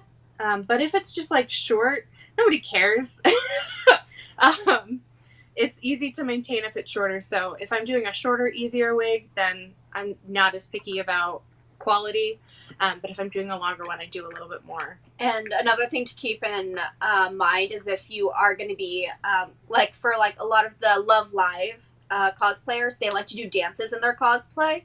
Keep in mind, if you get a cheaper wig for that, it's going to be a lot harder to keep it nice. So upgrading a little bit for those types of cosplays is ideal, but not necessary. You just have to be aware of the upkeep that you're going to have to keep up with. Yeah. Now, and Alexi, one of the is... you do have a question. Before we get too far into wigs, we actually have a makeup question. So, Cat of Nine Shadows asks, have either of you used liquid latex? How is it used? And is there a way to do it properly? That is a good question. I do not. Unfortunately, I've used it like once, and I was really, really bad at it. I use liquid latex. Okay, please. I personally try not to use it, mostly just to keep in mind that there are people who have serious latex allergies. So liquid silicone also works really well. But the best way to apply it is make sure you have no hair on your face. It hurts really bad. Even those like little peach fuzz on your face, it'll hurt so bad taking it off. Making sure it is fully dry before you try picking it apart, painting it, anything. You want to make sure it's fully dry. And when you are removing it, make sure you are using the proper removers, or you can damage your skin. I have no idea what any of that means, but I'm now terrified of liquid latex.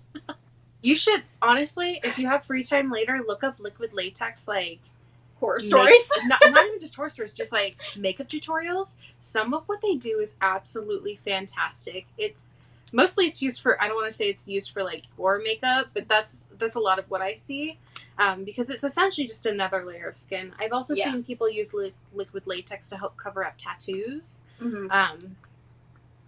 Yeah. I don't know if we answered your question, but that's what we've got. I used it primarily when I was in high school for productions, because I don't typically do gore makeup, which is what it's typically used for. I saw, okay, I've got the Discord notification. How is styling synthetic wigs different than styling human hair wigs. I've only ever styled one human hair wig, and the big difference is you have to be so much more careful with synthetic wigs. Obviously, you have to be careful with human hair wigs as well, because you have to be, but it's the same amount of careful that you would be if it was your own hair. So they take heat a lot better, they take product a lot better. But with synthetic wigs, there are just so many ways that you could mess up. You could fry your wig. I accidentally melted a wig while trying to dye it. What? You can't melt human hair, but you can melt like this wig. Yeah.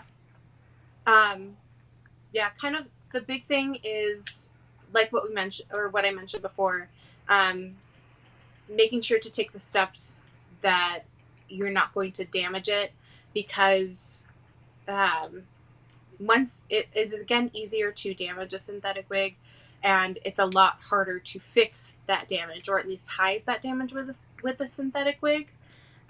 So using the metal brush, silicone spray to help help prevent tangling, so that way you don't have to detangle, which, can't word today.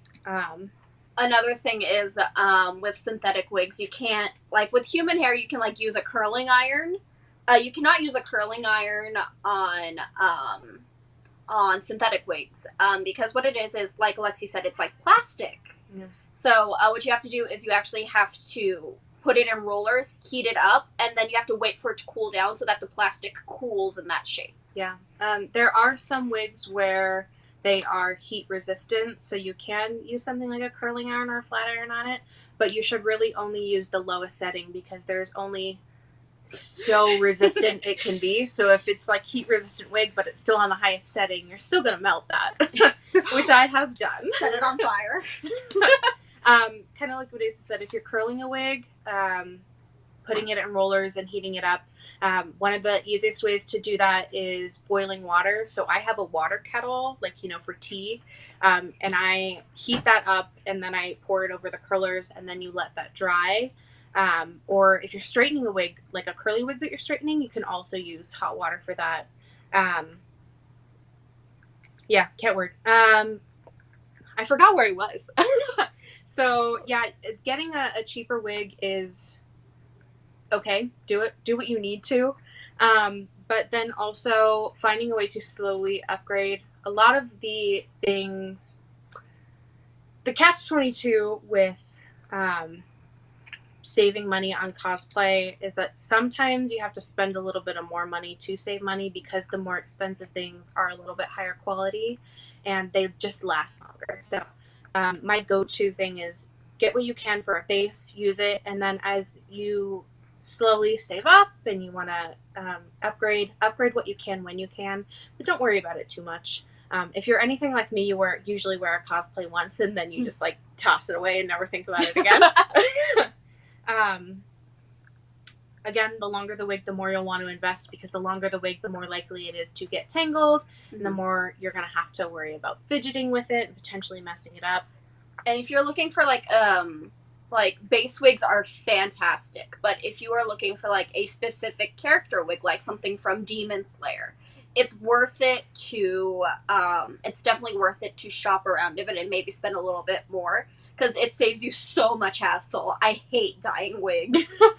Well, I mean, I know my Inosuke wig last year, because that's his hairstyle for Demon Slayer. You got that black to blue. It's so much easier to just buy that wig and cut it yourself. It's so much easier. Oh, yeah. Yeah. I lost my thing. For the base wig, one of the things that I do is I get it sort of, middle part. And so you get the base wig, and then you can get accessories to go with that base wig. Mm-hmm. They make buns that you can attach if a character has buns. They make clip-on bangs, so that way you don't have to cut the bangs. And you can still use that base wig for a different character. I wish I had known about the clip-on bangs when I was doing my toga wig. Because I was 4 hours into cutting that wig before I wanted to cry. Yeah. And if you're styling a wig yourself that you want to have it be a specific style and you want it to work for one character specifically, I definitely suggest using Got to Be Glued for a hairspray. Got to Be Glued is made like hardcore. It's again one of those differences between human hair and silicone.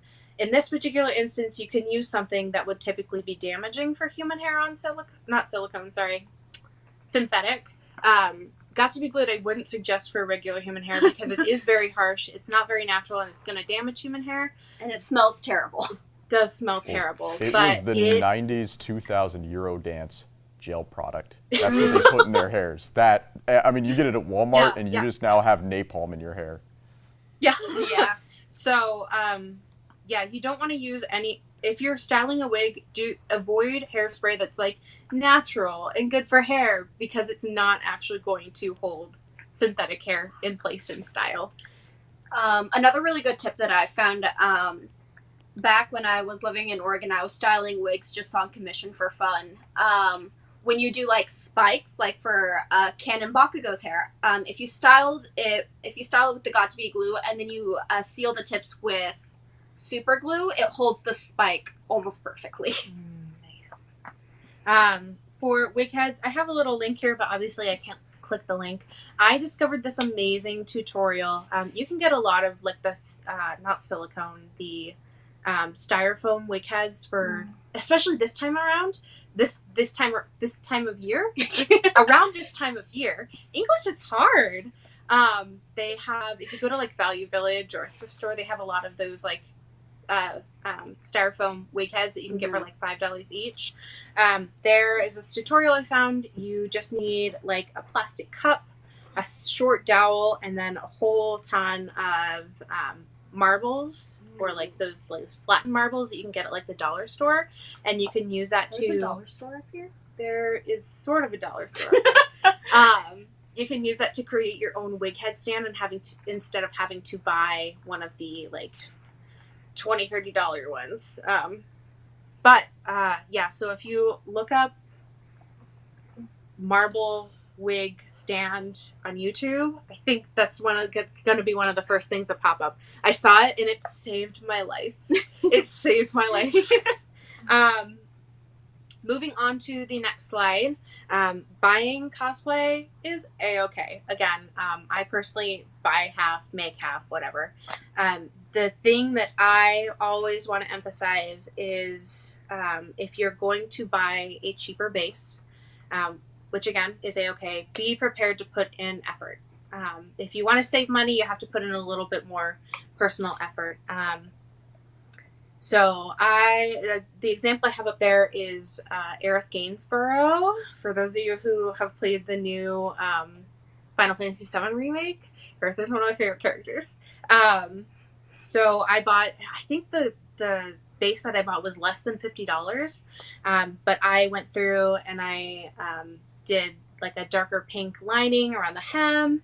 I hand stitched buttons, and then I also hand stitched the sort of denim patterning, because her jacket, at least in the Advent Children movie, was kind of a denim look. So yeah, buy a cheap base, but be able to work with it. Again, being able to stitch and tailor something to better fit you is a very valuable skill there. I went through something where I had bought a cosplay because at the time I was super into Attack on Titan. And I'm short. I'm 4'11", and most cosplays are meant for people who are at least 5'1". And I had paid the extra money to get it tailored to my size, but it still did not come in my size. So knowing how to sew and fix things saved my life because I could make it fit me. Yeah. A buying habit that I practice is I will buy something in a larger size than I am. Even if I'm doing custom measurements, if I am not there for them to physically measure and try it on as they're working with it, buying it bigger so that I can take it in to fit. Because it is so much easier to take something in than to have to take something out. Yes. That often requires you to get more materials, which cost more money. And then not being afraid to buy secondhand. I don't know about you, but I am personally on like 10 million secondhand cosplay like Facebook page groups, and then just keeping an eye out. I bought the Sophia, the first cosplay, from Alexi. I bought it secondhand, and it's my favorite thing that I own. Yeah, so buying secondhand, always good. But on the same vein, do not skimp on safe buying practices. If you are buying secondhand, especially through like a Facebook group, always, always, always use PayPal, and always, always, always use the one that isn't the family and friends option. The right, consumer, the legitimate purchase. customer. Yeah, because that gives you buyer like safety Protection. There's a word Yeah. for that. I can't remember it off the top of my head. No, Security. it's buyer protection. You pay like 3% protection, more. Yeah. Yeah. Where if it comes in absolutely not what you were expecting, or if it doesn't come in at all, you can request a refund. Whereas if you use the friend and family option, or if you go through Venmo, or even with Facebook Pay, there is no guarantee, and that by that I mean there is like no guarantee at all that the company itself can get you that money back. It would be up to the person who sold it to you to give you that money back on good faith, which unfortunately there are people who sell things secondhand who are wanting to scam you. So, and another thing to keep in mind is if you're not familiar with the cosplayer and you are buying secondhand from them, double check the photos because they can take photos from other sources and claim it to be their own. Yeah. Thank you, Wish. Yeah, typically what I do is if I'm buying something secondhand, I ask for a picture of a very specific detail, so that way I can kind of make sure that they're taking that photo and not just like knocking it off from somewhere. Now you do have another question. Oh, yes. I didn't see a notification for that, so. You're fine. I got a different teleprompter. So Revenar asks, do you have a preferred store or stores that you purchase from? Now, this could be full costumes, or it could just be materials such as wigs. Yes. So I'm a super big fan of Kasao wigs for character wigs, like specific character wigs. Some of them even come styled, which is amazing. One that comes to mind is Alora from Voltron. Her braided style, they sell the wig already braided and styled, and their prices are super they're super decent for what they sell. And they have a location in the lower 48 actually, so your shipping will be cheaper, if not free. For me, for wigs, there's actually we're in the Anchorage area. There's a local wig shop. I cannot remember the name right now for the life of me. I do know it used to be in the Northway Mall, but now they recently moved. Alaska Fashion Wig. That's what it's called. I always check there first because it is a local spot where I can actually go in, see, feel what I'm wanting to buy, and even try it on if necessary. If not, I'm just really basic and get wigs off Amazon. If I'm looking for a cheap cosplay that I want for some reason and don't have the motivation to make myself, I typically go with Pro Cosplay. They're a little bit more expensive than some of what you can find, but they're also cheaper than a lot of the custom commissions. They use a pretty, like, it's not the best fabric, but it's pretty solid. If you go in and reinforce the stitches yourself, I've had stuff that have lasted, things that have lasted for years, through multiple uses. Another website to buy cosplays from would be Cosplay Foo. They're on the more expensive side, but what you see in the photos is exactly what you get. Like, they take their own photos, and they're super good on open communication. And so if you want, they do commissions. If you send them a photo, they will tell you the price that it'll be, and they send you photos through their process of making it. I think the last thing that I want to make sure I can't word today. My last sort of thing is if I'm buying something on Amazon, which, we all buy stuff on Amazon, no big deal. Something cheaper on Amazon, always, always, always look at the reviews, because almost every Amazon product that you find will have a section for reviews. I will only ever buy a cosplay on Amazon if there are reviews where the customers submit photos. Yes. So that way you're not simply relying on what the buyer is giving you, because Amazon is a lot like Wish or AliExpress, where they will steal someone else's photo and use that. But if you have a customer submitted photo, you actually see what you are getting. So, fun fact about the photo stealing. One of my friends who also makes their cosplays actually found a picture of their cosplay on AliExpress. Oh, yeah. And they're like, that's not theirs. So we are a little bit short on time, but we still have a little bit that we're doing. So just running through the next couple slides. For building thrift stores, dollar stores, garage sales, closet rating, the Rapunzel that is there was made from everything that I already had in my closet. I decided to cosplay her probably the day before. And, after a certain amount of years, you accumulate so many accessories. Post-Halloween prop sales. If you guys did not know this already, Halloween this year is on a Saturday, which means Sunday is the perfect day to get all of the sales for different props and different small accessories. Even if you're not going to buy like a whole costume, because I typically try to avoid the costumes that they put out during Halloween because they're so cheap. You get wigs for twice as much that are half the quality. But it's great for, like, again, small accessories. Cotton is a really cheap and easy material to use, but you got to be prepared for wrinkles.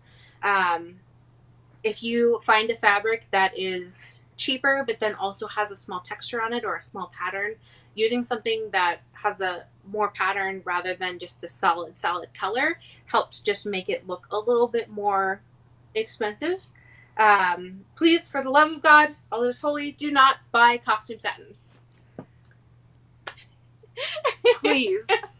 Please, I am telling you from personal experience, do not buy costume satin.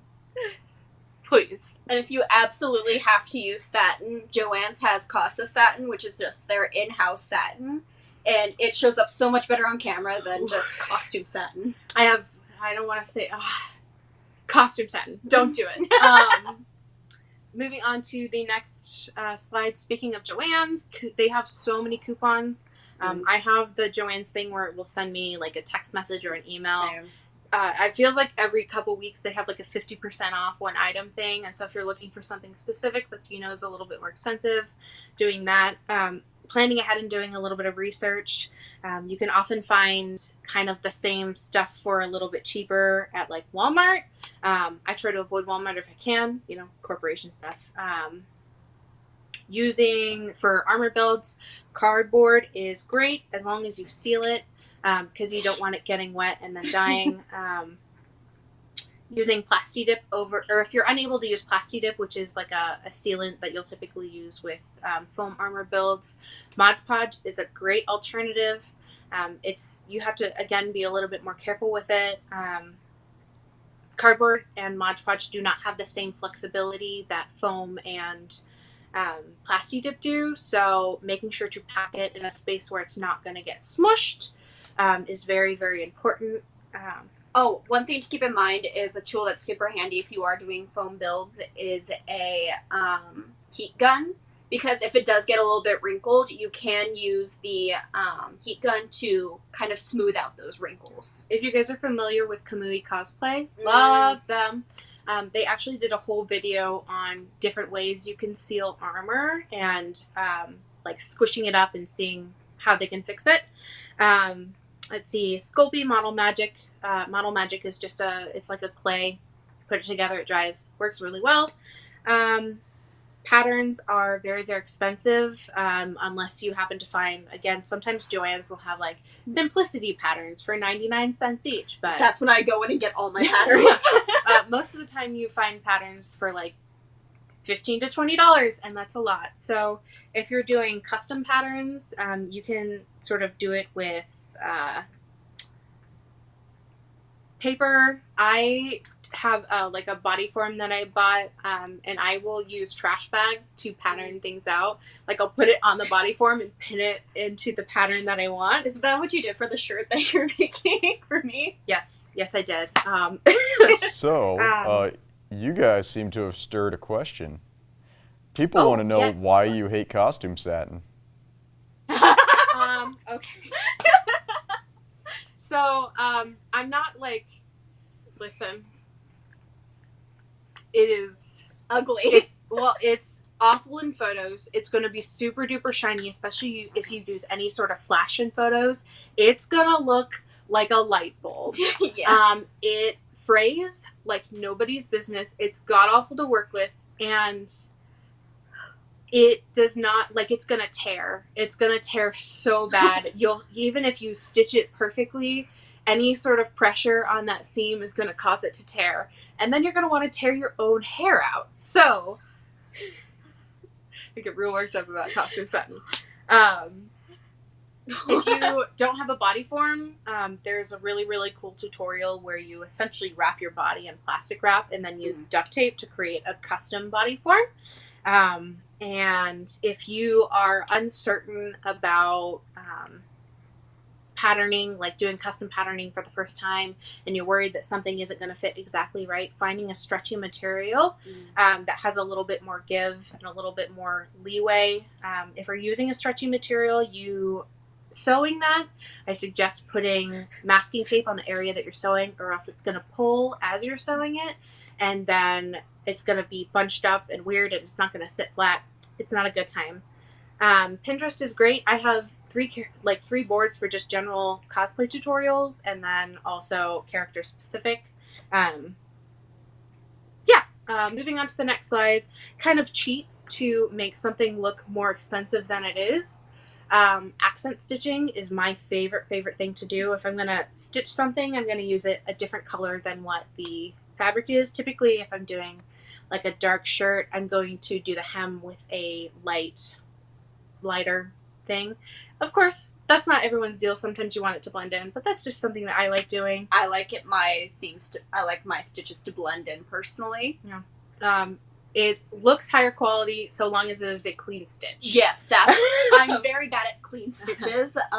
They're ugly. If you are wanting to sort of include something like that, but you're not comfortable with the sewing, using fabric paint is a good alternative. I wouldn't suggest using what's the squeezy one? It's like plastic. I know what I mean, and that's what's important. Puffy paint. Puffy paint. Puffy paint is something that is really great for small details, but not so great if you're filling in a larger area, just because you can tell the texture and it doesn't look as sort of neat and uniform. Again, white thread on darker fabric gives you a really, really good denim look. Please press your hems and press your seams. No. Always. By that I mean hems and seams, the bottom half where the fabric folds over at the edges of whatever you're wearing. If you don't press them, they can sometimes look a little bit bulky, and just ironing them. By press them, we mean iron them. Again, with either an actual iron or a flat iron. And trim your seams. Next slide. Oh my gosh, we have 1 minute left, and I have like three other slides. Oh no. Extending the life of cosplay. Nothing beats a quality build. So I don't want to say doing it right the first time, but like taking the time to do the research and find the best way to put something together so that way it's going to last. Upgrading and rebuilding small sections at a time. If you want to do something if you need something faster and you need to do it in a faster and cheaper way, again, just do that for the first time, but then take the time to upgrade it later on. Traveling, making sure to pack wisely.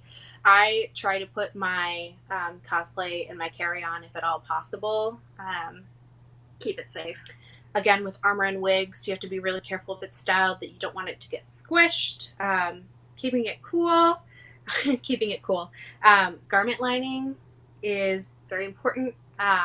By that I mean typically you'll have an outer layer and then you'll have an inner layer that is kind of against your body, and that helps with any time you're warm and you're sweating, especially at conventions. We don't want to admit it, but we all it's packed with people. I found this really neat trick about using panty liners words are hard, at armpits to kind of help soak up sweat stains. And then for washing delicate pieces, I try not to throw cosplay into the washer if at all possible. Spot checking with like a small rag, hand washing, dry cleaning. Not everything can be dry cleaned though.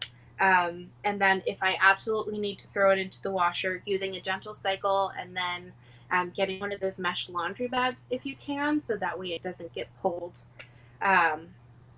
Again, mesh bags are amazing, and then being aware of what the washing is on your materials. Let's see. Again, with moving on to further extending the life of cosplay, proper storage, making sure that what you are using is watertight and moth fighting. I don't like to stick things in cardboard boxes because, you know, water can get into that. Using a plastic container if you can. If something is hanging, seeing if you can find like a garment bag. Most of them you'll find on Amazon are like expensive, but you can also sometimes find really, really cheap garment bags at a dollar store. Garbage bags too. Yep, I've done that for princess stuff. And then when you're making something, saving extra material for repairs. I try to save any larger piece of fabric scraps that I use to make something. If something tears or if I need to patch something, I at least have that same material to use, rather than having to find it again later or finding something completely different. Next slide. One of the things that you can do with extra materials is creating sort of AU cosplays. At the very beginning, you saw that I did canon sort of rose quartz. I had a bunch of extra stuff for my first build of rose quartz, and so I was like, oh, I could do steampunk rose quartz. And then just, you know, playing around with custom designs gives you a little bit more freedom with what you're using, so that way you don't necessarily have to emulate something to be fully canon. And even if you don't want something to be like, this is exactly how it looks on screen, that's a-okay as well. And it's a fun way to revamp a costume that you've made or worn before. Crossover Soprano. Moving on to photos. We all like taking photos. I take selfies exclusively. You don't need to hire a professional photographer, but if you do, I always suggest supporting local and giving credit where credit is due. So if a photographer has taken your photo, even if they've taken your photo for free, like a haul shot, and you happen to track it down, making sure to credit that photographer will make them want to work with you again. Mm-hmm. For taking your own photos, getting a flexible phone stand. I currently have my iPhone on a phone stand attached to a vacuum cleaner. I wish I could give you a photo of it right now. It's a really amazing setup. So that way you have something where you can take a photo a little bit farther away rather than just doing selfies. Nothing wrong with selfies. Getting a ring light. The photo stand that I have right now, maybe I'll go on the Discord later and send a couple links, because the phone stand that I'm using, I think I got it for like between $20 and $30. So it was a little bit of an investment, but it holds my phone and it has a ring light attached to it, a small one. So it's nice. It helps with lighting. Having a dark background. This is my blanket. We tacked it to the wall, but it just makes it look, it's a nicer background. It makes it look a little bit more professional. For editing apps, I highly, highly, highly suggest anything from the Enlight suite.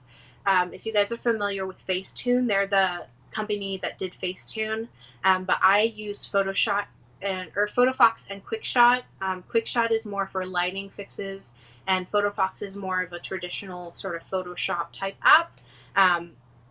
Even the free versions have a ton of super helpful tools, and you can download it and use those tools. If you want to do a subscription, they have a subscription, or if you want to straight out buy the app, that's fine as well.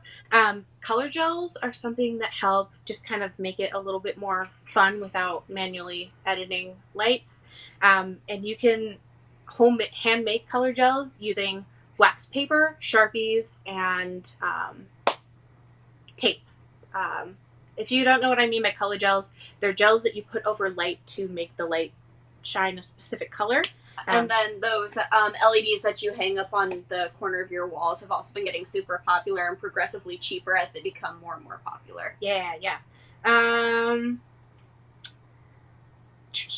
Oh, just like general posing tips. 45-degree angles. By that, what I mean is looking at something straight on is not as interesting as if you are slightly turned.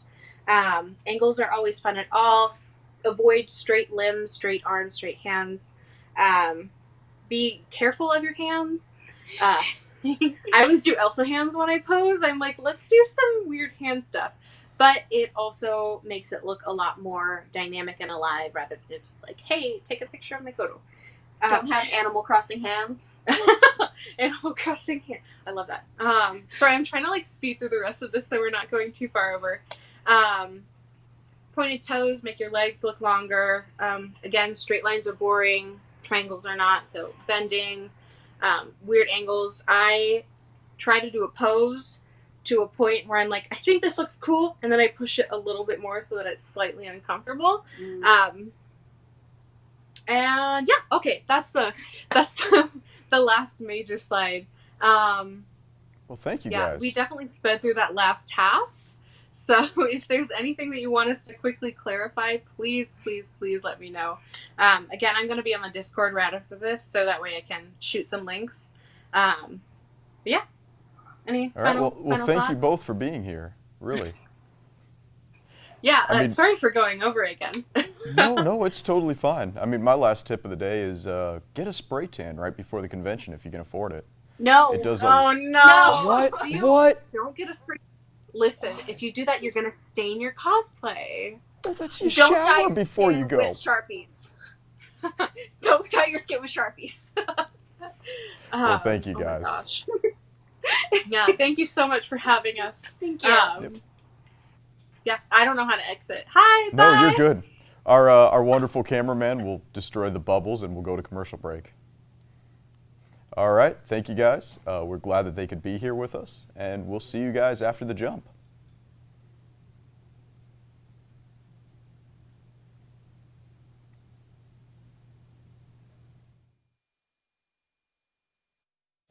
Not just comics, Bosco's has it all. It's all about fun and games at Bosco's, Alaska's premier source for comics, cards, and games. Like Catan, Ticket to Ride, Magic the Gathering, and more. Test your skills against other players in our game room, competing in X-Wing and Pokemon games. A complete list of events are available on our website. Toys, Hot Funko, collectible cards, sports memorabilia, and of course, the latest comics in every genre. Serving kids of all ages at Alaska's comic, card, and game headquarters, Bosco's, in Spinard in the Diamond Center Mall. Not just comics, Bosco's has it all. Bosco!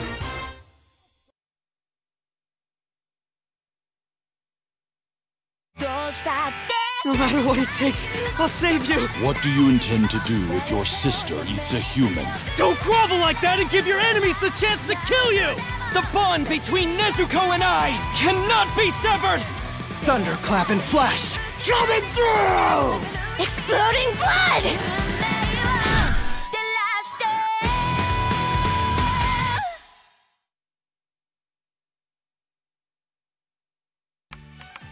My family's in debt, and I'm tutoring you girls so that I can pay it off. Of course, you've all been giving me constant trouble. This is worse than I thought. All 5 of these girls could flunk out. Run for it!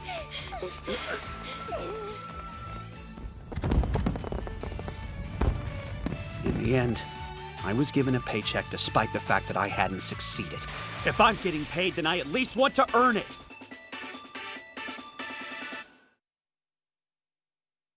Escape to the world of anime with the Funimation app in both subs and dubs. You can stream and download anywhere, completely ad-free and in HD on the devices you love. What are you waiting for? Start your free trial now.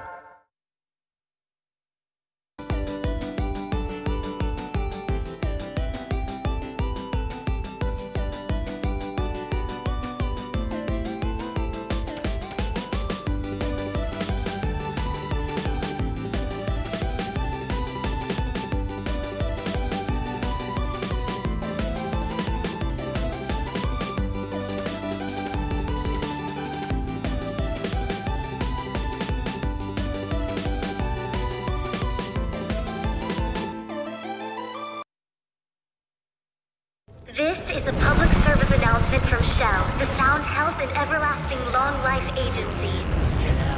The time has come to celebrate the first generation of people who've lived past the average natural lifespan of 120 years.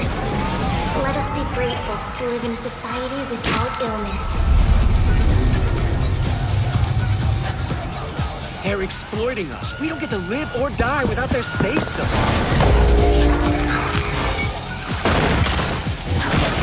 To find meaning in life, you need the risk of death. Don't you want to find out who you really are?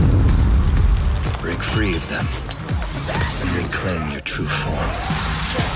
I am a human being.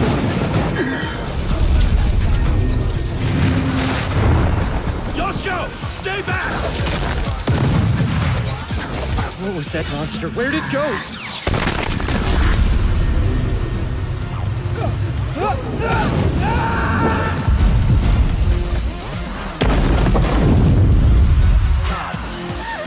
It'll get better. We have to believe that.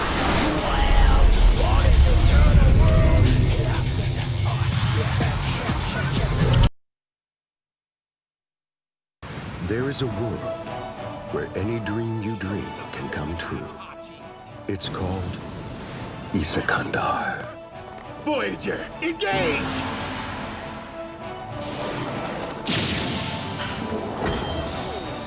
What the hell sort of festival is this? That is unfortunate. Please, let me off the hook just this once.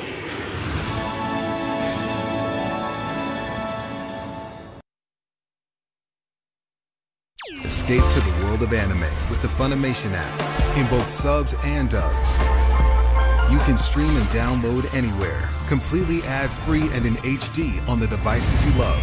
What are you waiting for? Start your free trial now.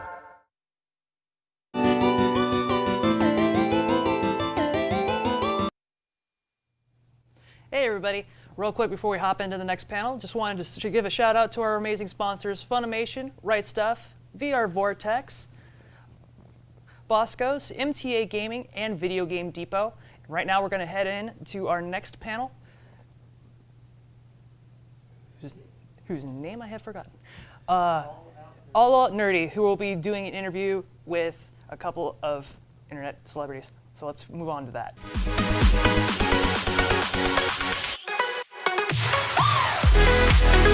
What's up, everybody? We are back, having a great time hanging out.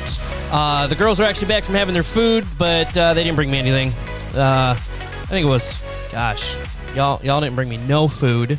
Well, I mean, we just, Tokyo Box. Yes, sir. Hey, guys, thank you for joining. We have a very special guest. He's sitting right here. How do I do this? I don't even know. It's really weird in the camera. His name is Cecil Grimes. I call him the doppelganger of Rick Grimes, the one and only off of The Walking Dead.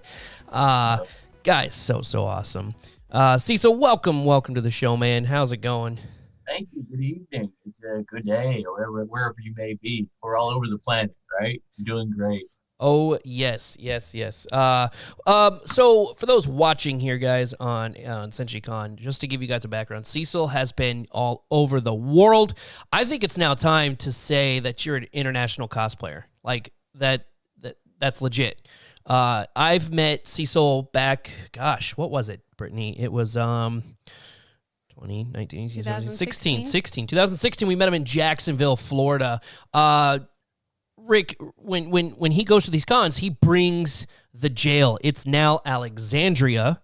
So he builds this whole set, and you get... We're live, we're back. Yeah, everyone else has left, grabbed some food. We've been broadcasting now for a couple hours, and they're hungry, so the girls went to grab some wine. I think they said mimosas and some candies. And Martin here went to go grab himself a burger. That dude was so hungry, so hopefully he'll bring me something back. Nice. But I hope you guys are enjoying Senshi Con 2020. I know we all are.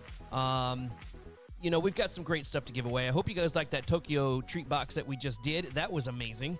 Lots of good stuff I've never had before. We've had Ray Carcello. I mean, can't stop talking about that guy. That guy's awesome, man. So anyways, we're going to get right into it. I hope you guys, again, go to Senshi Con's website. They got all the schedules going on there, what's going on, panels. You could, you know, they've got gaming going on, gaming tournaments going on, and we hope you guys are having lots of fun. Get on the website, alloutnerdy.com. Get on Senshi Con, you know, like their Facebook, Twitter, Instagram, all that stuff. We're having a great time. But for this episode, I've brought in my favorite person of all, the one and only Chris 51. Let's bring him in here. Chris, how are you doing, man? Good. How's it going? Thanks for the nice intro, man. Dude, it's so awesome, man. It's been a while. Yes, it has. Ooh, but we got you back on the show. For those of you watching who don't know who Chris 51 is, this guy, in my book, is like the king of nerds. This guy has the ability to mash up anything you could think of and make it into the coolest tattoo you've ever seen before. And if I haven't mentioned it, this guy is a Simpson freak. I guarantee you he will outbeat you in any kind of trivia. So, Chris, welcome to the show. Welcome. He's all the way down in Springfield, Oregon. Springfield being the home of The Simpsons. Go figure. So how's life been? Life's awesome, man. You know, I just tackle every single day like I'm lucky to be here, and lucky to have people like you out there to talk to, fellow nerds and stuff, and it makes the days worth living, you know? So gotta be happy, man. Yes. I almost forgot. So I've got a short clip. It's about 30 seconds. For those of you who've never seen the show, it aired on A&E. You can actually still get it on iTunes and the Google Play Store, but here's the small little promo from it. Whoop, wrong button. This season on Epic Inc. You're so much hotter in person. I'm getting ram horns. What if you poke through to his brain? I want to get a Star Trek tattoo. A Mars Attacks tattoo. I'm liking it. She collects teeth. Human teeth. That's rough right there. Don't make orgasmic sounds. I know you're going to squeal like a little girl. Let's see the horse moves. We're headed to one of the biggest Comic-Cons in the world. Look at this. You live out your dreams every day. Oh, the black. Oh, hey. No shooting of any Star Trek fans. Take a gander. This is so much better than my boobs. Whoa! Epic Inc. Wednesdays at 10:30 on A&E. So again, if you guys haven't seen the show, you could download it. I have the whole entire season downloaded, and every time I go on trips, guess what I'm watching on a plane? That show. You know, it's funny, Chris, because the conversations that you guys have on this show, and probably today in your shop, are the same conversations I have with the All Nerdy crew. And it's funny, it's hilarious, you know. If you could date, you know, we like ask you a question. If you could date Superwoman or you know, Catwoman, who would you date? And then we go off on these epic tangents. It's great. It's funny, man. You know what's funny about that, man, is I remember specifically day one of filming of Epic Inc. The showrunner came out and we were all gathered around like the little island we drew on, and she was like, okay, well, I want you to talk about this. And we all kind of looked at each other like, she's not really telling us what to talk about, is she? Like, we got this. So we talked about what she wanted. She tried to lay out this premise, and we talked about it for maybe 30 seconds. And that went into like time travel and dinosaurs and space adventures and laser beams. And she let us talk for 2.5 hours on camera. And she came back after that and was exhausted, and they were laughing in the back. And she's like, you know what? I will never again tell you guys what to talk about. You just do you. And so what you heard on that show, all of our conversations were 100% real. And it was probably the only real reality show ever out there. But that was us. There was nothing scripted, nothing like that at all. It was 100%. We just bullshitted the entire time. It was fun. Man, you know, it's funny because like I've been in those conversations before, and yeah. it's hilarious because it gets you to think, and you're like, man. I remember, like, again, I use the example. I was talking with my friend, and I was like, so would you ever date Superwoman or Catwoman? And he's like, ooh, good question. Catwoman's got those long nails. She might scratch a lot, but Superwoman, she'll rip me to pieces, you know. And it's like, we just go on and on. It's hilarious, man. I think the best conversation of that whole show, there's an episode, Jeff, love Jeff, but Jeff talks about having like 6 arms, and each arm is tattooed, sleeved, and he's got, the funniest part is when he's like, I'll keep one classy with no tattoos for business. I'm just like, that is so me. That is what I would say. He would just pull that stuff out of his ass. Like, we would be, what you don't see is when he's talking, we're in the background laughing our asses off during those scenes. And the editor, the producers are like, shh, quiet, keep it down, you know, like they didn't want to catch us on audio laughing, but we couldn't help it, you know. Dude, it's so cool. Hey, so we've got your Instagram. For those of you guys who are watching, this is Chris51's Instagram. Go to it, subscribe to it, you know, like the page, but we'll just take a look here. I mean, some of these tattoos you've done before are just amazing. Of course, you got the Simpsons, you know, you've got a lot of Simpsons, actually. Some of my, I did see a tattoo on here that was the coolest. You're a nerd at heart. You like the Super NES. I mean, this is just crazy. And then you got the Green Ranger. I mean, you've done so much in your work. It's unbelievable.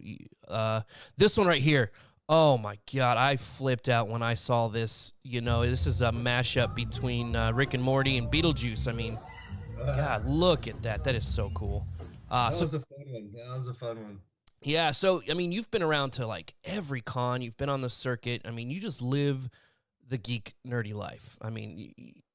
Yeah, I do. You know, God, the worst part about pandemic, aside, of course, from people getting sick, I mean, I'm not an asshole, but the worst part for me is that I can't do my Comic-Cons anymore. Whether I'm there to work or there as a fan or there to shop, I miss them so much. Like, I can't wait to do them again. You know, it's a huge chunk of my life that's been taken away. You know, just a little side note, out of all the cons that I've been involved with, especially virtually, just to let you know, it sounds like everyone next year will be like full bore, balls to the walls going for it. So I expect cons to be live in person next year. So that's something to look forward to, you know. Yeah, let's hope so. Those are my people, man. I gotta mingle with them, you know. I mean, when the whole year's going and you're counting down and you're like, sweet, and you got Emerald Con, you got Comic Con. I mean, Senshi Con, we waited for every year. It's a great time because everyone gets together. Everyone comes up from Fairbanks and Anchorage and Wasilla and everywhere they come to. It's awesome. It's a great time. Sometimes I wish these things would last forever. So, you know, one thing is you know, we talking to Chris offline, and we're going to bring Chris up next year. He's going to be at Senshi Con. And so for those of you who want, we're going to set up a sign-up page. You're going to have to register because he sells out everywhere he goes. There's no waiting. There's no walk-ins. When Chris goes to a con, that's it. You know, I mean, what's it like mostly for you at a con? Like, you're tattooing all day, or do you like do 1 day tattoo, 1 day personal, all to you? I mean, how does it work for you when you go? Man, you know, I wish, like, I don't get to enjoy the cons as much as the fans because I'm so busy there working, and my wife does all my scheduling, so of course she keeps me busy because if I'm tattooing, I'm making money and I'm not out shopping the vendors spending money. She wants you to tattoo. So of course she keeps me busy all the damn time. So, you know, I'm usually doing you know, probably three tattoos a day each day, something like that, 3 or 4. So, you know, depending upon the size of them, of course. But I always get there early before anyone's allowed in, since I got the vendor pass. Yep. And I just shop like crazy, and I'll take toys out, even if vendors aren't there. I'll take, because most of them know me and that, you know, they can trust me. I'll take toys off their shelves and I'll put a sticky note, be like, for Chris 51, do not sell, because I can't get here because I'm working. I'll be back with cash. Nice. And I'll do that all the time, you know, and I'll hide it under their counter or something. So I got to do what I got to do, you know? Oh, man. So with that being said, though, guys, this is a perfect time to remind you guys that get over to our website, alloutnerdy.com. Chris, I'm going to do something special for you. Since you are such an awesome friend, and I'm always sending you stuff, actually. Do you remember, did you get those Tic Tacs, Simpsons Tic Tacs?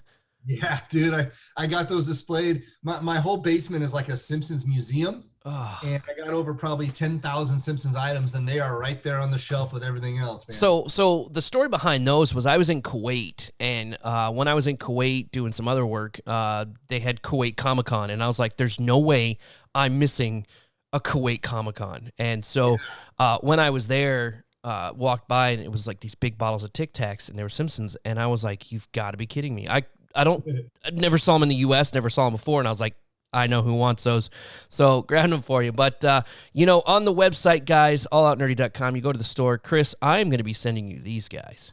These are the Simpson awesome. Itchy and Scratchy vinyls. Now, right now, they're pre-order. They're not out. So go on the site, place your order. As soon as they come in, we'll send it out to you guys. But you could see the cool little TV set box that they come in, and I'm definitely getting a pair of these, so I'm going to buy two. Because yeah, man. I definitely. That's why I love you, brother. I've got a magazine sitting in my office, and it's I think it's Times magazine or something, and it's literally the whole thing from front to cover is nothing but Simpsons and like the age of progression. You've got that already? Good. That's awesome. It's Good. Really cool. I love that one. I'll keep mine then. I sit there every day. I bought one to read and then one to keep mint that I won't touch. I bet you, man. You must have some pretty good homeowners insurance on there, because some of that stuff. I do. Trust me. So, real quick, best con, or actually, I should say, the craziest con you've ever been to. Oh God, dude, I've been to so many, literally around the entire world. I probably C2E2. Nice. Aside from, of course, Star Wars conventions are always awesome. C2E2 is probably one of my favorite. It's really well done, and there's just such a good assortment of everything for every type of fan, and they, and of course Comic-Con. I mean, you can't beat it, but nowadays it's so crazy and busy. And the thing that I don't like about it is wasting all your time standing in line to get the exclusive toys.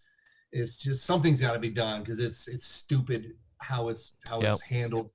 I've been there before as a celebrity guest. I've been there as a vendor, as a tattoo artist, and they don't let, if you're one of the guests or a vendor, they don't even let you buy an exclusive toy. And I'm like, dude, I'm there because I'm a fucking fan. Yeah. Well, how come just because I spent $1,000 on a booth so I could work, why don't I get to spend $500 on a toy like everybody else? So I got some issues with that, but we won't go there anymore. But I love them. I love C2E2. I've done cons all over. I did one in Australia once where the air conditioning stopped working. And everyone was just like sitting in ball soup the whole time. It was horrible. But you know what? We were there because we were fans and we were geeks, and we made the best of it. We had a good time. So I think no matter where you are, if it's a Comic-Con or any kind of anime con or entertainment con, sci-fi con, you're with like-minded people. So yep, exactly. It doesn't matter if it's in a friggin' cafeteria or a gymnasium or the biggest convention center, in Anchorage. It's always fun because you're with people that are there to immerse themselves in that culture with you, and you're such like-minded people that you can have fun no matter what. Whether it's 5 people you're with or 5,000 people you're with, it doesn't matter. Yeah, no, I mean, the first time I went to Senshi Con, it was great. I met people I didn't even think. I mean, it opened up a lot of friendships. So, it was wonderful. But next question, biggest fanboy moment.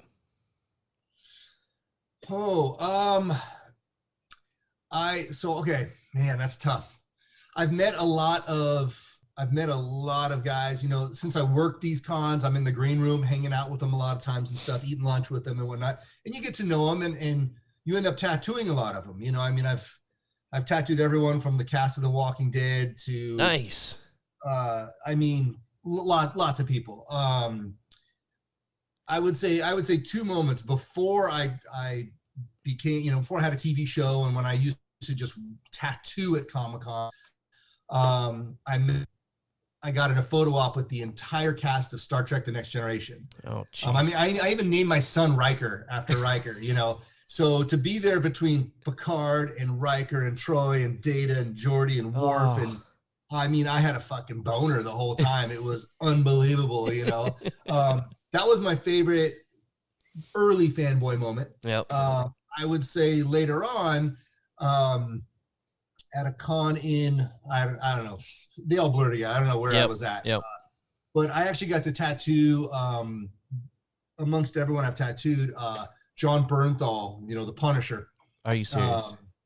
And he was the greatest dude ever, like the most humble guy. He comes across kind of brash, you know? Yep.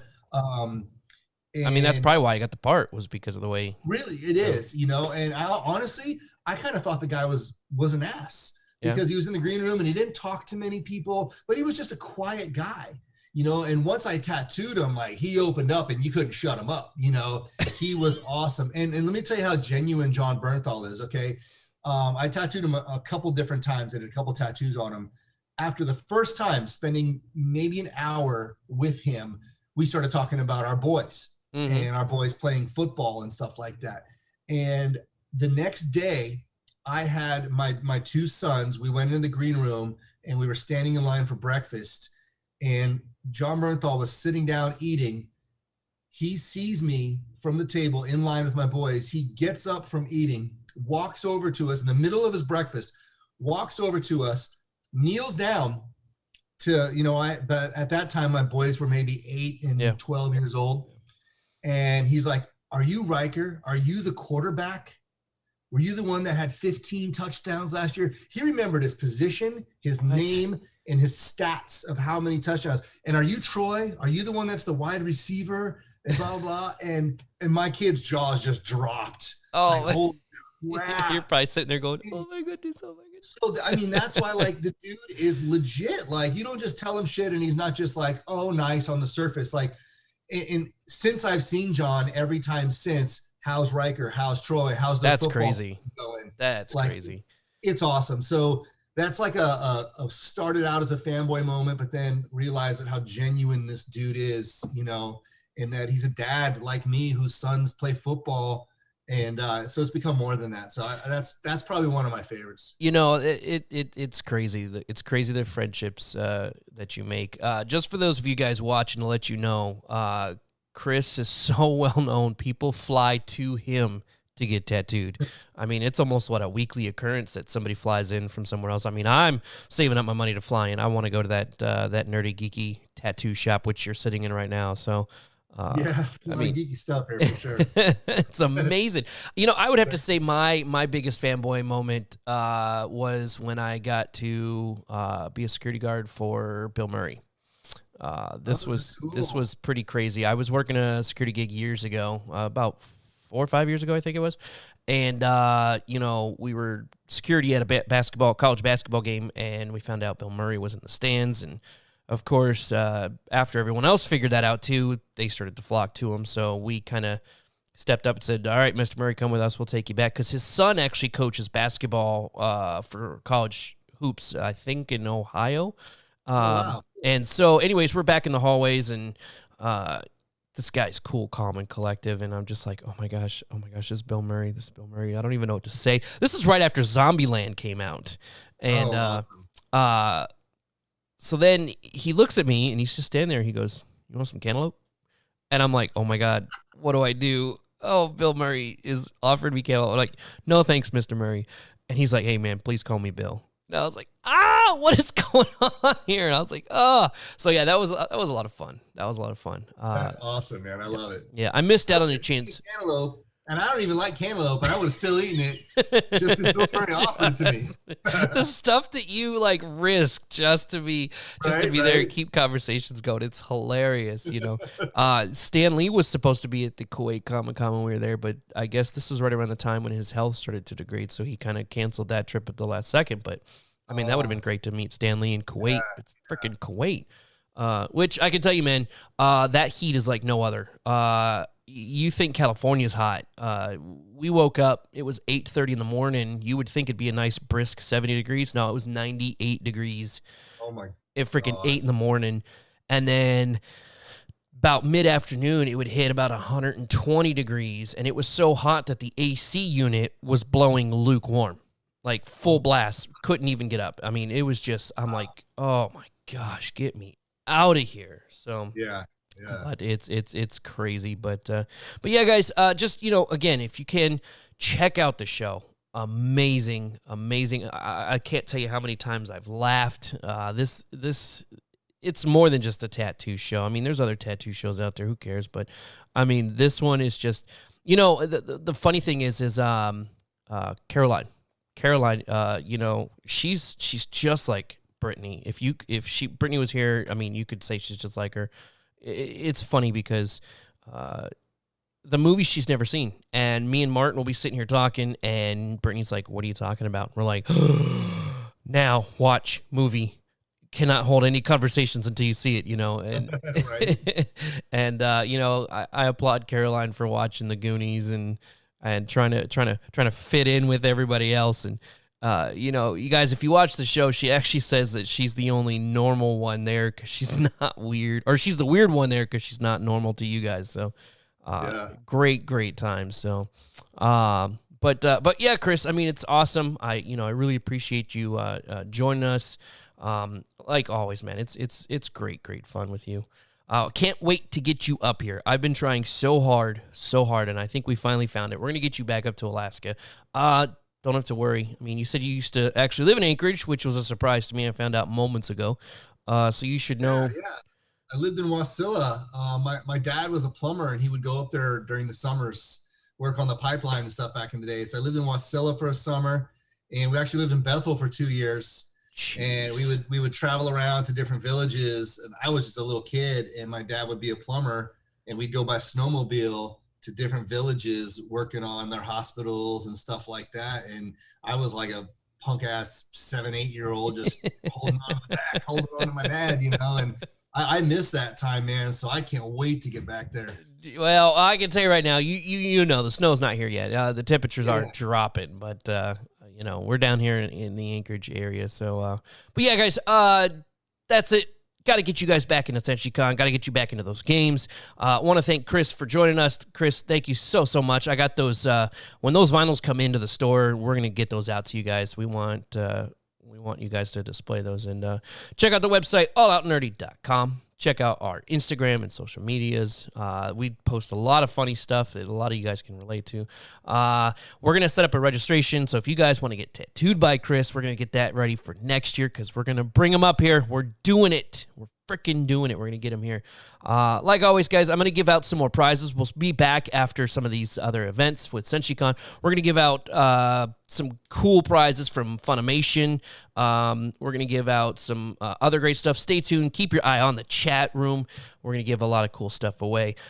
Chris, hey, man, thank you so much for being a part of the show. Like always, guys. Thank you, guys. Appreciate it. Stay geeky. Stay nerdy, guys. All out nerdy. Don't go anywhere. We'll see you guys again here in a sec. Hopefully the gang will be back with my food.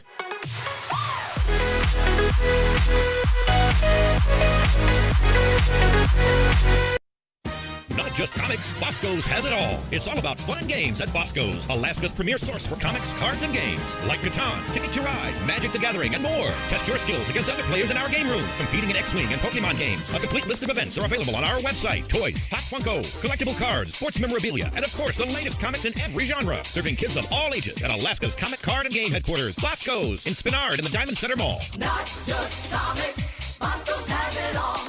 Bosco's!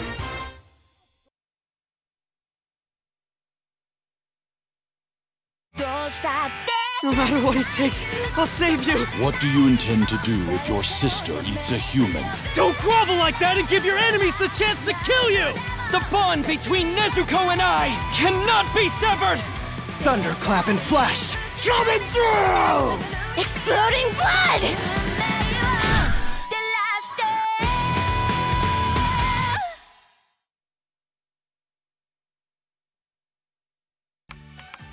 My family's in debt, and I'm tutoring you girls so that I can pay it off. Of course, you've all been giving me constant trouble. This is worse than I thought. All 5 of these girls could flunk out. Run for it!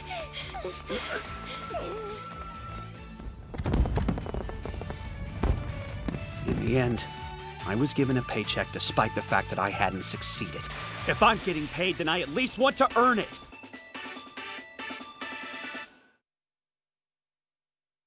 Escape to the world of anime with the Funimation app in both subs and dubs. You can stream and download anywhere, completely ad-free and in HD on the devices you love. What are you waiting for? Start your free trial now.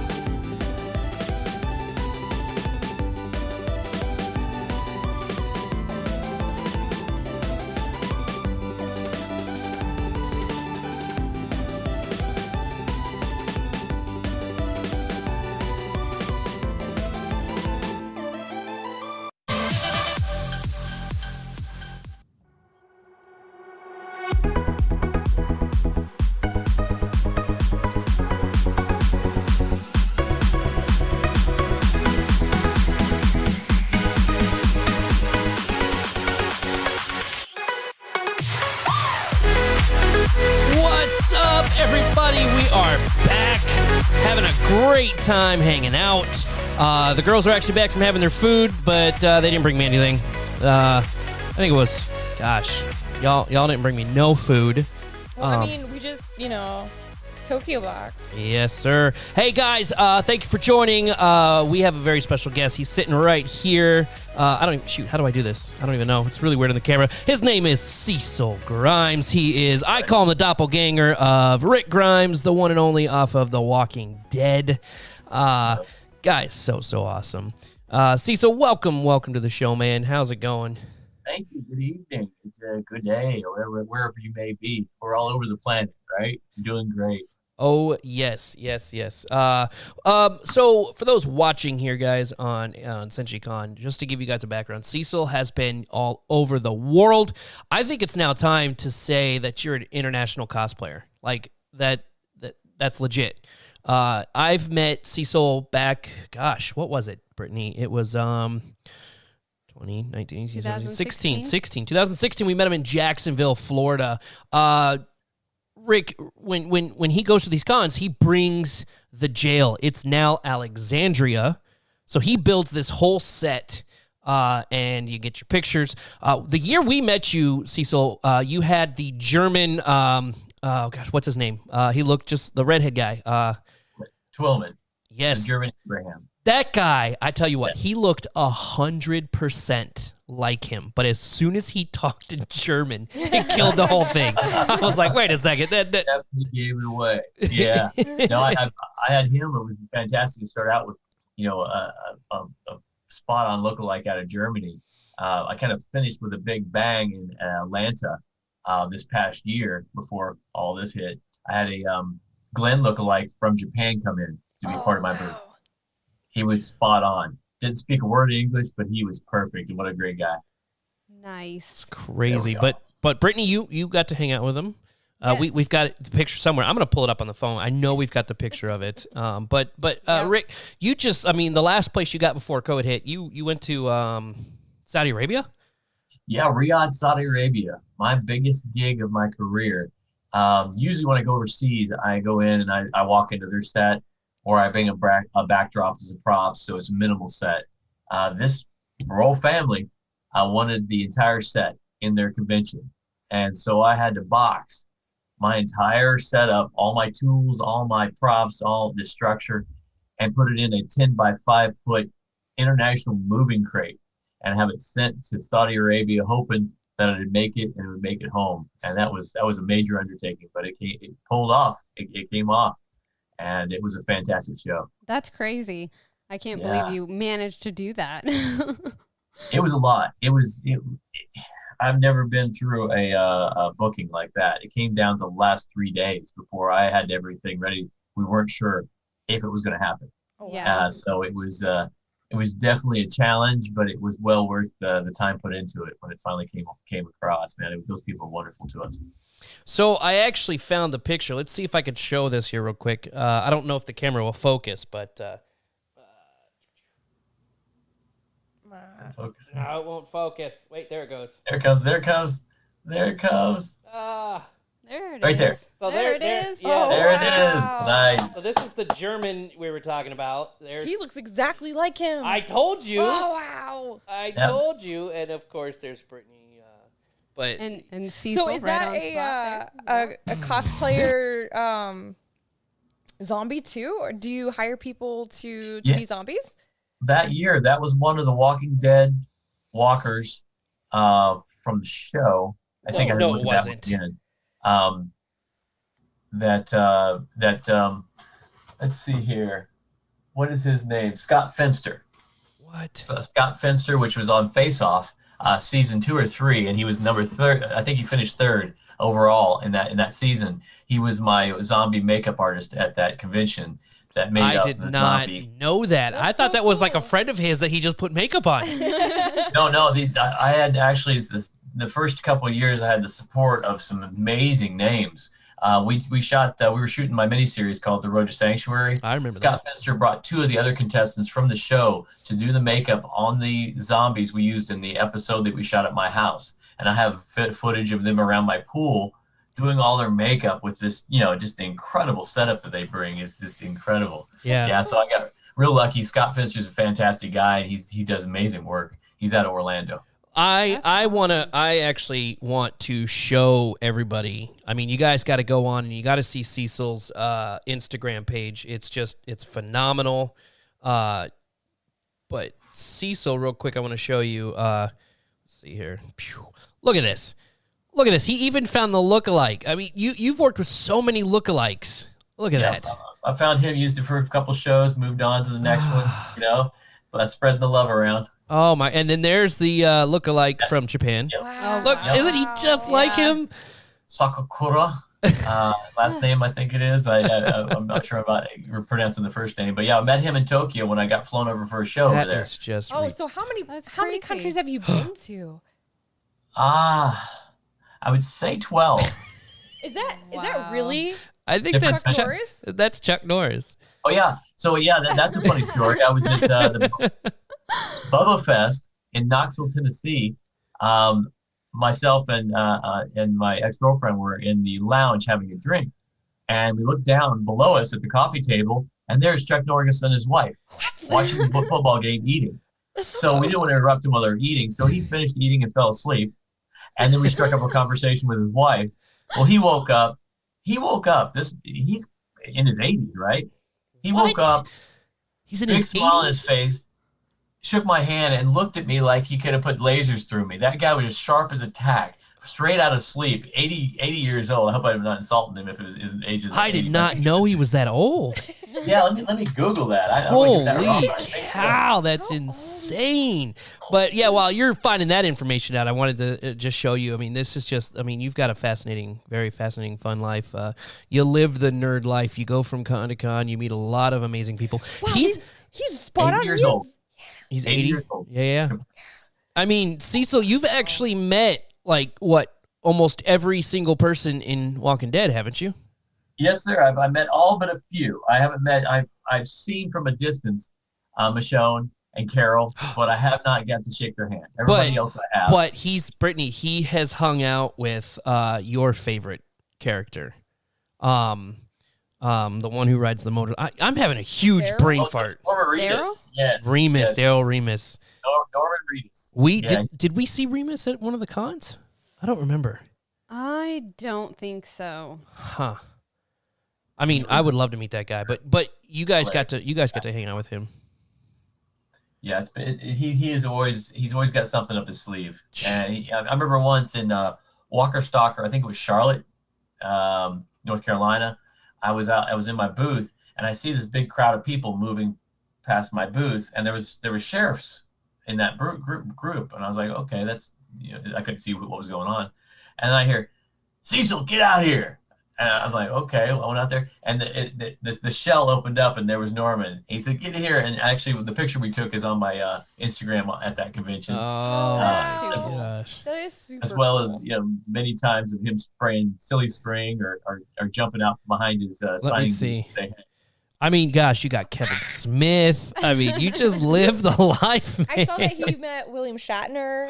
Yeah. Oh my God, that was Saudi Arabia. I got to hang out with William Shatner, Captain Kirk himself, and listen to his stories. This guy had claimed his corner in the room on a couch, and he never stopped telling stories. And I got to sit next to him and just stare at him, because this is one of my heroes. This is Captain Kirk, And we took a picture.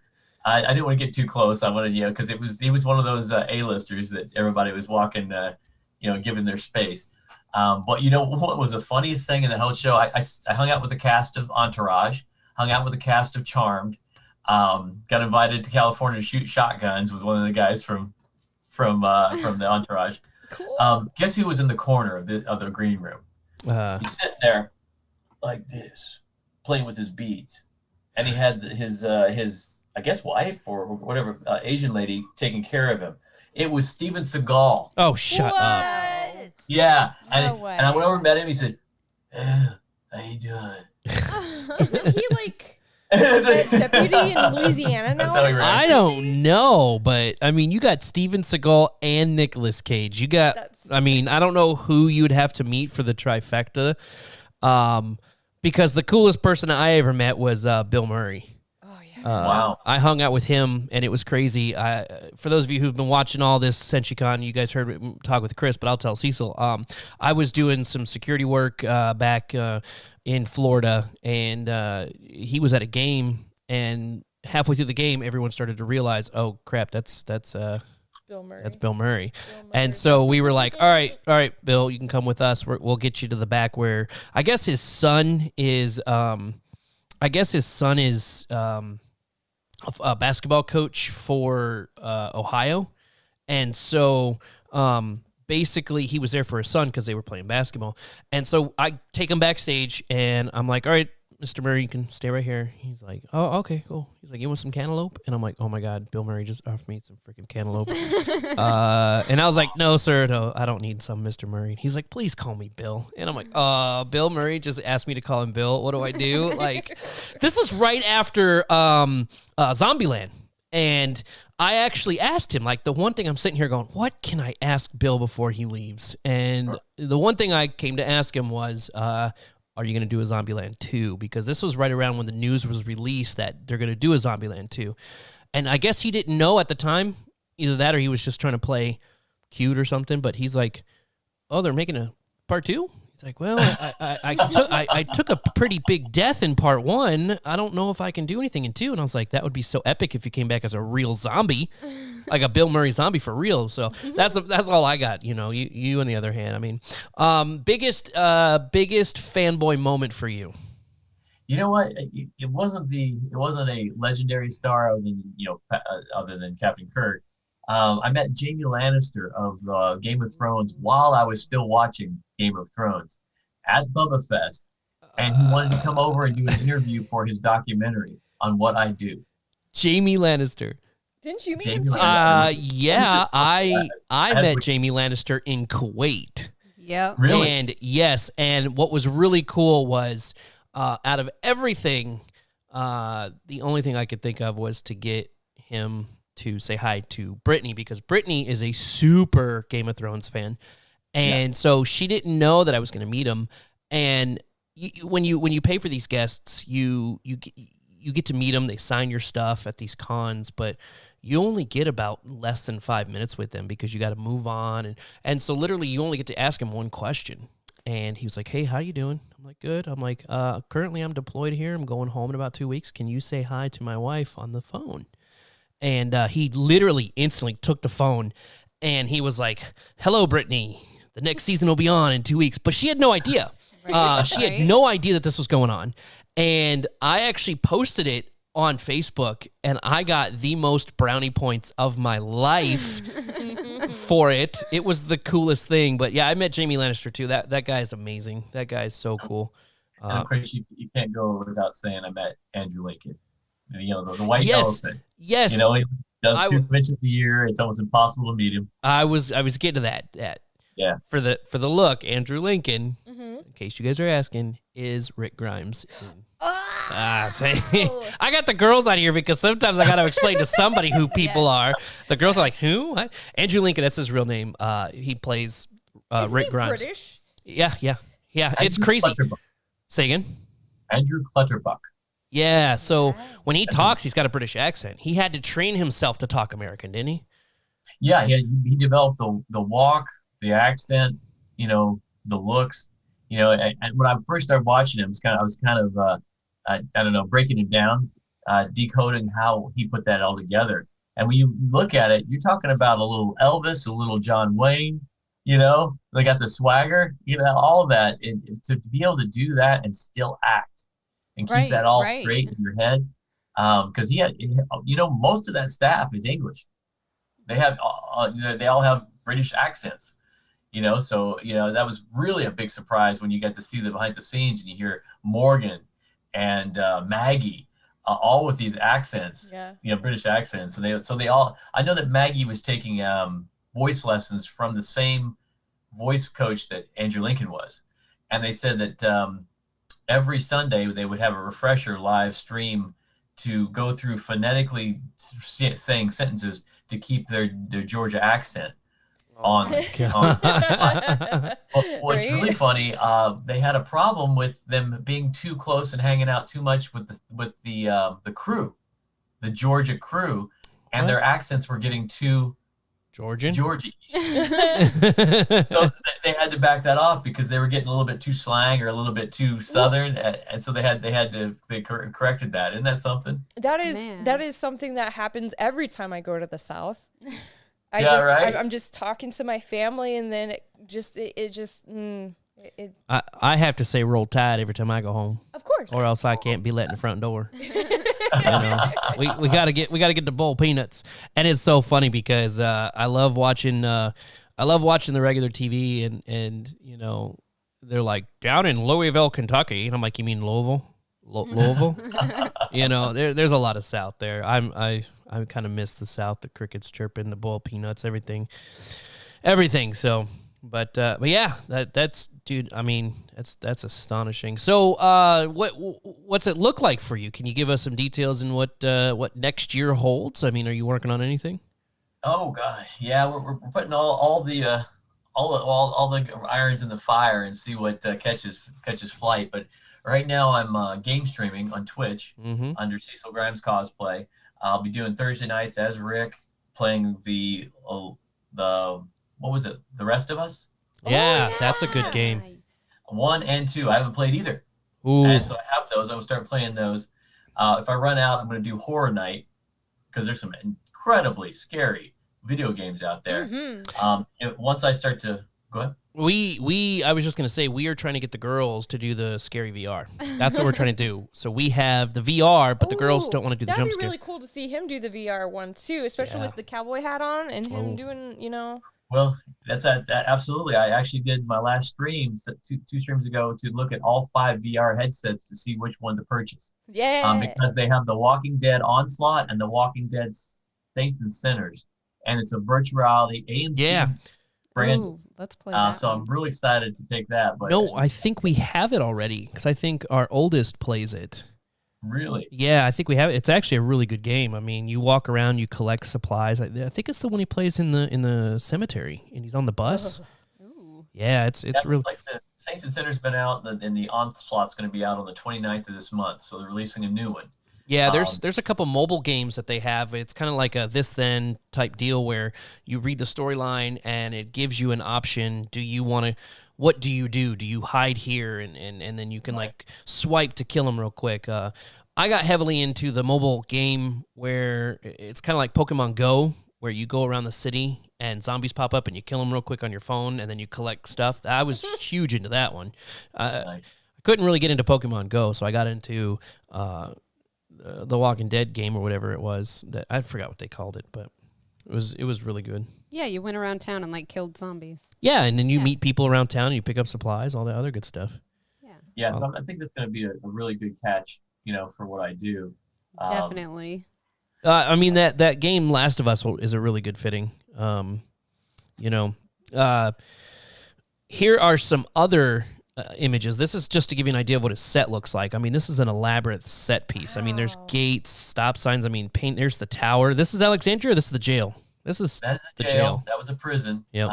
Season 3, 4, and I think they left in 5. If I had you mentioned me on my seasons, and then they found Alexandria later on, and I turned it into Alexandria, and then I did a damaged, burnt out Alexandria because that what happened to that city, to try to evolve and keep that set going. So I built upon the cage and just changed the look. That's just insane. So going back to Andrew Lincoln though, when you saw him, did he kind of like do a double take? I mean, how was that conversation like? Hey, you look like me. Yeah, it was a funny story how I was able to meet him because I'm at a booth. There's a huge line. I never get away to see if I can meet anybody, but I took the time away to see his panel in Atlanta, and I'm filming him coming across the stage because at the end everybody runs up and tries to shake hands, and so I'm in the middle of this crazy bunch of people. And I'm filming him coming over the stage. And then he looks down at me and reaches for my hand. And I reach up to shake his hand, and my camera hand went backwards. So I didn't get it on video. Oh. But I shook his hand. I was like, oh my God, that just happened. And then I went back to see the video, and I was so upset. I was like, oh my God, I didn't get it on video, but I got the audio. And the audio said, oh man, meet me on the set on Monday, dude. Oh, no way. So I didn't, when I was shaking his hand, obviously I probably just, blacked out. So I didn't hear that, but I recorded it. So I said, what's that mean? Was it a joke or are you serious? And I went back to my booth and I told these guys, my people, I was like, dude, this has happened. They said, well, go find out. So I went to the owner of the convention and I told him, Andrew just said something to me. I think I need to clarify it. And he said, okay. So he took me behind his booth where he was signing. Waited till he got done doing all the pictures and signing all his autographs so I could meet him. And obviously he did it as a joke. There was no other talk about me being on set on Monday, but I got to meet him and we stood there and we stared at each other.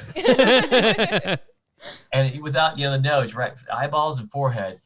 And he's like, oh, that's so weird. That's what he said in his British accent. Oh, that's so weird.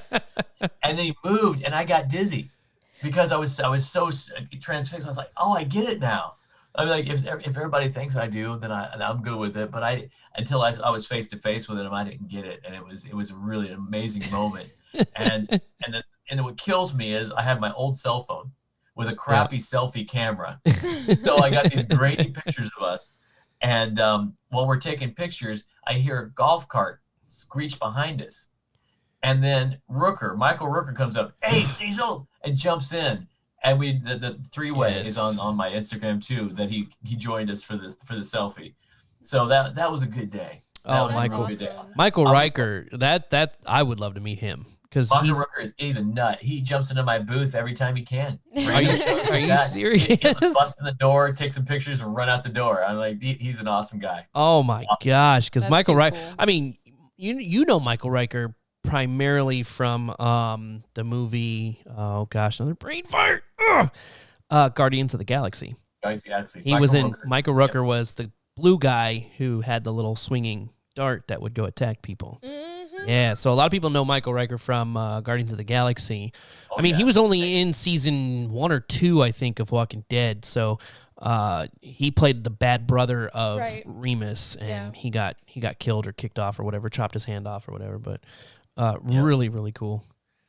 I mean, I would freak out for Michael Riker. You're asking me what else I was doing.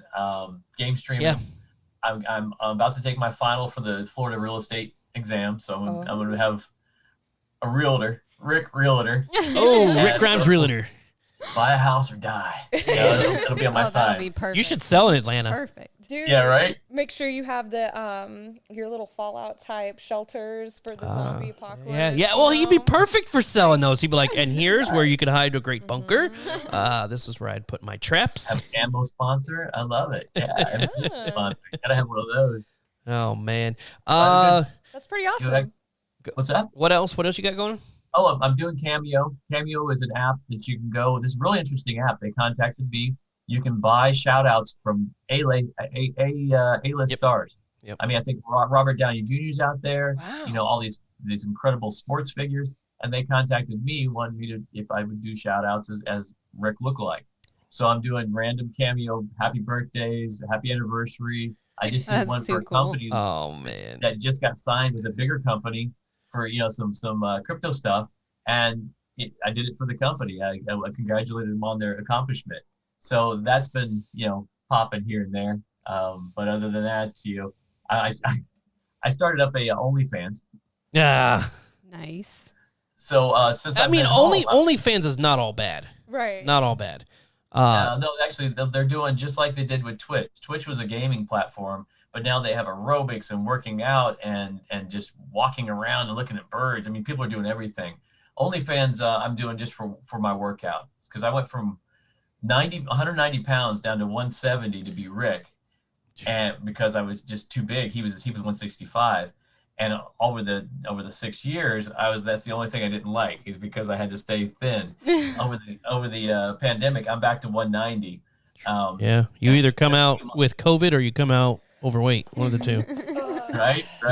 No, I'm gonna do workout on OnlyFans initially, but we'll see what sticks. The stocks didn't work out. As anybody's following the market, it bottomed out last week, so it's something you can't count on. So I'm trying to do everything else that I can. Yeah, I think I'll get back into the stock thing once all the businesses open up. I think it was a lot better back then. So, but it's crazy. Yeah, it's a lot of fun. Well, hey guys, we're getting to the end. What do you guys got for me? Got any random questions? Got any hip fire? Anything? No, but we're going to have to go see him again at one of these cons, because I know those scenes look amazing. I am trying to work on Seattle. I'm trying to get I haven't done Repop's tour. So the Emerald City. Oh, yeah. Yep. That's City. Up by you.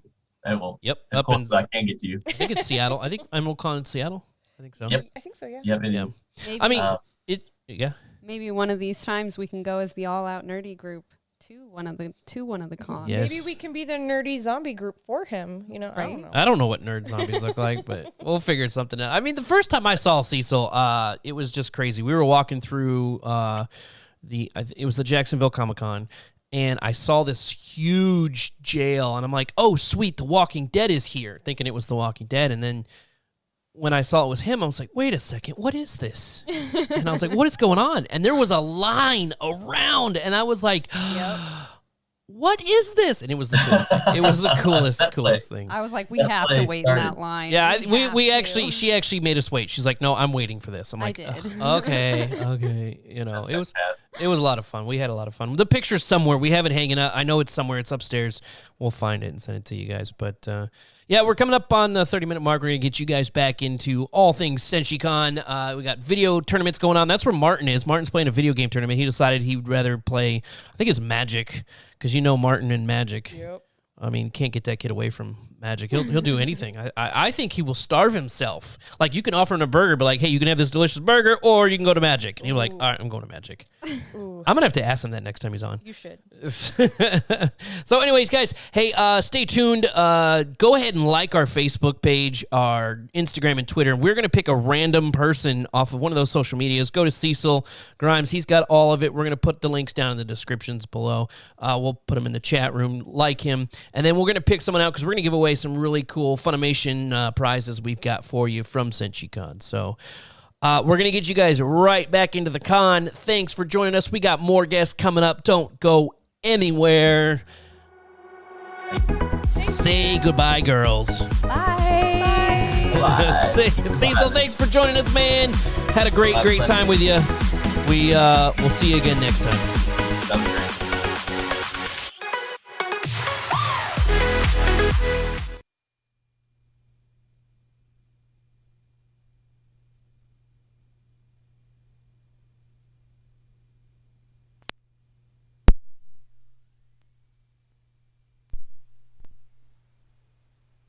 Much for being with us on our second day.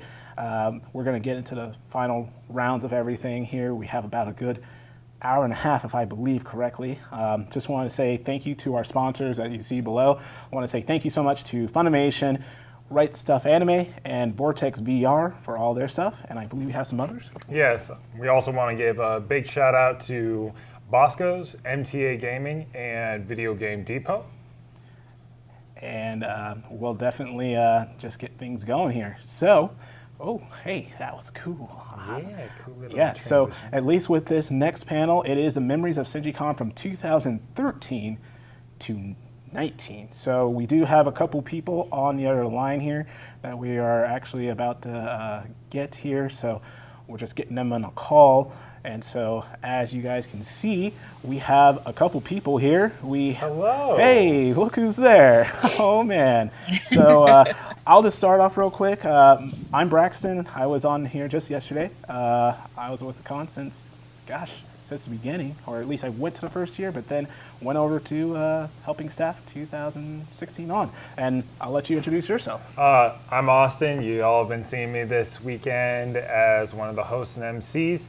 I've been with the convention, started as a volunteer in 2016 and 2017. Then 2018, I became a staff member, and 2019, I was an MC. So lots of fun. Yeah, and I guess we can go next to, wow, that's Eric Geyser. He can introduce himself.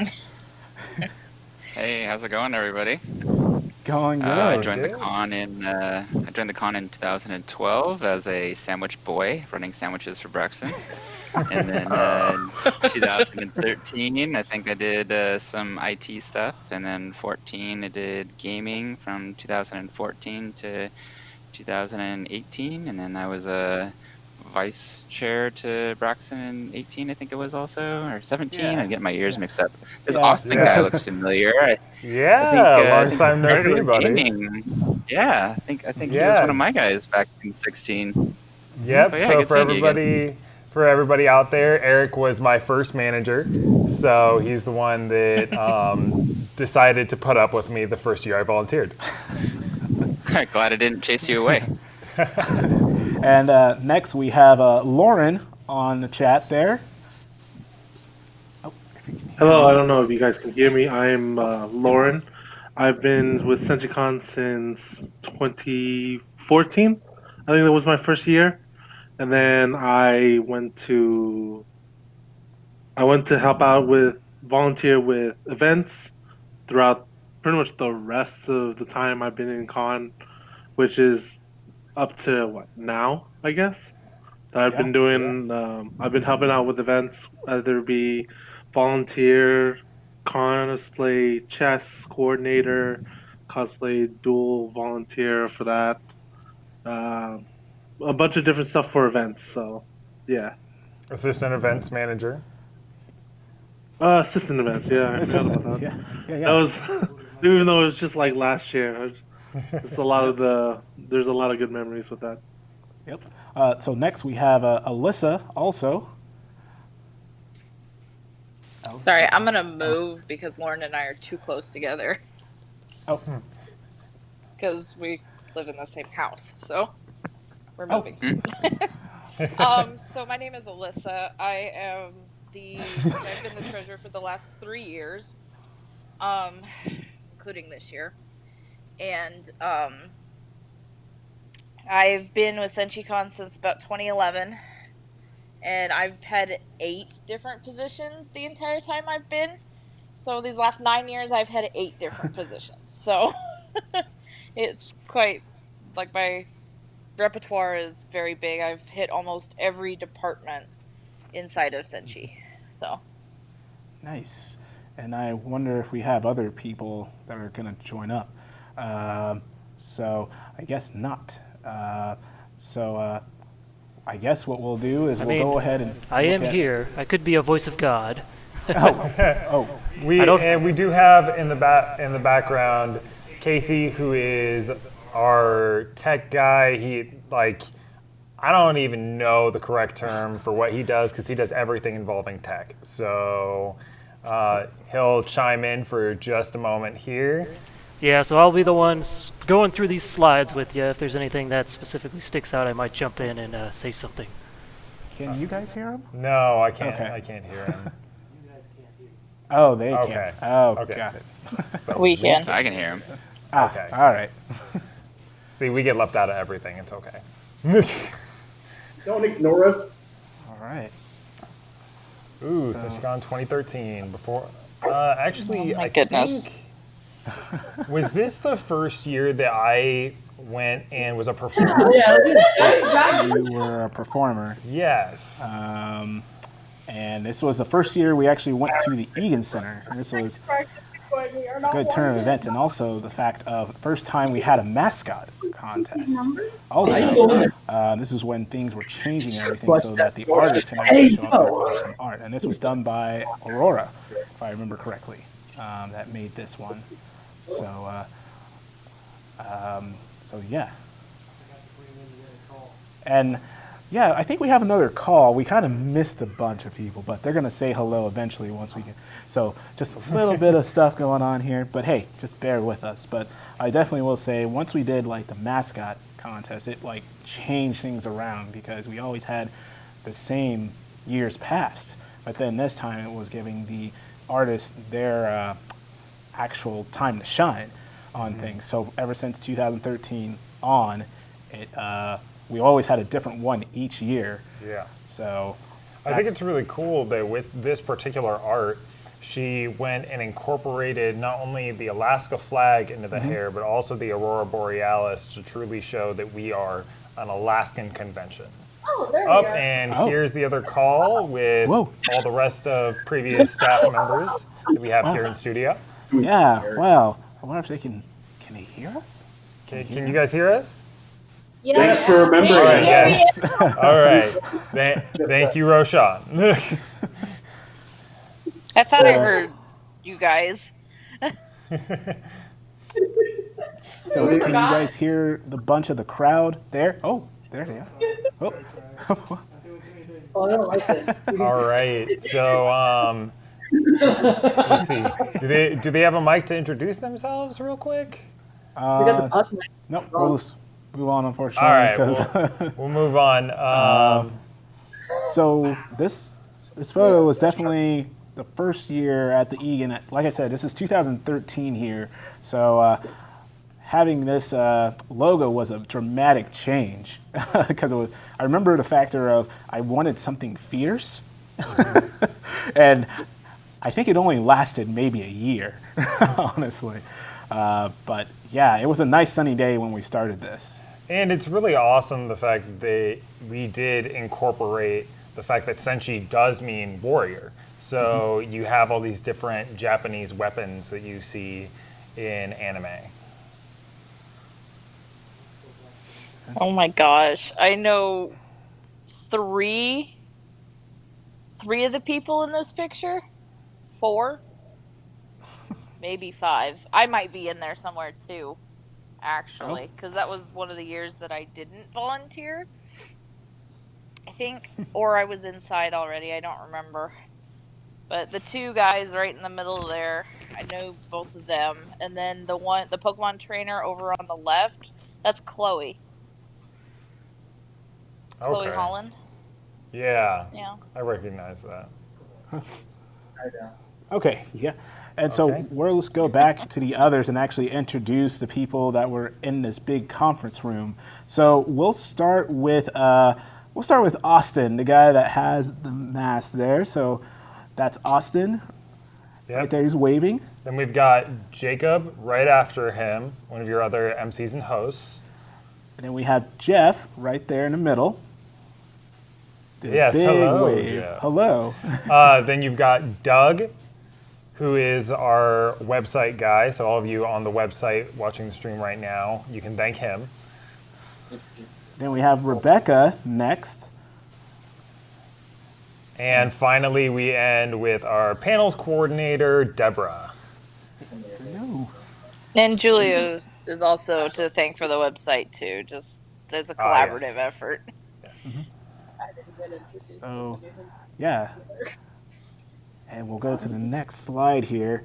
Oh, I remember that. Oh, I remember this one. So I remember this cosplay chess. Yeah, so I remember being a performer and seeing that before going on stage and wondering what that was, because at the time I had not watched Attack on Titan at all, so I was like, what is this giant, massive head? It's a fleshless head. I was like, this makes Or no skinless sense. head, sorry. What did I walk into? So Casey here. Going into the, or it was just before or just after the opening ceremonies, I wanted to do this cool reveal to the audience of this Titan head from Attack on Titan. And I'm working with the taiko drummers, and we had a fog machine, and I think we had a strobe light of some kind, and we made it look like he had just spawned right there, and he's looking over the audience. Yeah. Definitely following that was a big challenge. So does anyone remember who this guest is? Chuck, no. No. Close. Well, he's a voice of Dr. Stein and Soul Eater. That was the year that I was That's still Chuck working Huber. for radio, and we did an interview. He actually like contacted us and said, "Hey, I want to come to your guys' con. I heard about you guys." And I was like, "Oh, all right, let's do this." And I didn't know who he was at all. I was like, "Sure." Then I looked up his resume. What did you say, Jacob? Go ahead again. Who is that getting the signing? Is that Mariah? No. Looks like No. Okay. Don't put our hair either way. It looks so cute. Oh, we can hear the group in the room. Yeah. Awesome. Oh, Yeah. So you can hear us now? Yes. Okay, cool. He was the dude that, because like before I started working as the MC, I was working with Rats Radio, and we did an interview with him and the artist for Awkward Zombie, and I found out that he loves goats. Like he had this huge thing talking about goats and like all of the uses for their milk. Wow. I think I remember something like that. Well, the artist for Awkward Zombie is apparently allergic to almost all types of soap. And so he was like, have you ever tried like organic goat soap? And he had like this 5-minute long video talking about goat soap and raising All goats. right. We'll move on to the next slide. Moving on to the next one. Oh, gosh. Do you guys remember who they are? Where's Jasmine? Yeah. Jasmine. Well, How's Jasmine not on this man. Yeah, that's Jasmine as Thomas. yeah. So, funny enough, in the background there is actually where me and the majority of the taiko players are sitting after the performance, because that's where all the magic stuff was going on. So we were doing a bunch of like trainings and games on the side, because that was our nerddom in high school. It was like, we play Magic the Gathering. Oh, gosh. No. Oh, it's Braxton. Yeah. No, this is terrible I think already. that's also Jack next Yeah, to that's you, right? Jack. Braxton? That's Jack right next to me. So I look constipatedly happy, which is weird saying. So, that's a great photo. We can move on because there's not much to say. Younger, less stressed. There's David. Oh yeah, David. Is that King David? Short hair David. Yeah, so for those of you that Panda were King. in last night that were watching the DJ, that was him. Oh, is this a video? Oh my. Oh no. I've never seen this. This is all new to me. It's gonna make me cry now. A look at setup. I think we're still 2013. Yeah, this is 2013. Still 2013. Yeah. Oh man. Oh, that's Bryce right there. The gaming room. Yep. This is the first year I came back as an attendee. Nice. Yeah, so gaming was downstairs in the Egan Center. Yep. And we still had those two TVs at the time. So all the big boy TVs. we still have them. Oh, such a pain. I thought we were getting rid of those. We'll see. Oh my gosh. Like, I remember people just being like, I don't want to be downstairs. Just like, you get the cards you're dealt with, my dudes. Yep. Yeah. It's... What's this? The beginning of PC gaming? Oh my god. That's right. Yep. You're right. I think that actually was the setup for the first League of Legends tournament. Yeah. Oh man. Oh, cool. Yeah. Oh, that's Reese in the background, and that's David, and That's my home. that is. Ooh. Oh, the taiko drumming. Senshi Con 2013. Our original MCs. Wow. Oh, and I am right there. Like, there's no hiding. I am right there. Young. Look at that Austin. skill. Young me. That haircut, though. Oh. Okay, good. We're moving on. You can still hear his playing. You can still hear the playing, but oh no, it goes back. Even sped up, that line moved so awkwardly. Oh, Darius. So that's Justin over there soloing. That was. Oh, Conline. This Yep, is how it became awesome, if you want to call it that. Oh This boy. is how you know that a lot of people like the convention. Oh yeah, man. So that's Leah. All lines were short this year. Yeah, no wait at all. Even the bathroom line was short this year. Oh, look, there's Jenny. Wow. So it's Taiko. The Taiko drum. This Taiko Club was done by East High Club, if I remember correctly. Yep. This was an East High School club brought together by Erica Ninoyu, who was the band teacher at the time. Hey, Spike. Oh, okay. Oh, it's Justin. Huh. And Tails. Oh Attack my on goodness. Titan. Man. The line gets bigger and bigger. The line gets bigger and bigger. Now back to the hair stuff.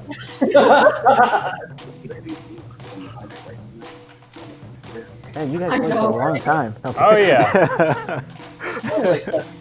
We played for a long time because that was like our one piece that we could really show everybody's talents because everybody had a soloing section. Nice. Where's your soloing section? I'm the last one because I'm the one all the way at the end. He's right there. He's soloing right now. Yeah, no, that's Darius at this point. Who shot this? Asparagus Bears, if I remember correctly. It says it right there. Oh, Well, that's the logo, Asparagus Okay. Bears. So that was, yeah, they did all I this. can't read it. But... Well,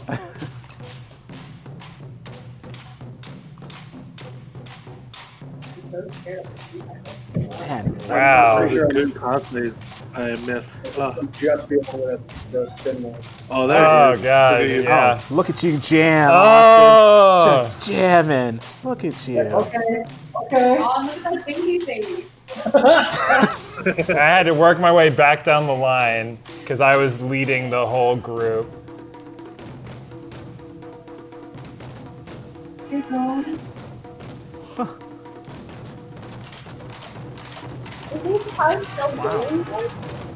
I remember how loud that performance was. Whoa. Oh, yeah. Oh my gosh. Yes. Cosplay chest. So it's funny, that became like the piece that we got known for that whole entire year. Like we would do it at pep assemblies, we would do it at performances around town. Just absolutely nuts. Oh my, why? What is this? They're twerking maybe? Oh, Bombi, there's Bombi. Oh, hey, for gaming. All new to me, so. Rated again? What is it? Zombie. There's no audio because there was a more copyright cosplay song, so you know Cosplay it's chess. quiet at the moment. Sounds good. Oh, that's Daniel. Daniel. What are they doing? Um, They're line dancing. Yeah, they're line dancing. And everyone's dance dancing. party. All right, cool. There was an improv to that's really cool. or a dance challenge, and then there was a So, winner. I actually remember that Halo cosplay, and I love the teabag. That was great. That's why we're not allowed back on that server. Charles? Oh, look, it's Snake. Oh, nice. I met him the next year, I believe. Next to him, and like we were doing like a Just no socks, no shoes. shoes. I think the guest had no shoes on. Oh man, I love that. Is this the 18 and older? No, this was just cosplay. This is the regular one. cosplay This was test? regular. We didn't Normal have one. 18. Yeah, we Oh, my. didn't 18 at the And time. again, that's why we're not allowed back on that server. Oh man. Oh, Okay. what are they playing? Tabletop. Munchkins? It looks like I it. am that's so Munchkins. nervous right now. Please don't show me. I know I'm gonna pop up here somewhere. You're just hoping that you never get seen. I'm sitting here, my dress tore.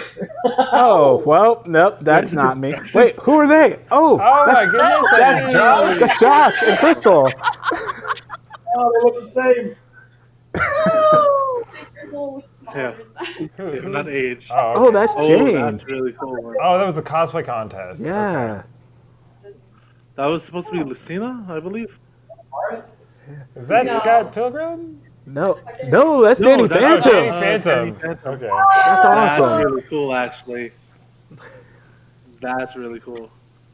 Oh, Ninja Game. Oh, Ninja. Let's go. I haven't played that in a couple of years. Ninja is so much fun. Oh, man. Google in the background? No. Is this,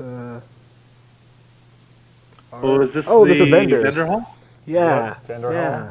It is like dark. It's a lot of awkward stuff. Yeah. Like the dance part of the hall. I thought that was the ballroom dance. Maka versus Mikasa. Yeah. And Jackson. calling people Out of out. nowhere. Getting into those MC's faces like he does every year. Oh, this was the first collaboration we did with Viz Media, and that was Lindo there. That was crazy. Forgot about that. Oh my god. So long. Yeah, there's me. If you go back, there's me. Wow. It's okay, the motion This was And there's Braxton yeah. being like, we'll see you next year, everybody. That We still have to do that Erica Frog cosplay Wow. Braxton, hype, man. Oh, man. 14. So we kept the logo? Okay. Oh, I remember man. this.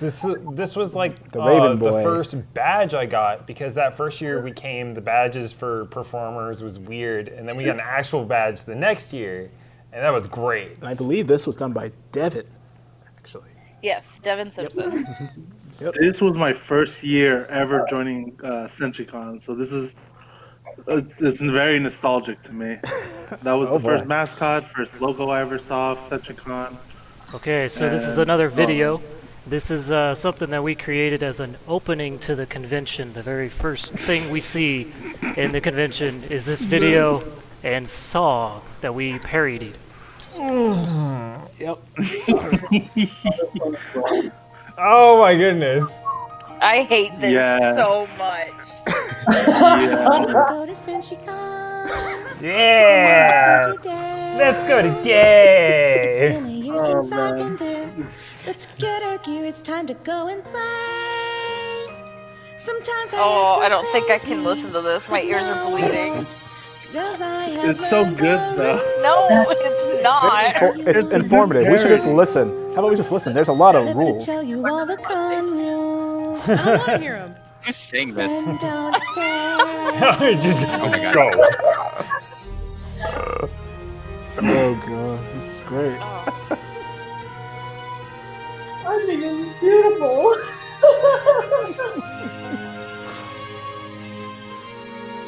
Verse 2. We have Okay. that Do you video want of to use a weapon? I hate this so much. There will be no hugging signs or glomping piles. Ask for photos before it gets a little crazy. With all this fun, your program will tell you more. I can't. Seriously, check out the policy on guns. Oh. Oh, Jack. I remember that. Here's some final rules we follow. No stealing and no alcohol. You know we don't put up with bullying. We're running the con be magical. We want you to have lots of fun. It's up to you. What are you gonna do? We welcome you to Senshi Con. We're glad you're here at Senshi Con. Go have fun. Go have fun. Is it over? Okay, seriously, who sang that? It's over. Who sang that? Casey, you know, right? Yeah, who sang that? So it's a friend of mine who works at a studio or owns a studio in Anchorage for doing music and stuff. So her name is MJ Riemann. She sang that, and it was written by Tabitha, one of our old staff members. Oh yeah. Oh my gosh, Tabitha! Wow. Yeah. Yeah. Is this so? This is still 14, and this is what it was really wrapping around the block.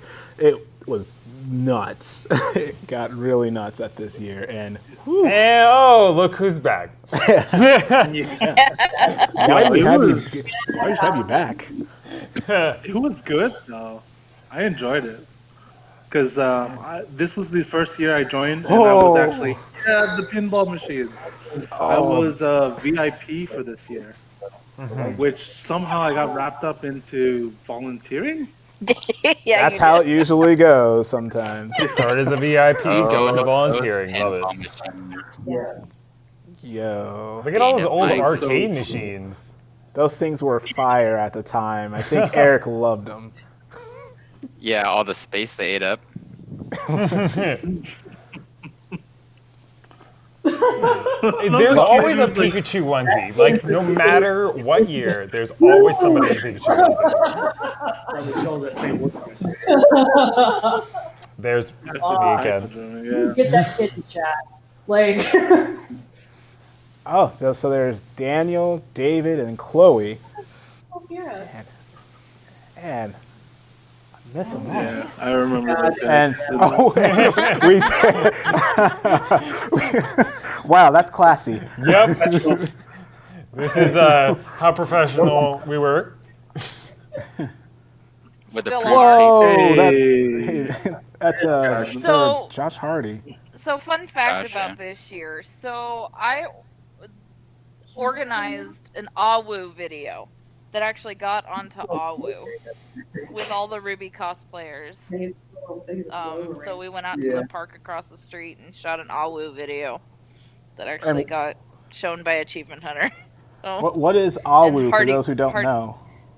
So it's Achievement Hunter's weekly update. Oh, okay. Got it. And Yeah. what is Achievement so, Hunter, for those who don't know?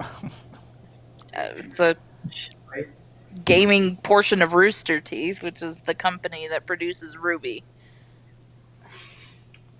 So, Whoa, I forgot about fun this. fact. Is Tea this like, ceremony, yeah.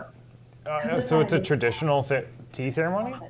Yes. They were showing off how the techniques and steps by steps of how a traditional tea ceremony would go to. It was really cool. I got to drop by it for a little bit. And Daniel Chloe and and Chloe, Dan.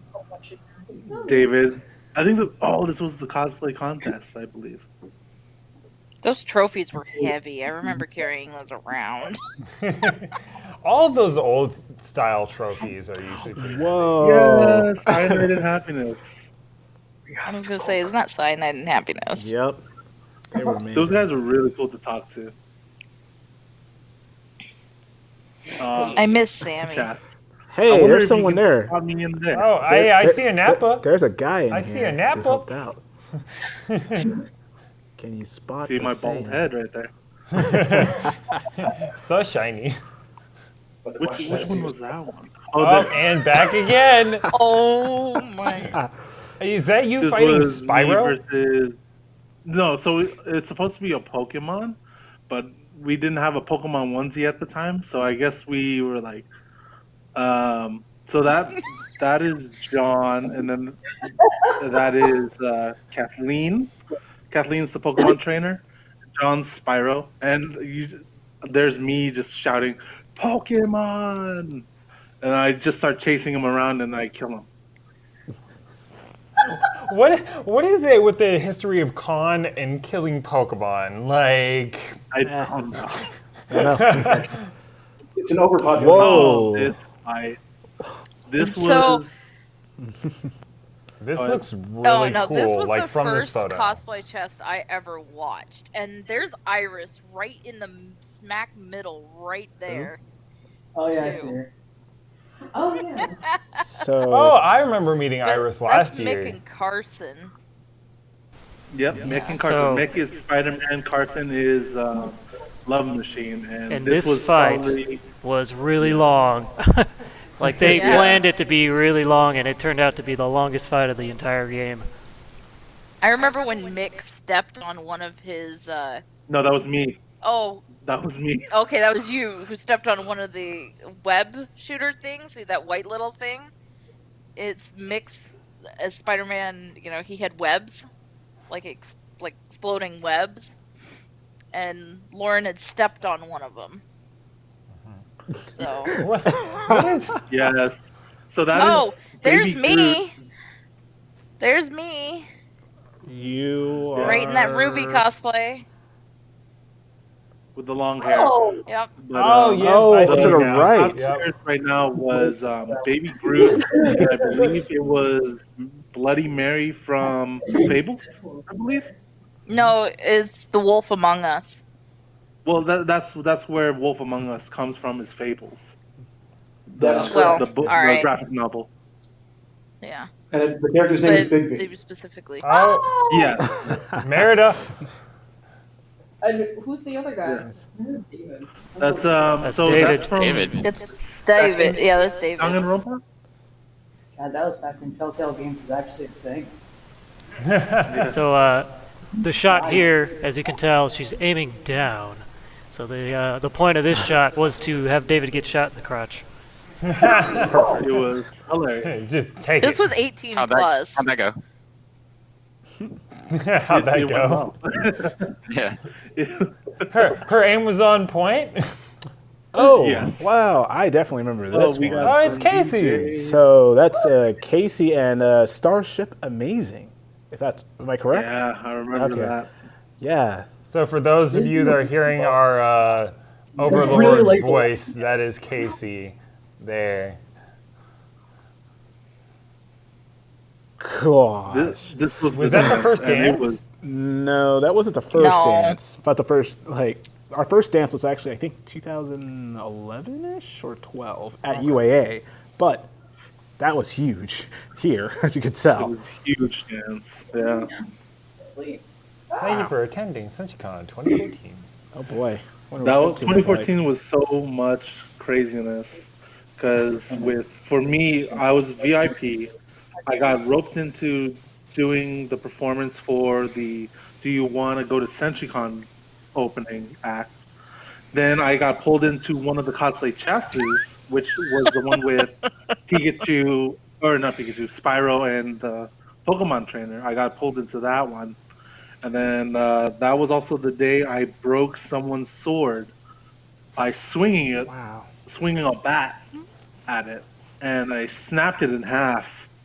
And I was like, "Ooh, I'm in trouble." I did a no. Oh, that's 2015's mascot. So this was done by Jamie, if I remember correctly. Yeah, that's done by Jamie. Oh, look, it's Pikachu. The Pikachu. This Pikachu becomes literally a legend after this. So It still looks so sad. As you all have seen That's a happy over the years, I mean, just yesterday, Pikachu made an appearance on the stream. No, this is my first year here at Devil's Task Force that year. Yeah, this was the first year that I was MC.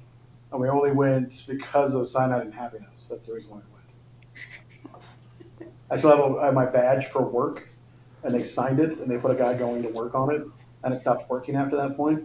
It was perfect. Oh, no. Yes. Wait, you guys check it out? No. That's what Yes, we had this, I believe, was the DJ out of town, I believe. Yeah, he was out of state, so yeah, I forgot. Yeah. I think it's DJ Allen? Or DJ... He did some pretty good stuff. What was his name? It's okay, they won't hear us. No, I know. Oh no, we can hear you. Oh no, we can hear you. We've said this, I don't even know how many I times. think there's just a little lag, but we can hear you. His name was DJ Slippery Banana Shoes. Nope, all right. Nope. Okay. Oh, another more video. videos. Oh boy. Ooh. I'm glad I'm not in this here. Oh no. This will be fun. This will be fun. Yeah, to because watch. this was... For a long time we've been reading all the series. Oh god. The sluggish blur is getting kind of dreary. Are we sure this isn't Lauren? Every week, No, it's not me. lots of going out the door. Think of it as a ship worth fighting for. That's what I said. Ship worth fighting for. A ship worth fighting for. TP will be so cute. Holding hands while watching stars smile. This is good stuff. Beat the rest. Kicking ass is near and far. I couldn't care. So this was the year that Hardy and I had the cosplay chess fight, and he broke my scythe, my ruby scythe, my crescent rose, and so I had to improvise during our fight. Wait, so you were the one that had the Ruby cosplay and had the giant scythe, like walking around with it? Yeah, that was me. And when I was fighting Hardy with that, he's Neptune. Oh, in this chest, you can hear the crack of the scythe breaking.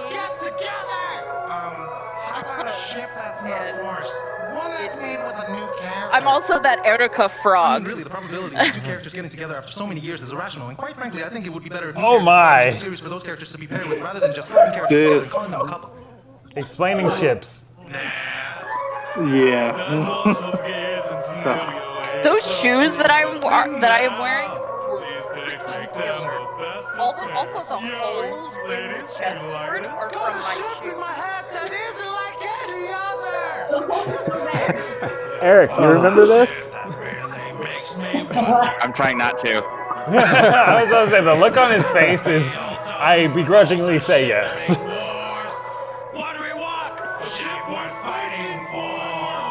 No. You're not the one who did this performance, alright, guys? So, it's so... So who's the best ship? Wow. Wow. Oh my god. Oh no. my, there's more. Oh no. I want to at least poor Jess. Yeah, so before we go to this video, Lauren, what do you got? So when we were doing the video, the song for Ship Worth Fighting For, I had to come up with a bunch of different voices that didn't sound similar while doing my own voice. We went to a studio, and luckily the guy was very nice. He was very helpful. I forgot what his name was, but when going up with the songs and then coming up with the part where it was me talking really fast, that is only fast forwarded a little bit. I actually I had to speak that whole line without flubbing the whole time, without messing up, and it sucked. So that was you. That was me, 100%. Okay, that was a shot in the dark because like I had never heard that before. I was not at that con. That was the year I was not in. So me saying that was you, that was a shot in the dark. No, that was 100% me. I don't know if anyone remembered it. I hope no one remembers it. They do now. It was something. They do now. I mean, I enjoyed doing it. It was just, it's a funny memory to me.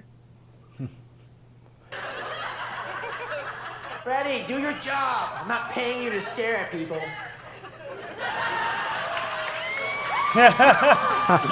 How is this recorded?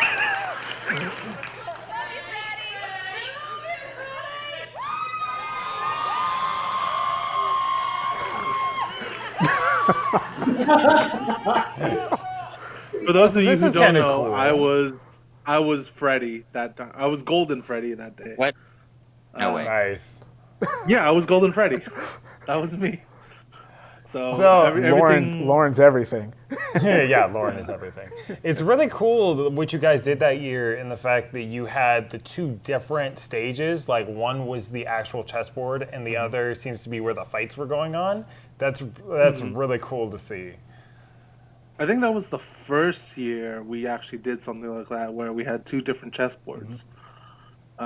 Where, yeah, like you said, one was on stage where it would be pieces. The other one was to put it on the floor. I think the biggest reason was because we had to, before years, the earlier years, we would have to make sure everyone remembered their spots when they get out the board for the other people to fight. So it kind of made it easier for them to be like, hey, we're going to stand here the whole time in our chess spots while watching the fight down there, and we don't have to like step on any props or anything like that. It was a very nice way of being able to lighten the load for everyone. So. Oh man, My feet were absolutely killing me by the end of it. I didn't have a fight for that one, but my feet were killing me. Oh my. Oh yeah, this is the ending song. Oh my. So as you can tell, we were pretty musical during this year and the year before. Another one from Tabitha. She wrote this. She also sang in it. So this was, credits for that year. Pretty cool. Like how we also forgot to mention, this was the 10th year anniversary of Senshi Con. So 5 years ago. I love the fact that it's just like, all right, fun EDM type music. Yeah. Robots. It's GLaDOS. Yes, so this is a parody song from Portal, thank you. Yeah, because this was the song that played at the end of the other Cosplay chess.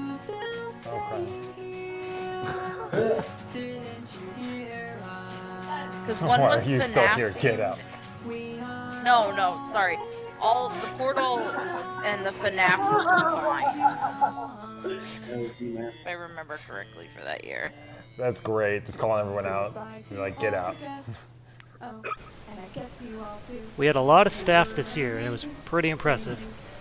Yeah. Yeah, I mean, you got like Lauren, Tristan, Jacob emceeing.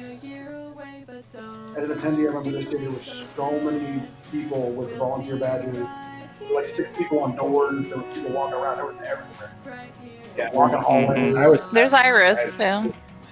I pretty much became like the. Oh, all of our sponsors there. Nice. I wish we had that many sponsors again. We will. Oh, it's just rip with this doolies. stuff. Yeah, rip doolies. Rip doolies. Holy crap. And Area 51. Oh, rest in peace, Area 51. Yeah, I was going to say, I'm pretty sure it went out of business. Okay. Whoa. This is when we're getting into the cyberpunkish era, I guess. My first year volunteering. All right. And, was this the first 4th of July? Wow, that's right. the first 4th of July. That's right. We just felt like, why don't we just do this? And were you the one organizing that? Totoro looks like it's going to eat Ariel. Well, nom nom. Oh, that's Alexi. That's Alexi, Yep. right? Oh, our Yep. our cosplay coordinator for this year. Yeah. I believe.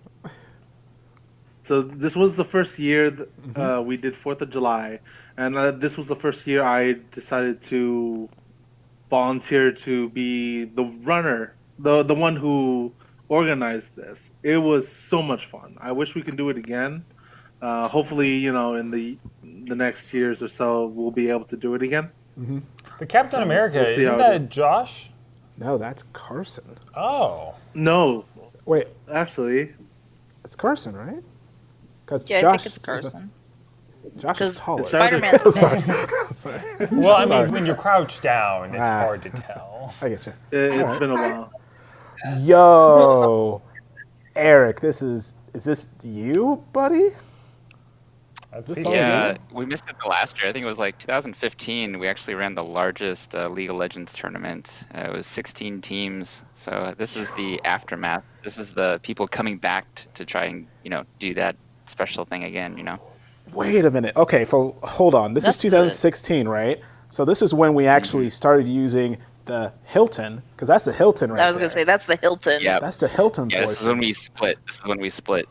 Right, we split because we had the Hilton and Egan. Anyway, yeah. Oh wait, I actually was not volunteering this year. Yeah, where were you? No, you yeah, were next I didn't year. come. You were next I year. didn't come until the Denina. Yeah.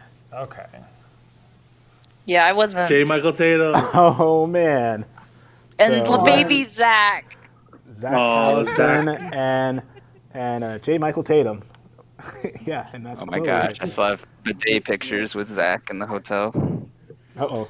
Never seen a bidet before, Nope. so we were taking Pretty much. pictures next to the bidet. Yeah, Jessica Negri. So Jessica Negri. Jessica Negri. So What This was, was the what was the name that was mistake? Oh, sorry. Oh no, you're good. This was the year that I did the MC stuff, and I remember you guys had me on an in-ear radio, and I called you guys before everything started, and I was like, okay, how weird am I allowed to be? And the only answer I got was go for it. And so I started into it. And Jessica was back there with me, and she saw me drop my voice 3 octaves to try and make it sound mysterious because I was giving myself a backstory. And she's like, "What is this?" And then I made some random jokes, and then I went out on stage, and I felt like it was the most anticlimactic thing I've ever done because I super hyped everybody up by coming out. So Everyone's super hyped, and they're like, "Wow, this guy's just." How are you? He was born in a village in the woods and knows all kinds of Japanese words and flash dance. It's I got one person to laugh at the flash dance. And then you come out on stage looking like that. Yep. Is that Ashley? That's Carson. Yeah, Carson and Ashley over Okay, there. I was gonna say that is Ashley, and there's Jacob. Jasmine right there. Obviously, Jessica Negri there. And I think that's Mariah in the yellow. As Yeah. I think it was Yeah, it is. Faye. Faye Valentine. Hey. The cup of water there. No. Oh, No. my No, God. I'm done. Where's I'm done. that, Braxton? No. Why is there a picture with me with wine first and Where is foremost? that at? was What at the bar is Hilton. that? This was the Hilton. Yeah.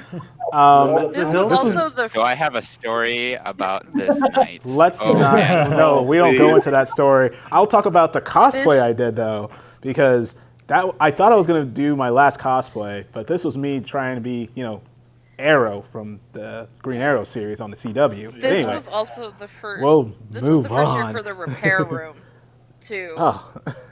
Oh, I yeah. didn't leave that room the entirety of 2 days. Oh boy. I didn't Nice leave shot it. of the back of my head. Yeah. Which panel know. was this one?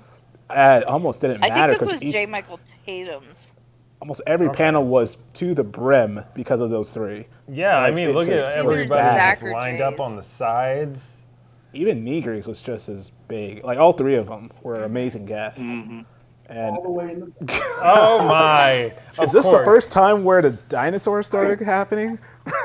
I think that was the first one year of that these. the dinosaur thing became popular, where people were running around in inflatable dinosaur costumes. This wasn't Deadpool year, but were still a ton of Deadpools. Yeah. Oh, Gaming. I think this is the gaming It's area. Hilton again. Oh, you can see Melee down there. Yep. Or is that Project M? Can't tell. I think Which it's one? Melee. From what it looks like, it still uses the GameCube. Oh, Yoink? Yoink. About to find out. See, look at I know, all right? those memories. All memories, all there somewhere. There you go. Bingo. Oh, well, this. There you go. Yeah, just, so that's Melee. It's Melee. Yeah. With some Nintendo. No, other that's cartridges. original GameCube Nintendo 64. Yeah. That's Right. the original Smash Brothers. Oh, okay, so that's before Melee. Oh wow! Oh wow! So that's JoJo. JoJo and Faye And Oni. and then Oni And Faith. Oni, yeah. And there's and Hardy. Hardy way in the back. And Lauren, who looks like a headless. Oh, that's right. What were you, Lauren? What were you? Yep. So I was the cosplay chess coordinator that year. Oh yeah, I had no head. I created a character called the Mastermind, which he pretty much brought all these characters together to fight for his amusement. And this was the year I made everyone had a fight, and that only one person would live. So you were like an overlord, basically. So, and I never left the chair. We might have to breeze through some other photos because we're still on 2016. Looking at time here. There I am in the chair. Unfortunately, we won't be able to look at the video. Yeah. I mean, how short? Which one's this one? Like 10 seconds short? Okay, we'll play it. Let's go ahead and play.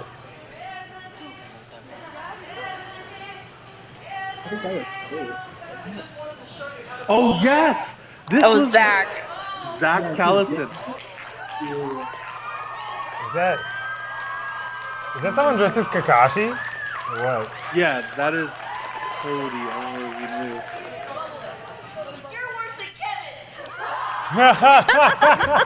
So, Man, that's I awesome. want to say one quick thing about that. Kakashi was the one who actually got Zach Callison into the chess game. He went to his panel earlier and he was like, "Hey, can you jump into the game and do a quick thing?" And Zach was like, "Sure." And this was in the middle of the game when I found out, "Hey, Zach's gonna show up, do something," and I was like, "What is going on?" So I'm going to go right into 2017 here because we just saw that mascot earlier. This is when we had Mary Elizabeth Gwynn here, and this was actually a big year because we were actually at the Denina Center for the first time. So, and then Steve Bloom. Oh yeah, Steve. So I actually still have an autographed photo from Steve Bloom. So we'll go to the next one. With Gilmon, because he was the voice of Gilmon. Tad Galusha, yeah. This was the first time Tad Galusha showed up too. Phil, we have lots of stories about him, but we'll move on. And then the first time the Shock Twins, Really cool. Yep. they were amazing. Oh, hey. Zach's Right back panel. to Zach's panel from 2016. Oh boy. Okay. Yeah. The year that everyone was like, oh, that's Lisa. Yeah. Oh yeah, she did Fallout Girl. Fallout Yeah. Girl. Mm-hmm. Oh, that's right. Kira. Yeah, Kira Buckland. Oh yeah, okay. the red versus blue guy. Red versus blue. Okay. Oh, This that's was the cosplay cosplay contest, I believe. Yeah. Yep. The cosplay contest The winners. staggering difference between like 2014's cosplay contest to this one is like astronomical. Yeah. So. It's really They did a lot of interesting. great people. It's interesting getting to see this because, you know. Whoa, hold on. Is this now 2017? Yeah. This is 2017 now. Yeah, this is We just jumped- 2018. Yeah. 20 or 18. Yeah, that's 2018. Yeah, this is 18. Yeah. Yeah, but we This did is not. We still had Okay. T-shirts. This was Austin's and I's first year as staff. No, We were 18 newbies. was 18 was not my first year. Last year was my first year of staff. So there was a It lot might have of been other great outlets. vendors here. So we Oh, actually right. had some like cars in there and stuff because we figured out what we can do. And amazing panels all around. Bunch of different Yep. panels, yeah. I loved the Pennywise. They were so cool.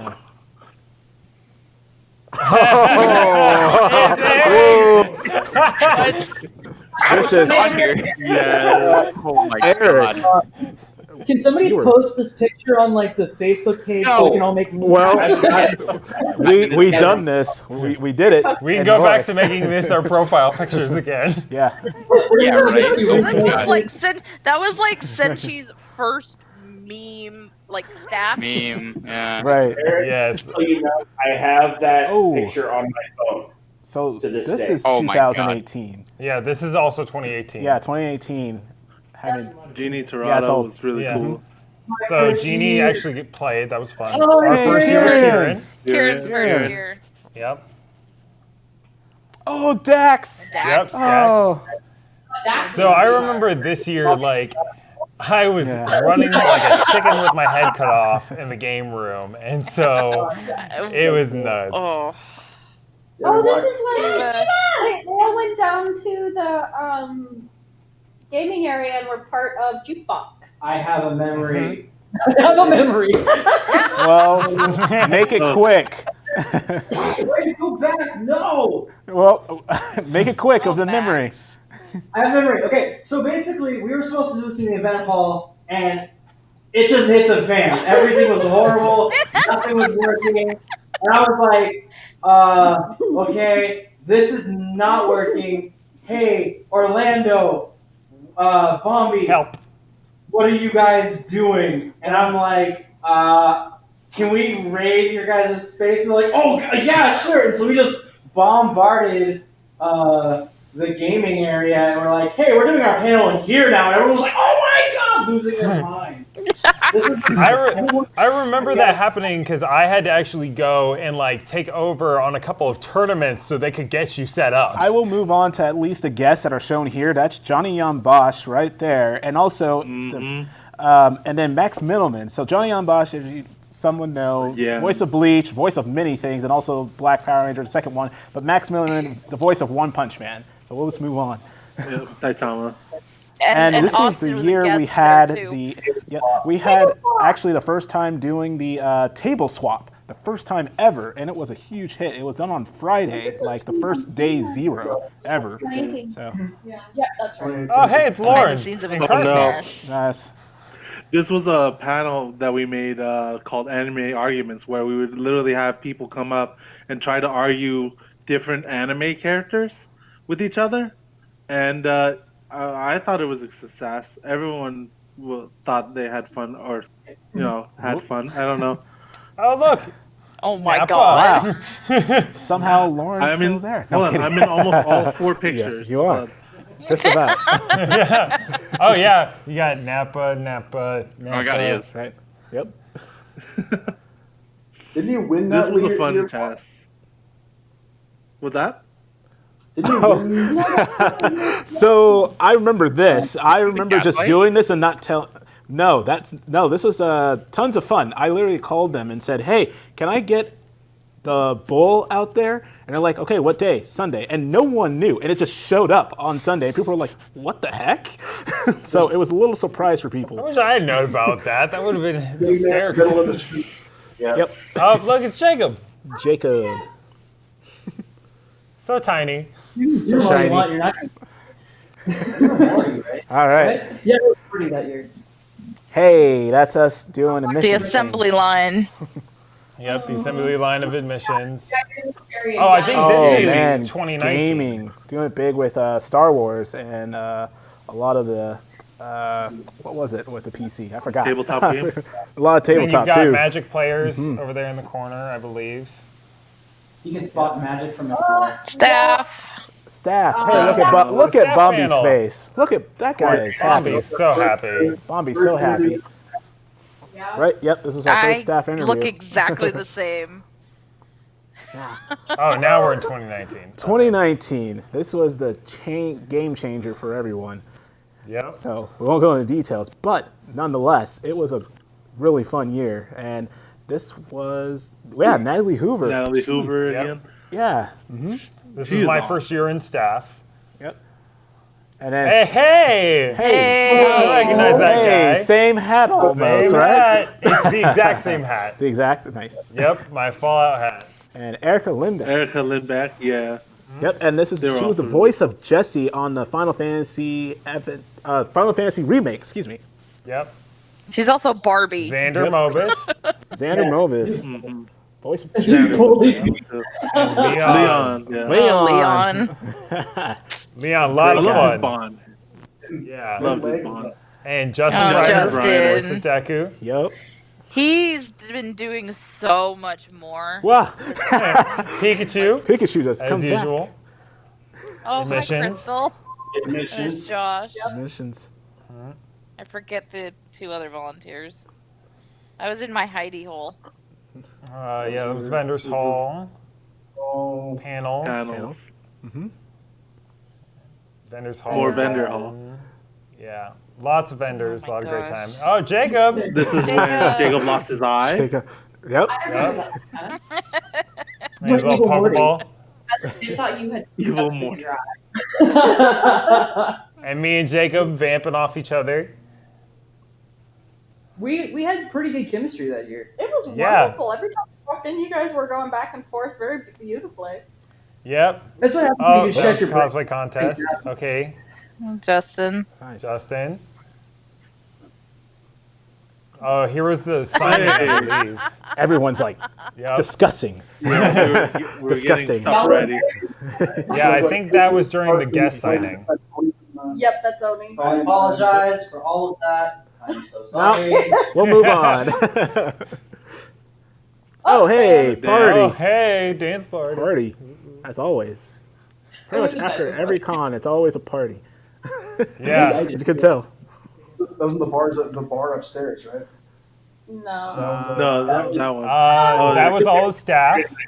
Oh, there I am. Yeah, I'm the Snorlax. That's my the- favorite volunteer. Yeah, see, that's the Yep. only picture of me in the entire thing. Yeah, I'm there Did all I the way in the die? back. Yes. Did I die? I don't think I'm in this one. Well, think you I were believe late. that's I think I actually. I think you were still in the like in your locked room. Yeah, that's Yeah. literally the I was only still in my picture. hidey hole in my room. Yeah. So that's all the photos that we have from the 2013 to 19.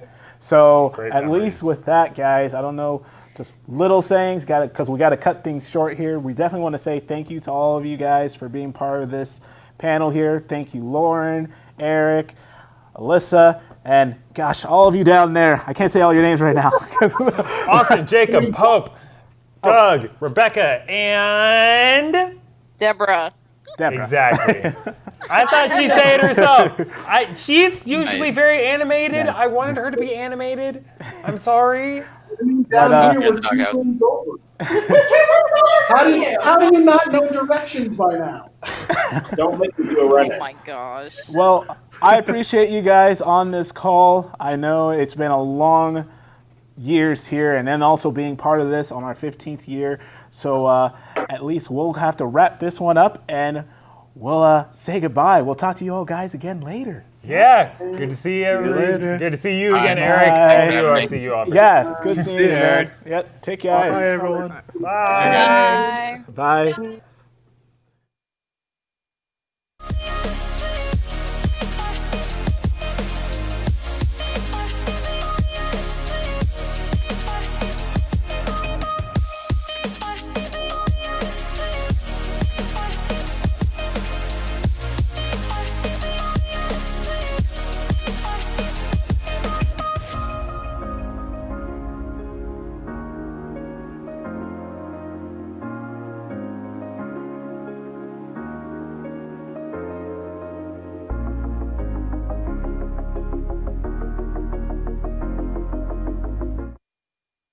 All right. All right. Go ahead.